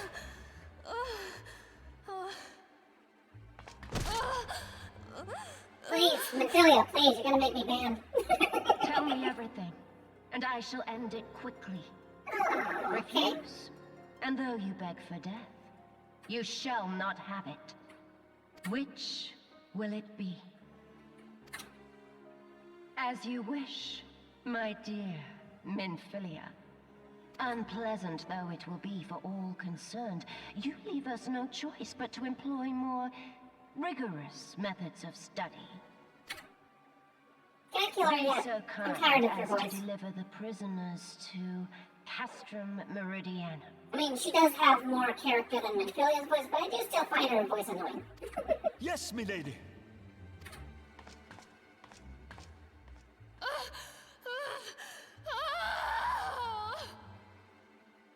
What? What was that? Was that actually actual, like, decent voice lines for a second there. Oh, for all of the weird talking speech pattern. Guess she can mumble and moan pretty accurately. From the Imperial salute to Imperial soldiers. I guess I gotta go do that. Everyone, don't mind me. I may be in just a robe, a very short robe, and no pants, but bear no mind. She does sound like she should belong in the one of those, like, this isn't the beach, this is the bathtub kind of shows. Well, maybe I can be your beach.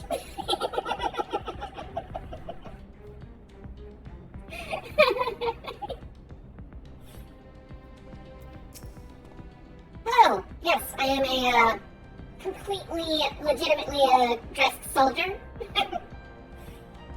I'd best get back to my duties. The supplies ain't going to move themselves, and neither are the prisoners, come to that. Oh wait, I gotta do that silly salute thing. There we go. Obey my, thing. Yeah. Oh, my apologies, I did not notice you there. So engrossed in, I was in my task. You'd be engrossed too had the Tribunus commanded you to arrange for the prisoners to be transported. What prisoners do I speak of? You mean you haven't heard? Only the infamous Scions of the Seventh Dawn captured by the Tribunus herself. If you don't believe me, have a look at the storage tower, when next you pass that way. Alright, I will. I most certainly will. I can do this in better style, you know? I'm gonna go with the leopard bottoms.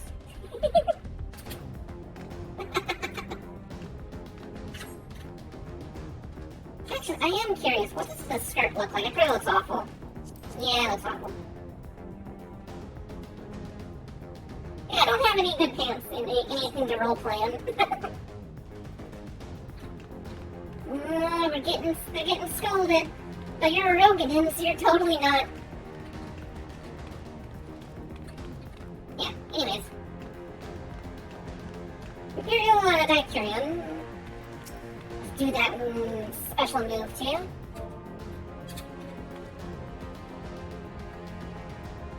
Huh? That's a fine salute. Part of the maintenance crew from Osdens, are you? Welcome to Castrum Sentry, Engineer. What? Prisoners? Ah, you've heard the rumors? Then yes. They're being held in the storage tower, but I strongly suggest you pay them no mind. You were summoned here to work, not Gopade or his defeated heroes. Now show a bit of enthusiasm or I'll have you reported.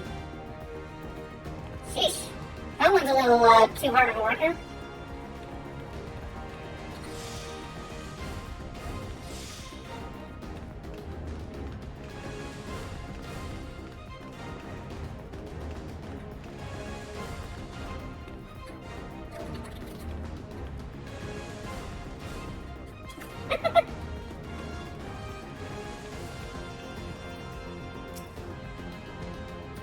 Shouldn't I be at my post? I suppose so. But such things don't seem to matter anymore. I've fallen for one of the prisoners. She's all I can think about of late. Am I a deviant for wanting her to salute me? This one's kind of funny. They have a thing for Tataru.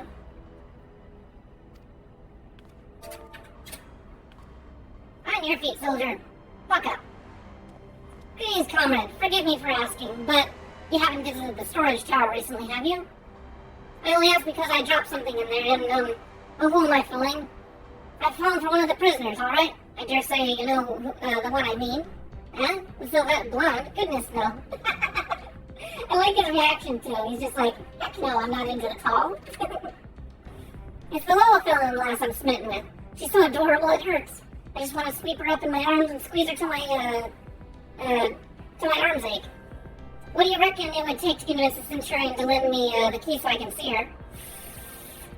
Well, given the history of Garleans having access to, prisoners, I'd say that's probably not a good thing. You probably don't want to just hug her. Yeah, you can just stay there. Hey, Biggs, what's up? Security's tight, just as we expected. We're going to need a special key if we want to get past this bulkhead. There we know. Inappropriate.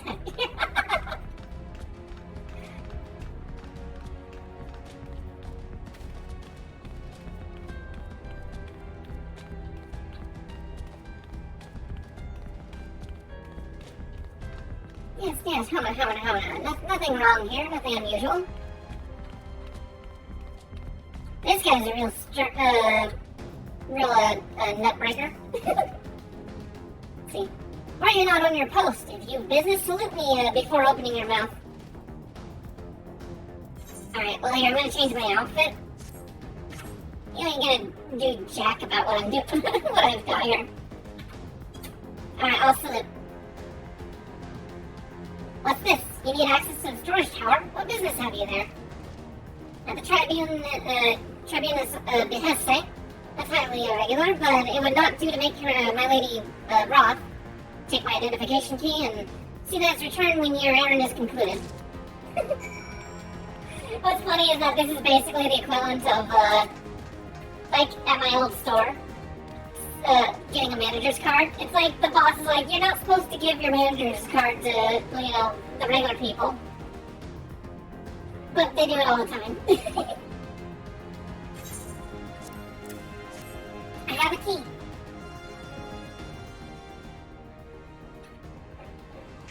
Just a moment of weakness, though, and something slips through the cracks.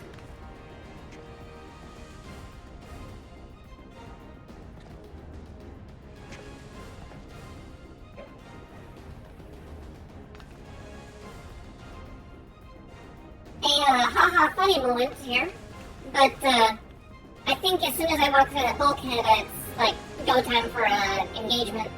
So it's like if you weren't, what was funny is that the first time I went through here, I did wear my normal gear, but I also had the disguise on.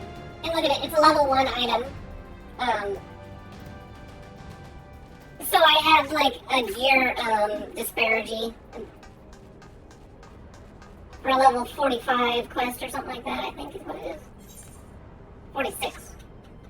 So it made this like fight even harder than necessary. I think I actually lost the first time because I didn't realize I had to put my normal gear on at this point.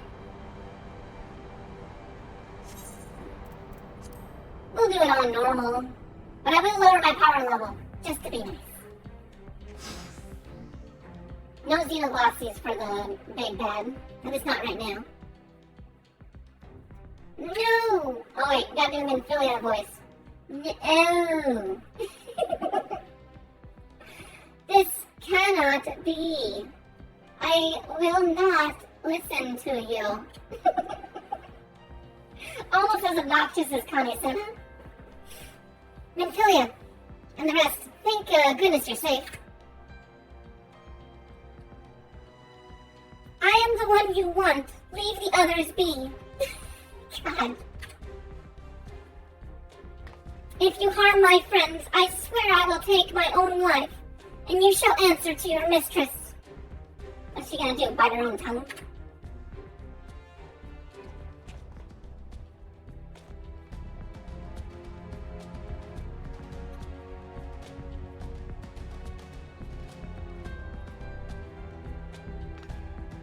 Oh, Tataru!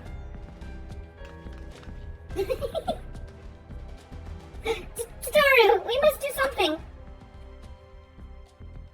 Tataru and Wedge, I would ship them. We risk letting the entire castrum know we're here. As I stand in my casual outfit. You're right. We may not get a better chance.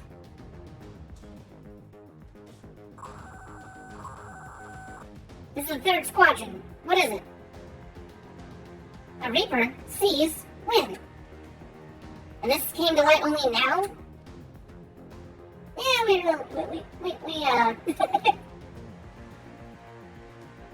brain Pika. Yes. The culprits will have left a trail. Take as many minutes as you need to scour the area. I want that Reaper found. And they turn around and it's like, it's right there. Now's our chance.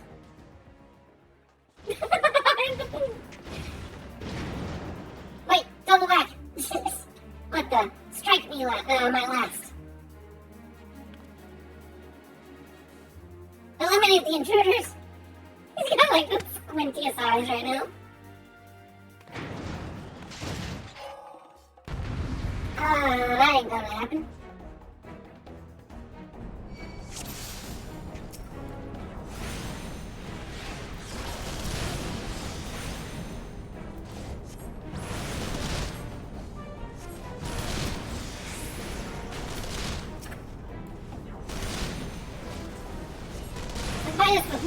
Together we may get win free. That's okay, I'll take care of him.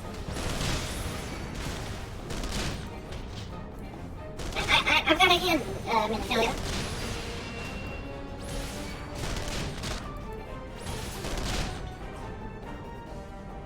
Technically I could have unbound them, but I didn't want to.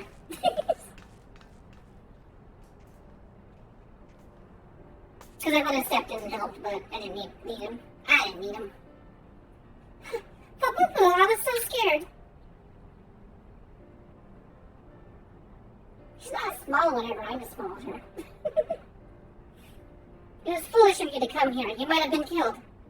But thank you. I shudder to think what might have happened had you not arrived when you did. Yeah, I'm just constantly arriving at the nick of time. I say, did you not see Thancred anywhere? I'm beginning to fear for the fellow. Nope, haven't seen him since like a few missions ago. Or a few primals ago. To linger here shall yield us no answer. As the way ere the window to our liberty closes shut.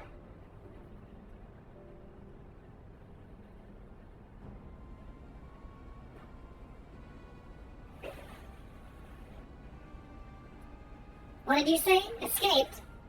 Then recapture them. Fail, and I shall have your head. You're sweating in your boots there, you know? And what have we here?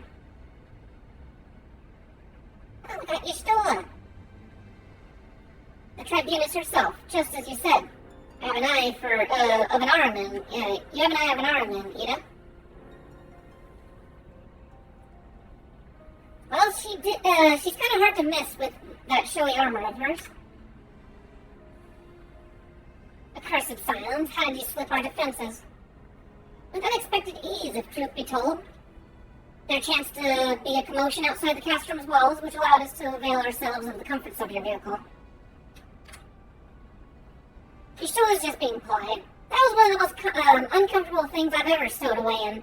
It's no wonder it's called the Phantom Train. No passenger would be seen dead on it. So you scuttled in amidst the freight, like the vermin you are.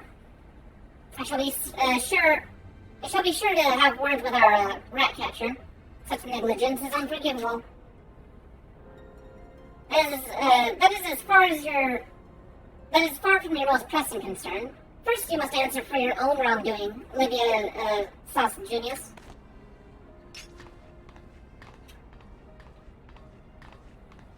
It was you who led the raid on the Waking Sands, you who butchered unarmed men and women for the crime of being unworthy of capture.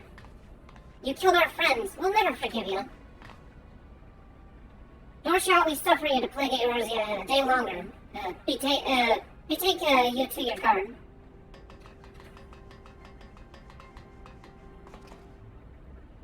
Oh, well, that revenge attempt is sort of botched now.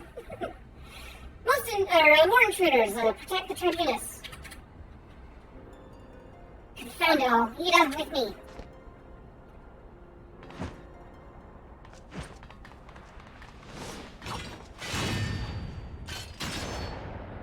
Oh no.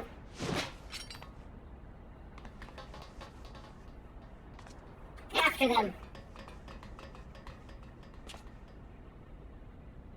Where is His Excellency?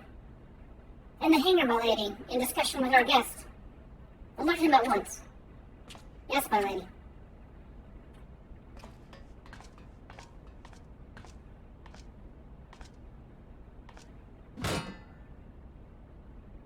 No.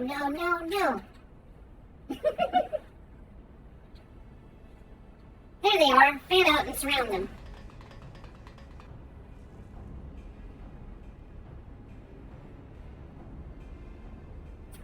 check Tatara, Biggs. Biggs, I'm going in. See everyone to safety.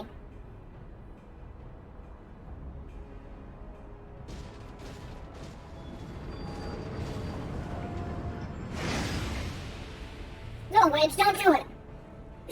I feel like that is a more Star Wars-y reference there. They had about as much plan as getting a disguise and getting into the base. That's about it. No real idea how they were gonna escape, just to, I guess, force their way out.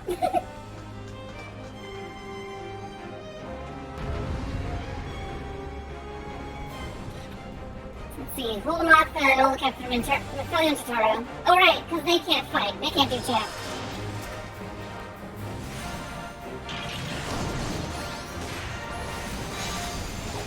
Oh, you've got a little protection thing going on for you.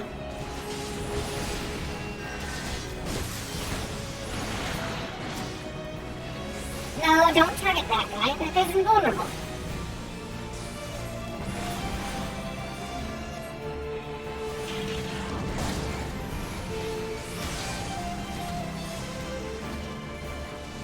Alright, where is this thing?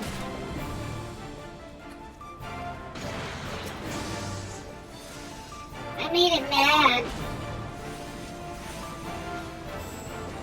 Oh, there it is. Magitech fuel generator. That's what I'm looking for. Oh, I just destroyed it. Okay.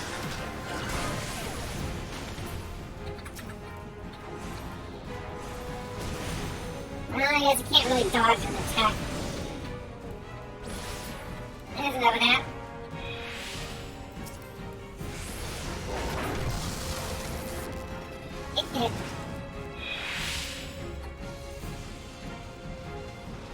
Oh no! Oh no!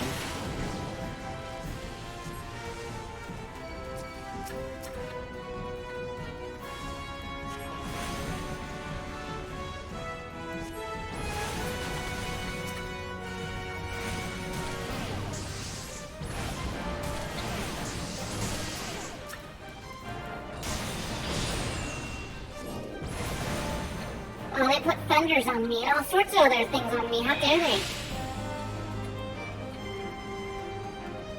Alright, so there's nothing out here, I don't think. No, nothing out here.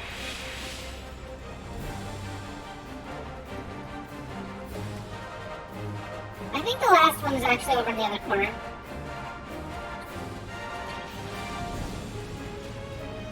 Don't worry, Papa Lima, I got him. I'm just looking for, yeah, that's what I'm looking for. This little thing right here. Okay, now we can take him out.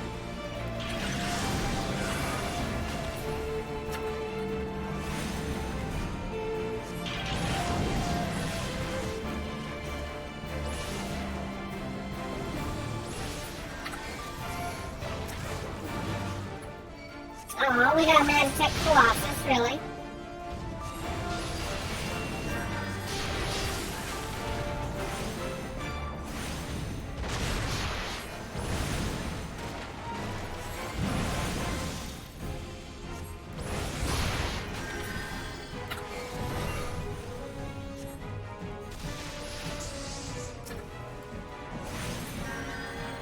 Oh, took care of him. Okay, good. Thank you.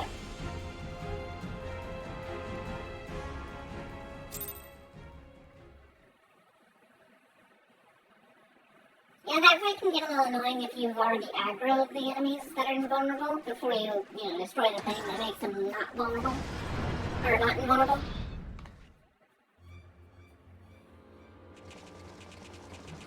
Oh, it's a red one.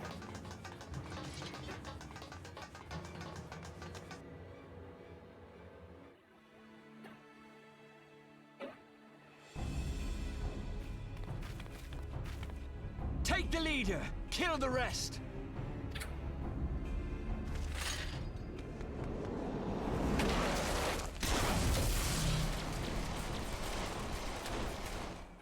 What the?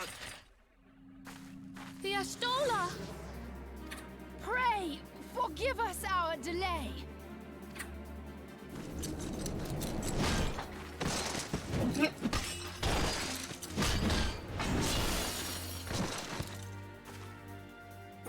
ridiculous looking knuckles, but okay. Minfilia!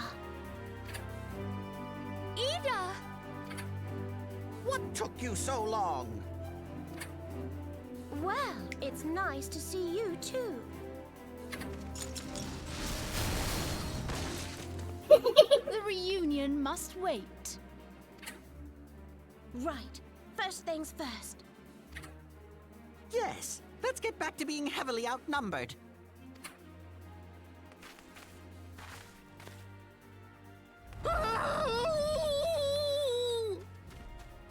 Oh no.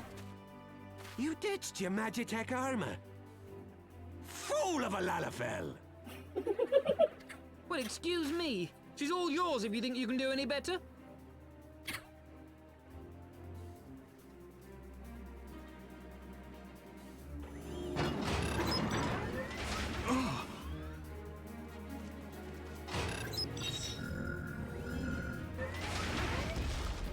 But there's no one in there.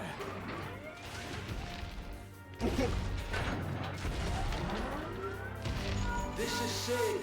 Can you hear me? I need you to count to 5, then jump. Understood? Okay.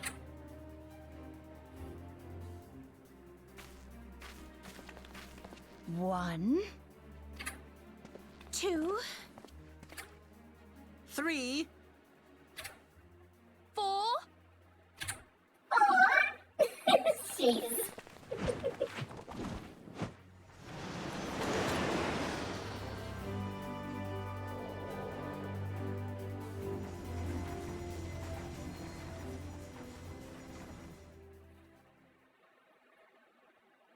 I know not which is more pitiful, the charlatans who rule Eorzea, or the masses that clamor for their implausible panaceas. I see that which they cannot. This realm founders for want of a ruler with true power, the power to cast down icons. If you continue to deny this truth, it is the people who will suffer. Embrace reason. You enjoy just sounding like a villain, like non-stop.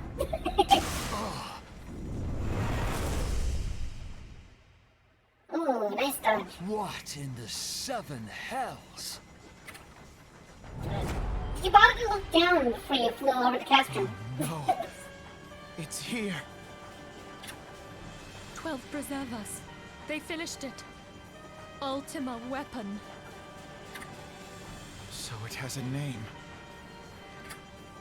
It is a relic of ancient Alag, excavated from its resting place deep beneath Alamigo. The Alagans used it to crush primal and foe alike, and now the Garleans mean to do the same. Damn you, Gaius! Look! There, beside the Black Wolf. An Ascian. Yeah, that's the guest he was talking to. An overlord, no less. His garb attests to that. Also the crimson seal on his face. La Habrea. It could only be him. You got any bombs on this ship? Can we just drop a few on him as we leave?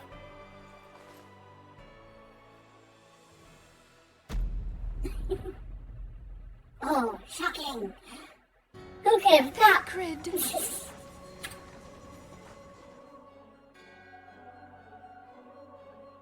Well, fine, I guess we can't drop bombs on him. He was La Habrea? No. No, this cannot be.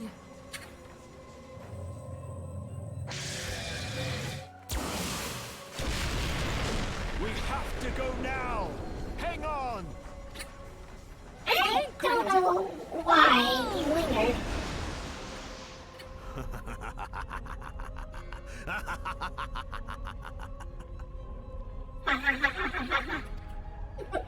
This guy was evil to laugh stuff. Knowing who the Assassins are post Shadowbringers, you gotta wonder, it's like, why is he so outwardly evil? All that time, the enemy was beside me, and I never even suspected. And to think that it was I who suggested that Thancred investigate the Asians. How could I have been so blind? Unforgivable. Small wonder the enemy knew our every move, and where to find us. Confound it all! Yes, how dare your overarching intellect be doubted. This is not the time for self-doubt. The Alliance leaders staked their hopes on the Scions, but now they believe us all dead or missing. I love that whenever Asmongold references him as a Redditor. I imagine him, he's just like looking at this Reddit screen and they closed his thread. He's just like, how dare they circumvent He's just having this like monologue at a computer desk behind his, in his, you know, in his grandma's basement or whatever. When they learn of the Empire's new weapon, we cannot be certain what they will do. We must go and offer them what assurances we can that defeat is not inevitable. Yes, we must ensure. Also, hey, Ocho, thank you for the raid! Trial? Welcome, everyone! The situation may have taken an ill turn. Forgive me if I seem... Nintendo, shut up! There's some dialogue on here, why? But the battle is far from over. And so long as we stand together, there shall ever be hope of victory. How soon can it be delivered? Nintendo, shut the fuck up! The people of Or Aeolus the will manager. falter for want Whatever. of such hope. Let us provide it. Let us bear to them the tidings that the Scions of the Seventh Dawn are returned.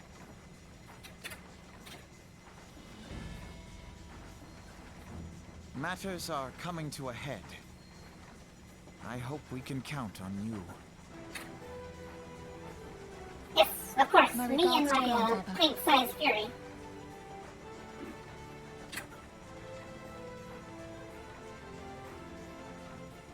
I am ready. Let us pay a visit to the Council of the Alliance leadership. Yes, let's do that.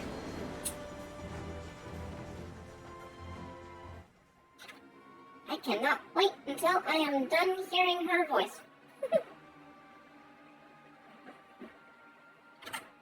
Let's take the Black Wolf and his new toy.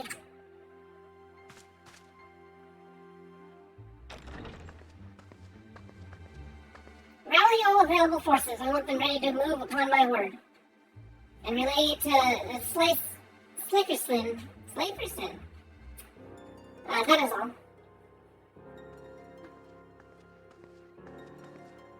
We're just about getting to some decent story. We've slogged and slogged through a lot of the mid-game of Realm Reborn, and almost done with, you know, the weakest point of Final Fantasy's story. something Immortal Flames, ready as we'd like to be. We only need to give the word to Royal.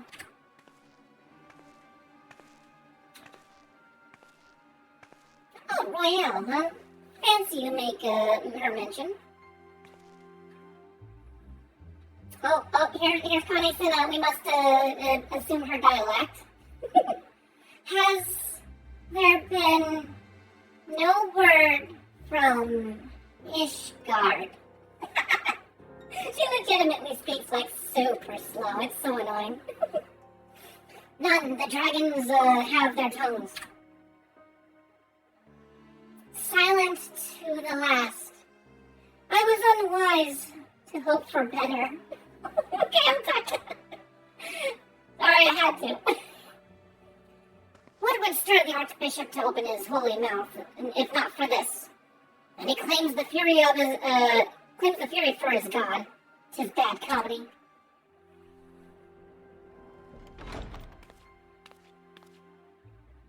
The Holy See has made its choice. We will proceed without its cooperation. They're kind of in the middle of a 1,000-year war. I think they're a little preoccupied. Exactly, she does still plant the obvious. These troops are in need of succor. Oh, are they needing reinforcements, you mean? Yes, that would be my assessment. I believe we are all acquainted with the terms of the Black Wolf's ultimatum. We must agree upon a course of action. Not less than the fate of Eorzea hangs on the decision of this council. Ah yes, everyone was being told, you know, surrender or die. Van Belsar claims to wield the power to smite primals. Should we yield to him, he pledges to rid the realm of its false gods.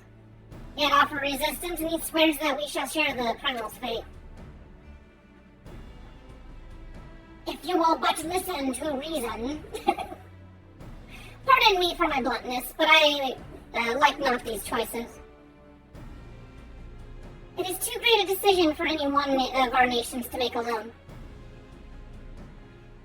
Choose we surrender or resistance, we must answer as one. For if but one surrenders, the rest shall surely fall. Let us pray for the wisdom to do right by all our peoples. No, don't choose surrender, never. Never surrender.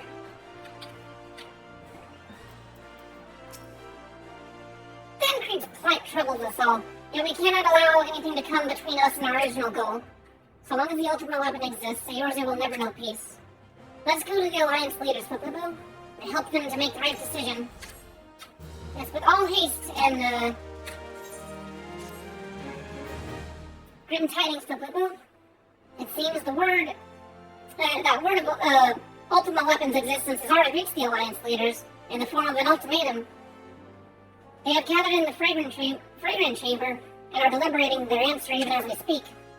Beleaguered as they are, I fear they may well elect to lay down their arms in the belief that surrender will spare their people untold suffering. Yet nothing could be further from the truth. That which the Black Wolf offers will doom Eorzea, not deliver it, and the leaders must be made aware of this. Let us hurry to them, Flip-Flip-Boo, and ensure that they do not act in ignorance of the consequences.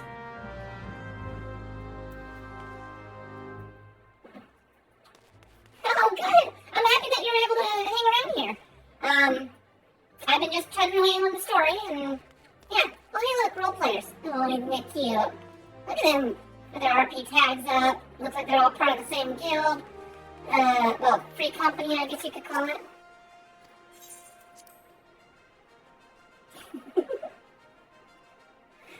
Happy to be of service to you in all my cuteness.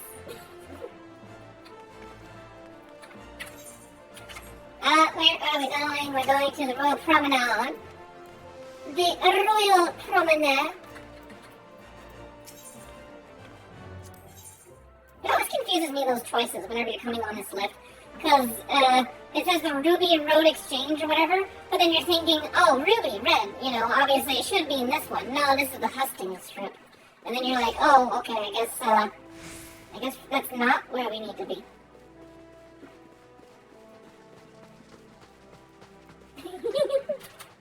Yep. Admire my love, Phil. Admire her and all her greatness.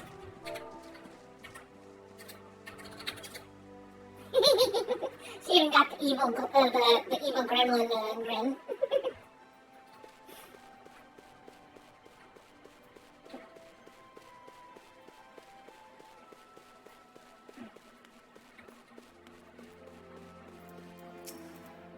And for theme or not, I've actually got her dressed with the Shadowbringers gear or whatever.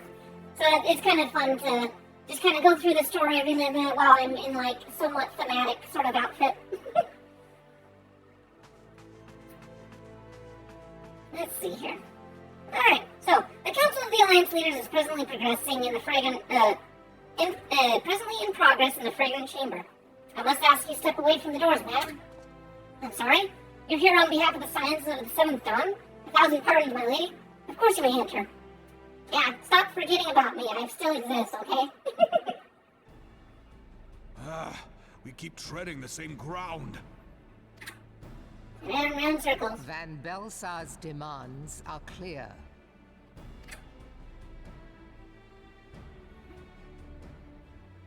Alas, our minds are not. I've never been one to shy from a fight, but if this weapon of theirs can do all they claim, It has been 5 years since the calamity, and our people have scarce begun to rebuild their lives. As you can see, I was not too far off with how slow she talks. Can we now, in good conscience, call upon them to risk what little they have left? I would spare them the pain of further conflict. Conflict, I say, though that would imply forces set in opposition. If the combined might of 3 primals could not stay Garlemald's new terror, send in me. What I'll take meaningful care of it. resistance can we offer? We who struggle to quell the foes who rise up within our own borders. The hero is about to enter the scene. Long have we fought the primals, but to what end? We strike them down know at Fox will no like this small angle. cost, only for them to rise again and again. Do you like that I can hide my UI like that on command? Oh, Chara, are you paying attention? I'm sure a lot of people are paying attention. Their attention is fully upright. Are we to play this profitless game for the rest of days? I, for one, grow tired of it. I like her voice. She sounds really good. Mistake me not. I do not propose to trade one tyranny for another. I love liberty. But conciliation need not mean oppression. I like how they're just slightly trying to deny the fact that they're about to give themselves over. By the 12, though neither of you cried surrender, your every word betokened it.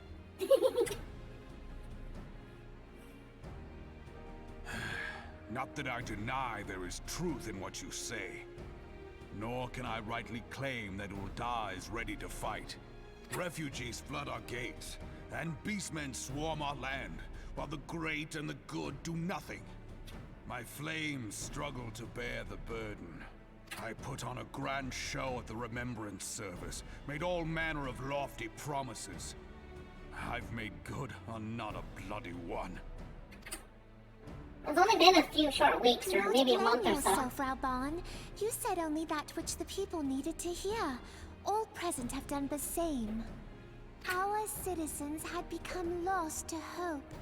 If our words serve to kindle it in them anew, better we speak than remain silent.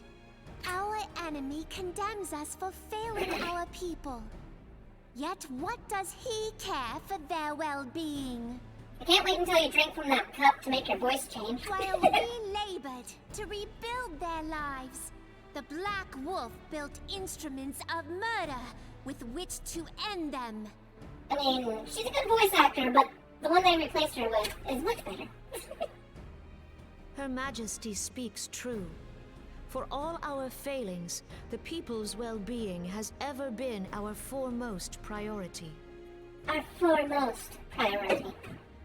While none among us ever doubted that the Empire would one Among day us. resume its Among war, us. we scarcely had means enough to solve the problems of the present.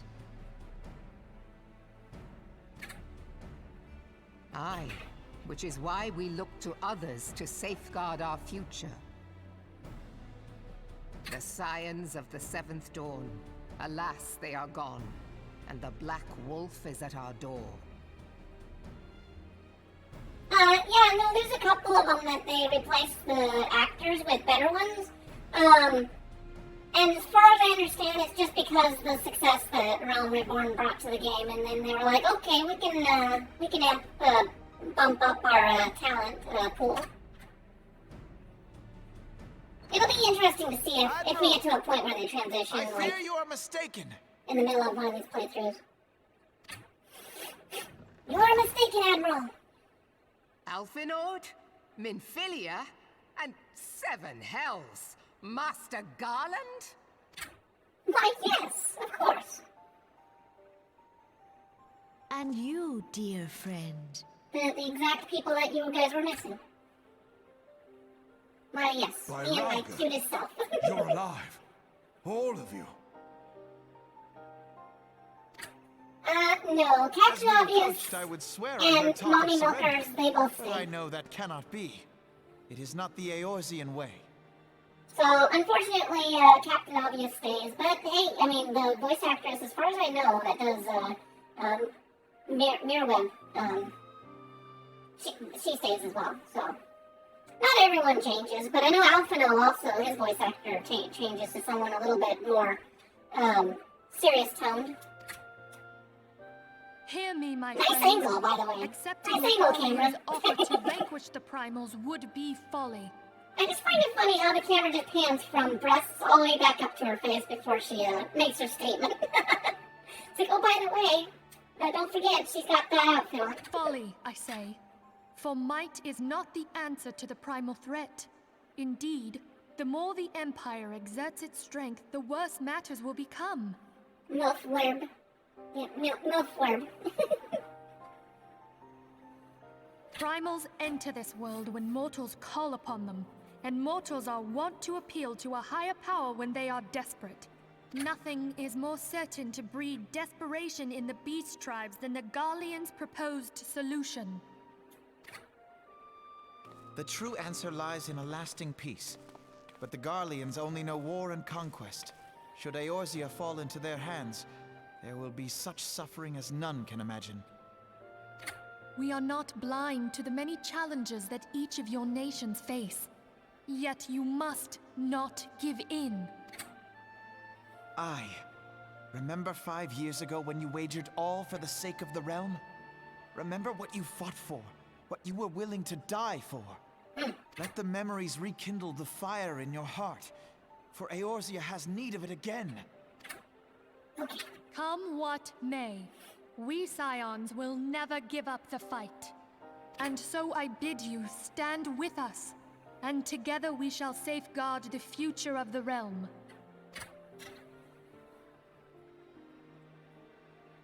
A great man once said that a shrewd merchant grasps not for the quick profit, but invests in the future. Wise words, eh, Rauban? Sid, Anarchy!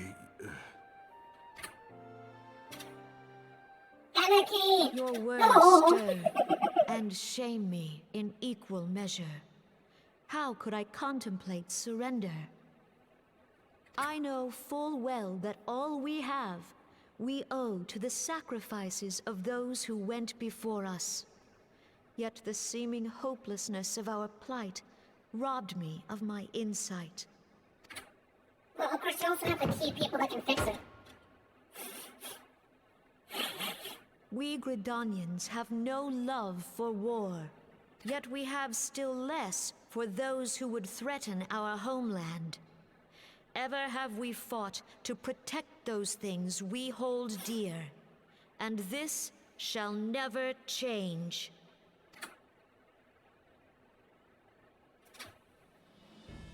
Gridania will go to war. We will fight the Empire. Okay, for wrap the it up. sake of the realm and all who abide here. My goodness. He's been spending way too much time in the forest. Those facial expressions, though.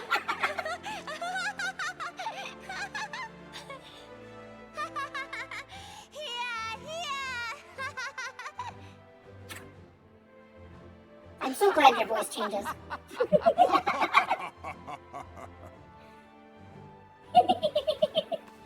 At long last, I hear words worthy of a founder of the Alliance.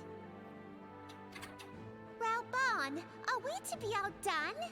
Rauban. I lost one homeland. The thought of losing another had blunted my resolve. But no man knows better than I that if you want aught, you'd best be ready to die for it. With great danger comes the chance for great glory and great profit. We Uldans who have turned sand into gold know this well. The kitty boy is just like over in the corner, sprawled out. He's waiting for Tummy. How many times have we fallen into the pit of despair, only to have you pluck us out? I've fair lost count. Oh, okay.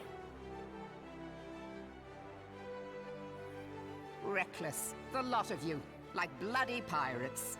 Well, I won't waste my breath trying to talk you round, on account of being a pirate myself. And the pirate who shrinks from a challenge is no pirate at all. You say that. Those who would pick a quarrel with us must choose. Back down, or go down with all hands. Let the Garleans come. The united strength of Limsa Lominsa will be waiting for them. If our realm is to be free of this pall of darkness, let it be by our own hands. For Eorzea! Be sure to take a picture and send it to the Black Wolf with hearts and kisses and stuff, and just say, hey, thank you for the love letters. We must needs consider how the weapon may be brought to bear against us. The Maelstrom will secure strategic points along the coastline. In the meantime, the flames will deploy at... Be at ease, my friends. You have banished our doubts. Pray leave the military matters to us, and retire to the waking sands. We will send word anon.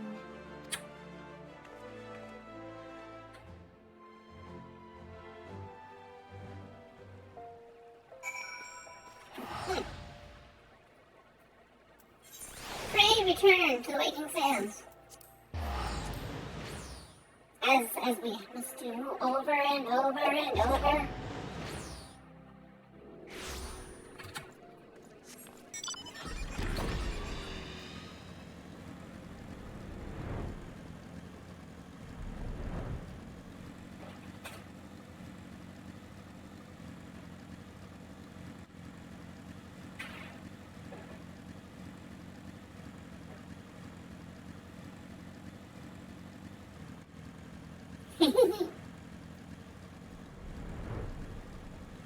Yeah, I think I go over this trail, this path, because there's no like teleport in this city itself.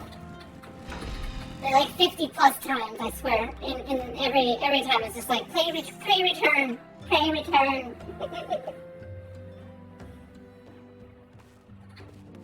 I do like being a black mage on a motorcycle though.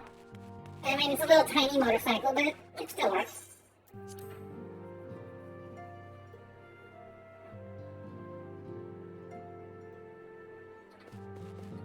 Look at all these people. They probably got a lot of stuff to say, but I love your game, but I want to get past Realm Reborn. I want to get past this. I cannot well express my relief.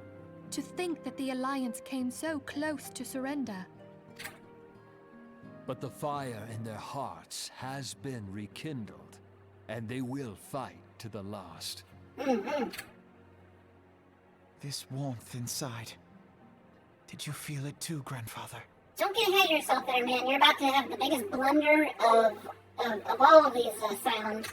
I would know before we even something. see Dragonland. Was that your power at work earlier? What's that? Nothing of the sort. The leaders of Eorzea had lost their way. I merely helped them to find it again. Oh, hello. Yes, our party returned just a moment ago. How close are you? There is so much left to be said about it. It's all right, Sid. We must needs plan our next move. Pray continue liaising with your respective nations. Sid, would you be our man in Ulda? I'll be whatever and wherever you need me to be. I can almost hear the Scottish in his voice. Almost. We haven't a moment to waste. All right, let's do this. Thancred's fate weighs heavy on my mind. I cannot bear to think of him enthralled to an Ascian. And it's funny because the way that they angled this shot, I'll sketch out away for a moment here, but because my character is so short, half of Minfilia is cut off as well. Mayhap you Trying to know fit this in there. already, But the Ascians are immortal beings without physical form. Since time immemorial, they have fanned the flames of chaos from the shadows. Yeah, so if you That they might stop work this. unseen, the Ascians entrap and possess mortal men by means of malign artifacts known as crystals of darkness. I kind of saw One that earlier. such crystal may yet be the key to saving Thancred. Okay. Now, where did you get that? This is a crystal of darkness.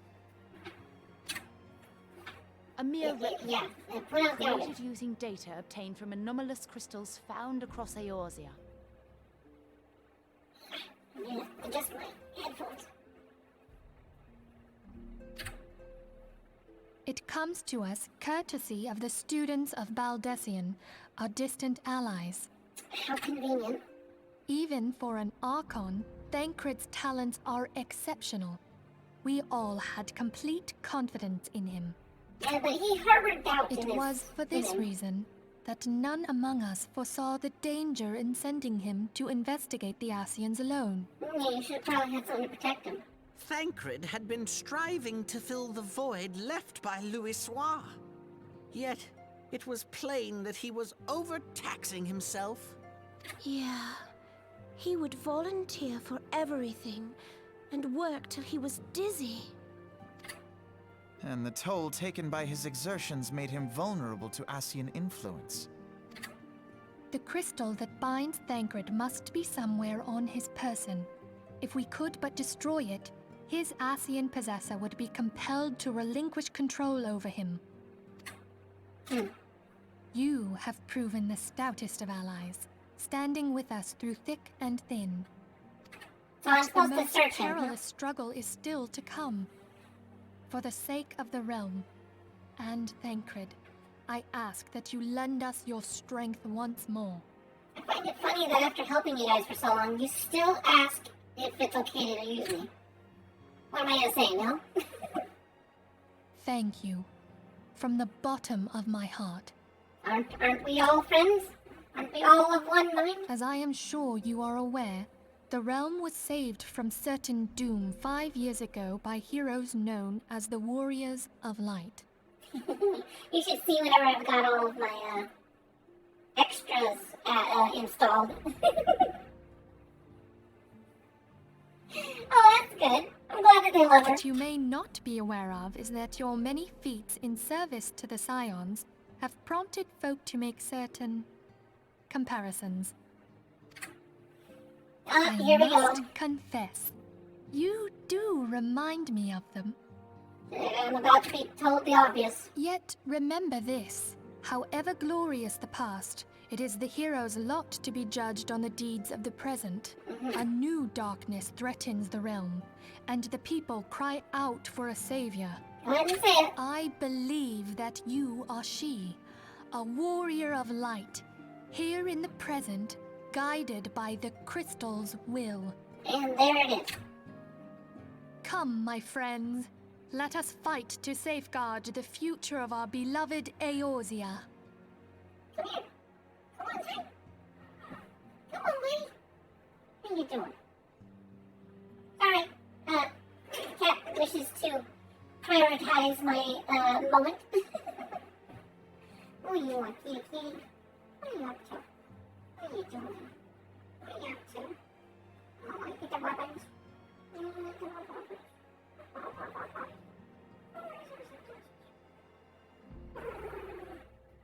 Hey, don't scratch. Don't scratch. Calm down. I said calm down. Calm down. I'm not even touching your belly, okay? I'm not touching your belly. Calm down. No. No, we're done petting. We're gonna go scratch mode. He's a good boy. He's like not even like the cat that obviously doesn't like to be pet a certain way. He's just, I think he's bored, because I need to get like a cat tree, and I also need to get him used to stepping outside of the bedroom, but he's so scared of everything. I'm like, my goodness. It's your fault that you're stuck in here. Yeah, it's your fault.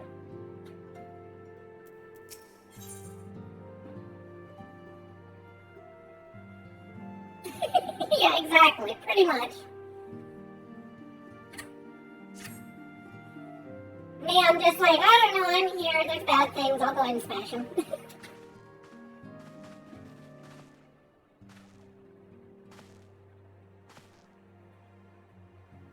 Aww. Well, so ends our voiced dialogue.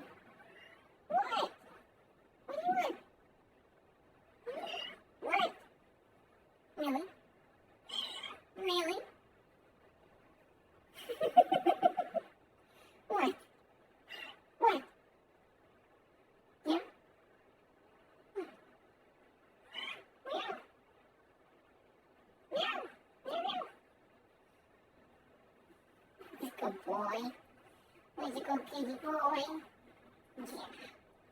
Oh, he's such a good boy. You're so fluffy. Oh, you're so fluffy, boy. Okay, sorry. Oh, present, let us begin.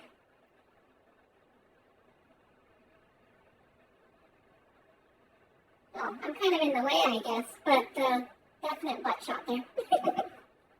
We have received details of an impending operation. Also, I just found out she wears kind of like a weird thong thing with nylon to cover up the extra skin.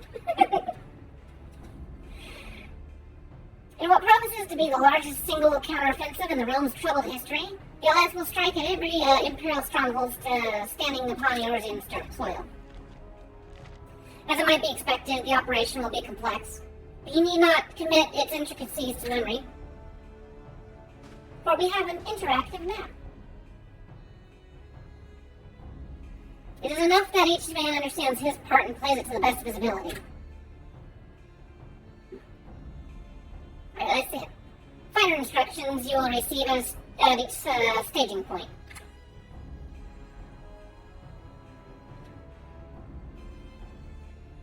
To begin, let us review the distribution of our forces. From east to west, the Maelstrom in Lominsa, the Immortal Flames in Ulda, and the Order of the Twin Adder in Gredonia. Next, let us examine the locations of Imperial strongholds. Near Limsa Lominsa, we have Castrum Occidens, situated in eastern Vilbren, Castrum Mirianum, which lies to the southeast in the midst of the Rotano Sea. Near Ulda, we have Castrum Meridianum in the north, and in the coastal outpost of Cape Westwind, which connects Castrum Mirianum to the mainland by means of Magitech transporter. Near Gredonia, we have Castrum Orens, which lies upon the eastern edge of the Twelves Wood. And finally, Mordona stands Castrum Sentry, a thorn in the heart of Eorzea. Yeah, they went and seized right in the middle of the homeland.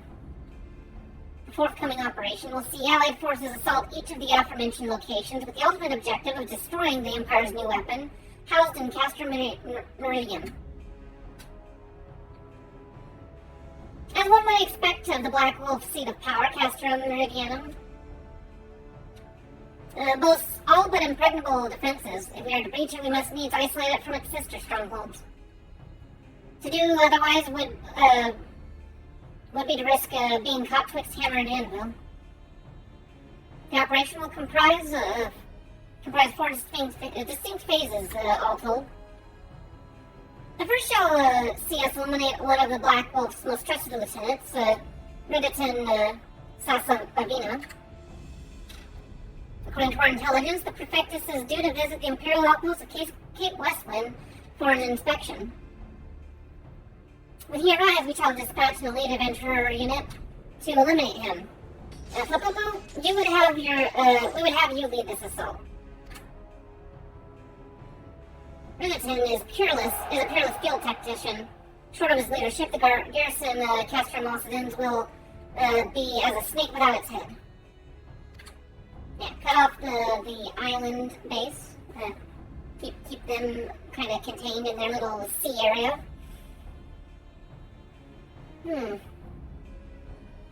Phase 2 will see us sever Castrum Meridianum's primary lines of supply. As soon as Ribiton's presence is confirmed, At the coastal outpost, the Maelstrom will lay siege to Castrum Occidens. At the very hour, the Lomenton Armada, held by the Admiral herself, shall move to blockade Castrum Meridianum.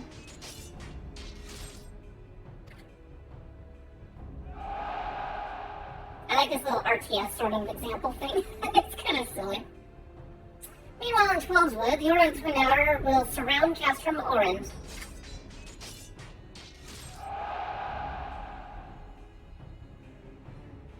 And they'll have the Sylphs to help them. Phryxio has been waiting for a chance to avenge these ones. Phase 3 will see us neutralize Castrum Meridianum's defenses. Forming our main thrust, the Immortal Flames will march against the stronghold with all their strength. While the enemy's eyes are thus drawn outwards, another elite adventurer shall infiltrate the Castrum. Its mission to disable the Registec field generator, which protects the Praetorium, a fortress within a fortress wherein the Ultima weapon is believed to be housed. Papupu, we would have you take command once more. She's running me ragged. I'm having to do 2 operations here. Meanwhile, the Order of Twin Outer will blockade the railway which connects Sentry and Meridianum, preventing the timely arrival of reinforcements from Mordona. A wise precaution. The monstrous locomotive which runs back and forth between the 2 castra is capaciously enough to transport a small army, by all accounts. As well that the Garleans did not think to give it wings. There you go, we isolated it. Once Meridianum's defenses have been compromised, the operation will enter its 4th and final phase. This will see the Immortal Flames enter the stronghold and suppress the remnants of the enemy garrison. Allowing Papupu's unit to pass unopposed into the Praetorium, where they will locate and destroy the Ultima weapon.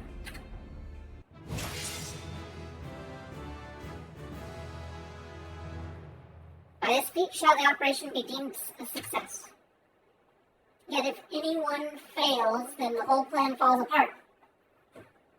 In addition to the Grand Companies, we can count upon the support of a variety of other parties, from the Pirates of Limsa Lomensa to the Monitors of Ulda. In all, the operation will involve no fewer than 12 major factions. Legend holds that the Archons were 12 in 1, and 1 in 12. It is for this reason that our grand endeavor shall be dubbed Operation Archon. Countless free companies have also placed their swords, and more join us by the day. At long last, all of Eorzea is rising as one. As before, we Silence shall work in concert with the Grand Companies. Ida, Papamilimo, Ishtola, pray accompany your respective organizations in their mission. Oriange, I would have you represent us in Ulda. Reassure the financiers that they have made a sound investment. When that is done, pray return here and aid the coordination of our forces. Tataro, please assist Oriange in any way you're able to ensure that everyone is kept abreast of the latest developments.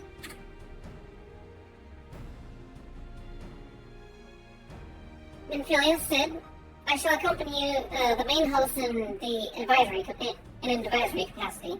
It will be our task to analyze intelligence as it comes into our possession and make the necessary recommendations to command. As Alphino mentioned, you are to lead an elite unit of adventurers whose task is to see each of the Operation Archon's main objectives fulfilled. Yours is the most important role of all, and like to be the most dangerous. Pray choose your party well and stand not in your preparation. Now for the future of the realm is about to begin. Together let us show the Black Wolf the power of the United Eorzea.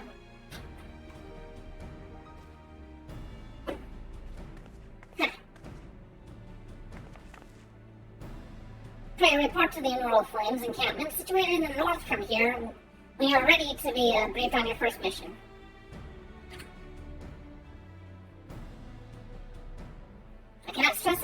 up. Please be careful. May you walk in the light of the crystal. It's okay. I got this. I got this in the bag.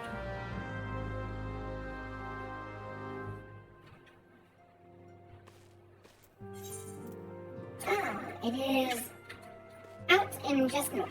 Okay.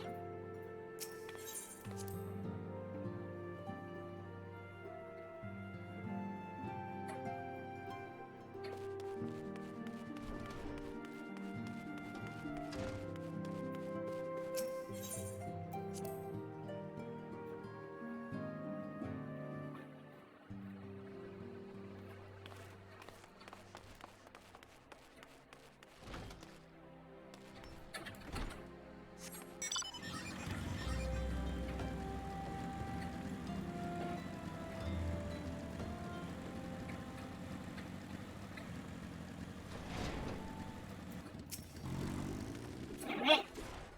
You're welcome, Flippable, the Silent. As communications officer, it falls to me to issue you your orders and provide guidance on forthcoming missions. Your first mission is to infiltrate the Imperial outpost of Cape Westwind. Eliminate Prefectus Griviton Sauce of Arvana. All participating units are now in position and awaiting your arrival. Please proceed to the staging point and report to Lieutenant Albert. This is but the first step in our bid to purge the realm of the Garlean menace. I shall pray for your success. Okay. I go squish the metal man. I'll take care of it. There ain't nothing.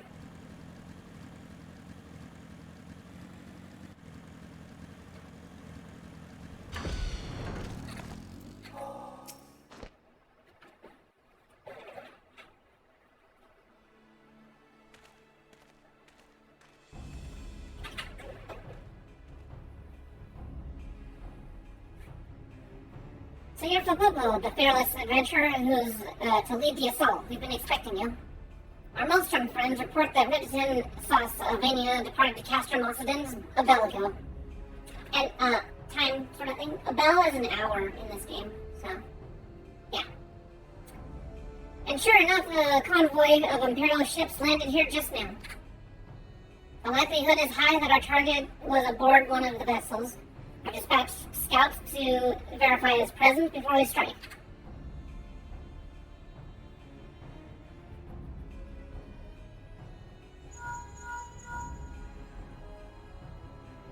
Command to all units.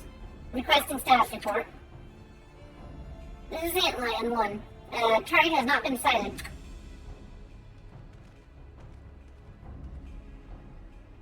This is Antlion 2. Likewise, target has not been sighted.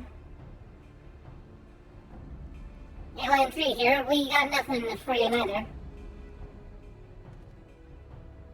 This is Antlion 4. Nothing to report as of...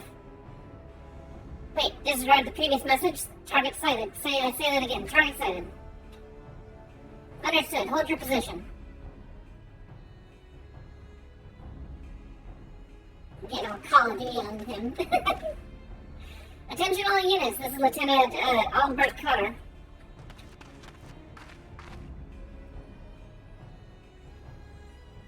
The first step of Operation Archon begins with us. Should we falter here, all hope for a victory will be lost.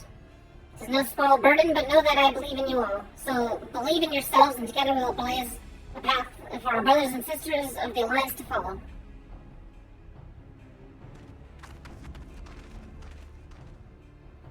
We will create multiple diversions and disperse the enemy garrison. That should give you and your people a chance to breach their defenses. Now go, Fupupu, and bring us Ribson's head. May Robert grant you strength.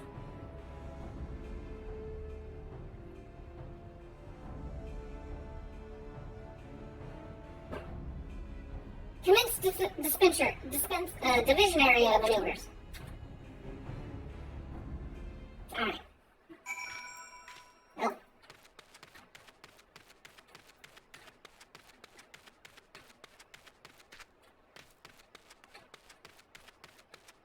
Oh, hi there, little, meanie boy. Oh, the door just opens. I was how do I get past this gate? Walk through it.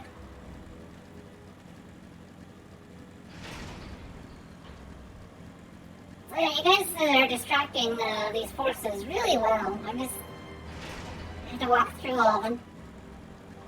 I'm sure they'd put up resistance if I was lower level, but yeah, just for the heck of it. I'm tired of seeing your faces. Alright, so Cape Westwind. Even synced, it is the quickest, easiest, silliest little like mission ever. Although it does have a cutscene in the beginning. The Realm Reborn is guilty of a lot of cutscenes as you start an instance kind of deal.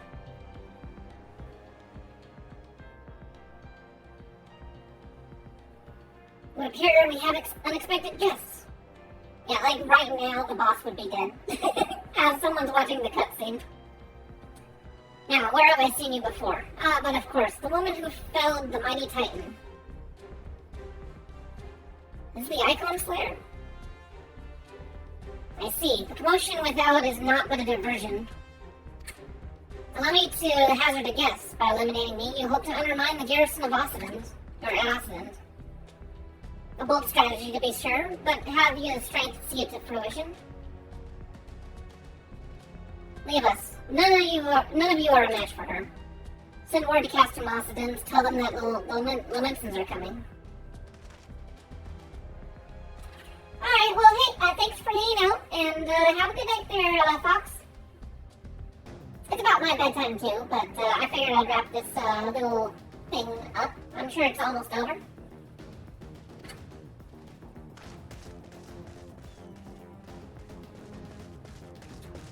Just like the glance back. Oh my gosh, my game looks so good. I love how the sun looks, you know, when the lighting's just right. My game's, doesn't matter if it's a 2014 or 2012 game or whatever, it still looks good even right now. 15 years have come and gone since Lord Van Belsar first set foot in Eorzea. Yet his ambition for the realm burns as strong as it ever did. Know you what fuels that adventure? The desire to deliver people from their suffering. The lands he has conquered were all beset with problems, poverty, starvation, lawlessness, and strife.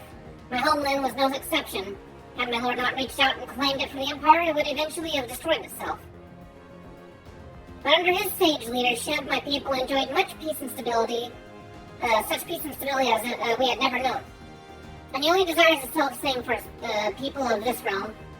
Under his rule, Eorzea would be free from the shackles which bind it, the shackles of false faith. There would be no feeble leaders to misguide the masses, no icons to bleed the realm dry. True peace would reign, and the people would be free to live their lives without fear of persecution or oppression. Should you doubt the truth of my words, I bid you look upon me. I am no son of Garlemald, yet Lord Van Belsar saw fit to raise me to the station of great honor. He measures a man not by his birth, by his worth. Such is his sense of justice. By the grace of his excellency, I am where I was born to be, upon the field of battle. He has given me a noble cause to fight for and worthy adversaries to smite. And I'm about to kill you in 2 moves. I am not one to bear my steel needlessly, but if you are deaf to reason, in the name of Lord Van Belsar, I Ridditon von Arvina, do swear to strike you down. Go ahead and try.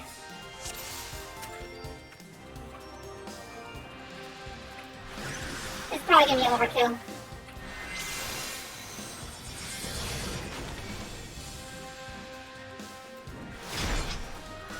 Oh, right, I gotta do the move thing.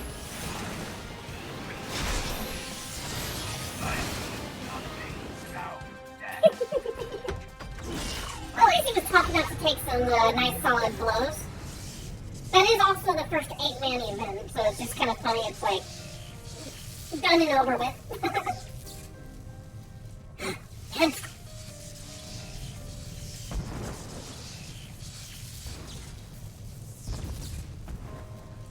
Forgive me, I failed you. Lord Van Belsar!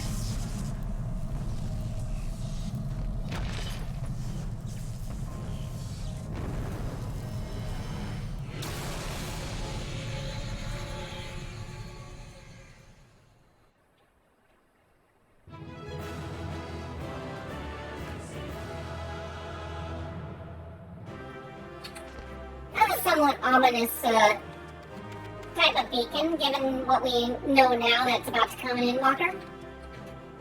Very reminiscent of what's happening right now in the game's plotline.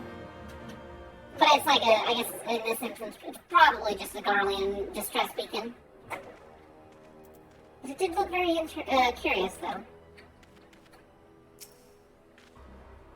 Alright, well, I guess I interact with the door.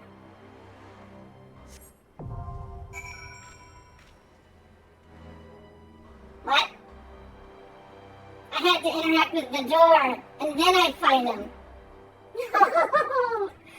Oh, dumb game, how dare you. I was there, I guess I'll do it again. I'll take him out real quick. It's a good thing it's an easy fight. I literally was standing right in front of there, and it's like, oh, no, it didn't activate that step.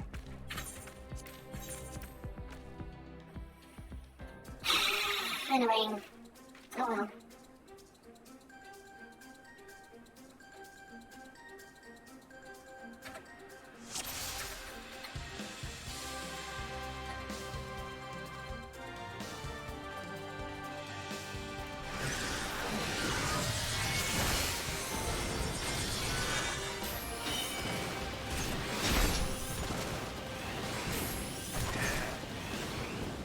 And you're dead. Okay, we skip cutscene.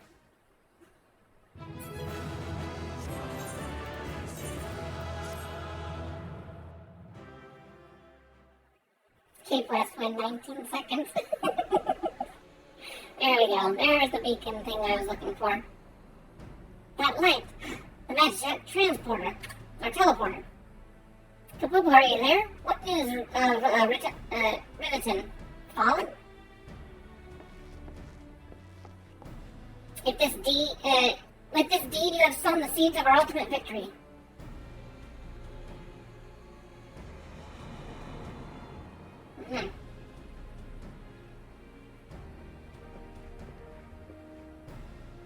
The fading of that light presages an end of the Emperor's tyranny.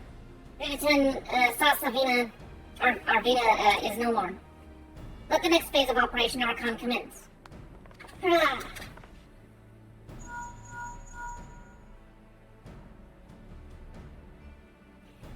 Tis I, it seems you've done well, Fukubu. Or done it again, Fukubu. I'd raise a tater to you, but I'm afraid we've no time to savor the victory. There's still a small matter of infiltrating Castor Meridianum and destroying the Ultima weapon.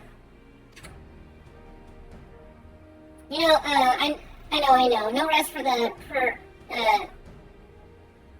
preternaturally gifted. Now, stop feeling sorry for yourself and make your way back to the Immortal Flames encampment.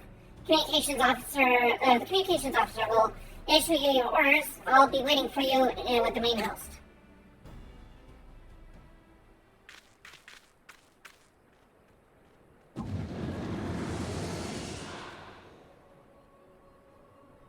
Look, Hydaelyn, your minion comes, the bringing the light. Alas, the gate to the void already stands open. Soon darkness will consume all, and you shall bow down before the one true God.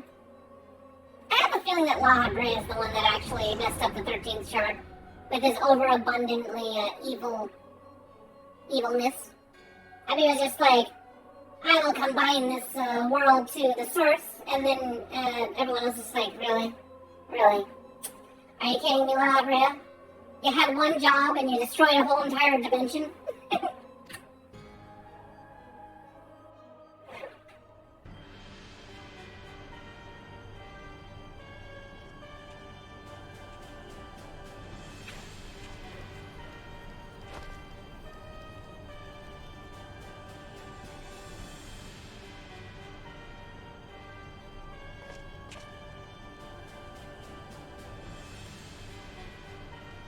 The Perfectus is slain. Regrettably so, my lord. At the hand of his icon slayer. The centurion who attacked the attack is to be believed. Riveton. Where were his men when he faced the enemy? Fleeing as their commander yielded up his last breath, which should prove they questioned his they questioned his right. Yeah, I cannot speak for them, my lord.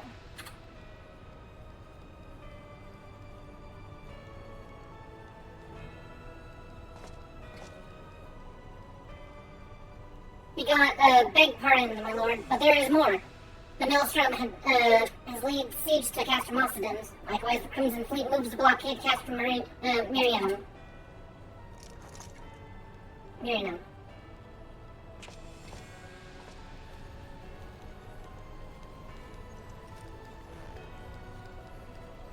So this is their answer.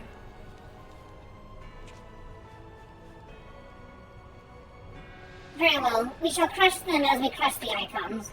Go forth and show them the futility of their resistance. Yes, my lord.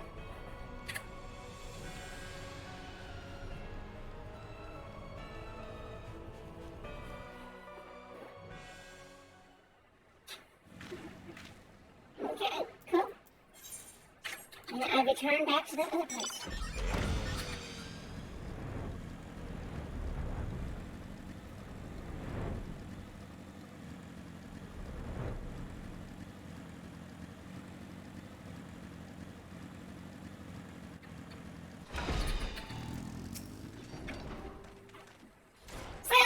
Your deeds this day are an inspiration to us all. With the death of the Perfectus, Operation Arcana has entered its second phase. Even as we speak, the Maelstrom moves to blockade Castor Mossadens and Castrum Meridian. And far to the east, in the Black Shroud, the Order of Twin Adder advances upon Castrum Orin. Already you've done so much to advance our cause, performing such feats as are worthy of song. But if our plan is to succeed, more is required of you. Let me know when your preparations are in order, and I shall relay to you the particulars of your next mission. Okay. Oh, I see. That's what you're gonna do. Well, guess what? I'm about to head to bed, so I think I will call it here for tonight. And yeah, there you go, little sluggy kiss.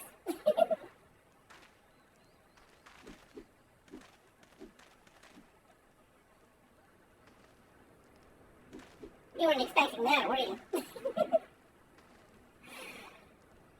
Alright, but yeah, thank you everyone that watches my series, and thank you those that are hanging out with me when I am streaming. Makes things a little bit more interesting. I do love this story, but yeah, it makes it a little bit more engaging when I've got people to talk to. So, thank you, I appreciate it. Anywhere that the raid would like to go at this point?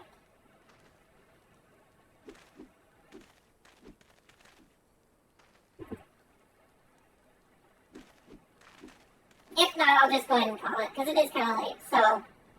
And we only got a handful of people. You guys go ahead and disperse. Be gone with you. It has been a pleasure. I shall speak with my friends on Twitter. But for streaming, I will see you all tomorrow, or sometime soon.